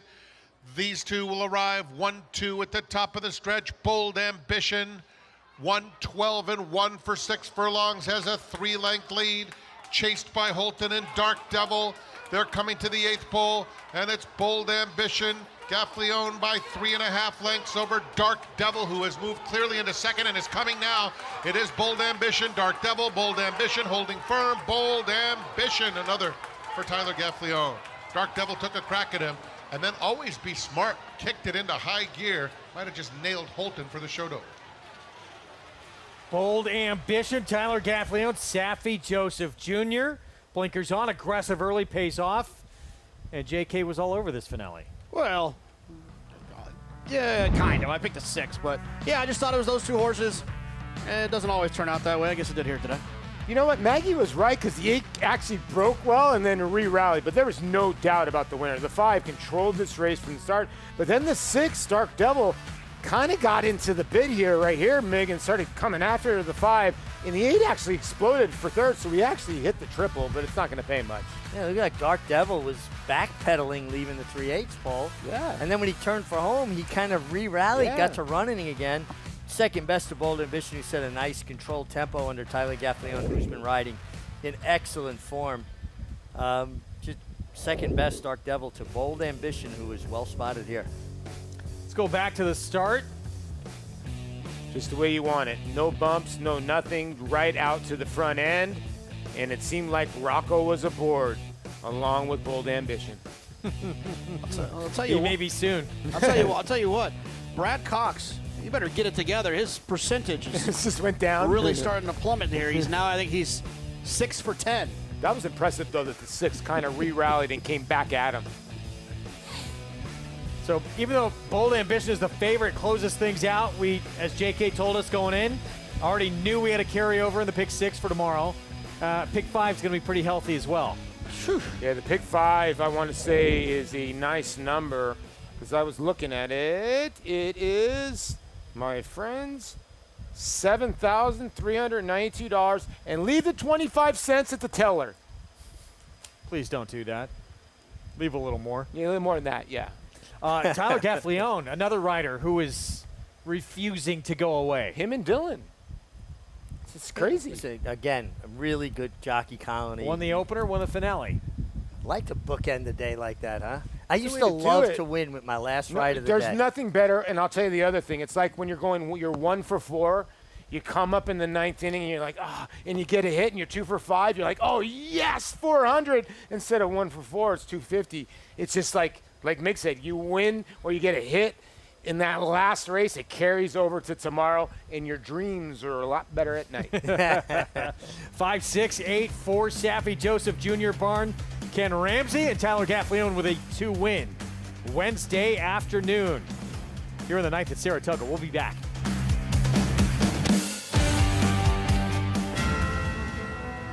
It's amazing. I mean, we're used to having horses in claiming races, and here we're at the undercard of the Belmont. And they're off in the Woody Stevens, and here's Bookham Dano, who has blown by them all. Bookham Dano, Prince of Monaco in between. It's going to get very close. Bookham Dano. Winning on New York's most important day of racing. I can't. That was awesome. He's the best. Nominate your horse today to join Racing's Elite on Travers Week at Saratoga, August 21st through 24th. The championship road runs through 9 stakes, topped by the DraftKings Travers. Go to NYRA.com/horseman to nominate by August 10th.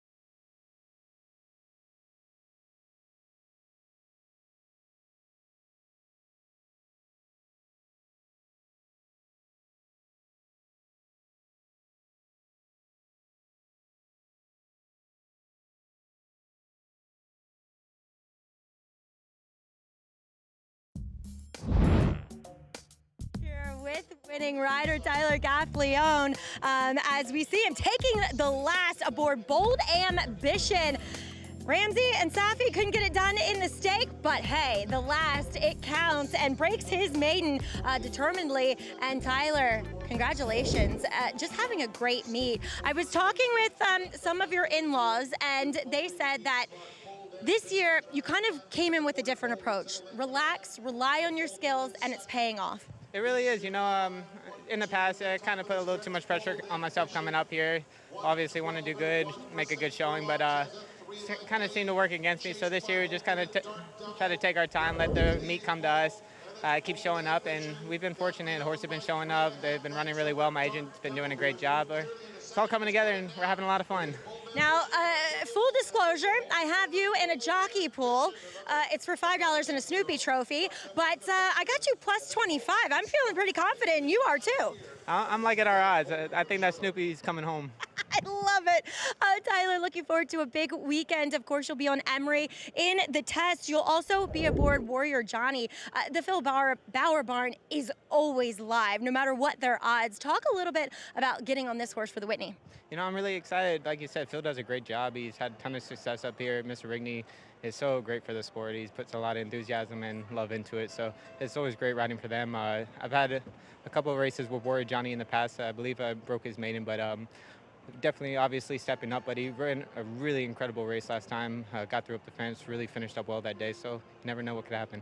I love it. Keep that open mind, keep that positive energy. Congrats here. Thanks so much. All right, Tyler Gaffleone really riding in the zone. Greg? 15 wins at the meet now with his 2-win Wednesday for Tyler Gaffleone. Good for him. Yeah, listen, he's put himself right in the mix. I feel like we got a wild card race when it comes to the jockeys. There's all the payouts, $7,300 and $56,000 plus for your pick six carryover tomorrow, which is going to be, like you guys said, pretty difficult. Yeah, it's a tough sequence tomorrow. How much later are you going to stay up on a pick six carryover night? The honest answer is I am not a stay up late handicapper. I start like kind of cheating myself and like that horse. I'm much better in the morning, so Okay. I'll get up in the morning and look. I spend at night, go over it, and then I redo it in the morning with a fresher mind. Because sometimes you gotta go back to it, because I feel like when you go back to it, things become a little more clear. You get new ideas. You got to understand at the end of a day or end of a work day, especially if you're at any type of work, your mind's obviously not incomplete. So I always try to look at it, gauge at it at night, but then in the morning you always get a different look at it. Like, what was I looking at? Because I always want to look at it the next morning, yeah. Gonna be fun. That happens tomorrow on the Thursday card as Whitney week continues. $56,000 carryover in that pick six. Enjoyed this crew. I did. You guys have fun? I always have fun with you, Wolfie. Ditto. Poca Mucha with the upset score in the off-the-turf Della Rose. That was a surprise. Big part of this reason why we have a pick six carryover. Fans, no matter what the weather, gonna enjoy it here at Saratoga. Of course, the big one coming up on Saturday. We'll preview more of that tomorrow. War Cancer, New York's leading turf sire, is on fire at the Big A with Dancing Buck wire-to-wire in the elusive quality. Dancing Buck is almost there. Dancing Buck. Power Attack with back-to-back wire-to-wire wins. It's going to be Power Attack. As well as 26 Black. Here's 26 Black surging by them all to win it by a neck. And Roos. Torigo trying to catch them both. Roos to the inside of the red blinkers. Roos gets the victory. Breed to a winner. War Dancer, proud to stand in New York. New York breds. Race them. Respect them. Bet them. Respect them. Breed them. Respect them. Buy them. Respect them. Train them for a second career. Respect them. Join us in respecting thoroughbreds at every stage of life. Learn more at nybreds.com. It's America's original sport, and no one covers it better than americasbestracing.net. From the sport to the lifestyle, the best races, horses, and destination venues, cocktails, gambling, fashion, and more. America'sBestRacing.net is a sport for you.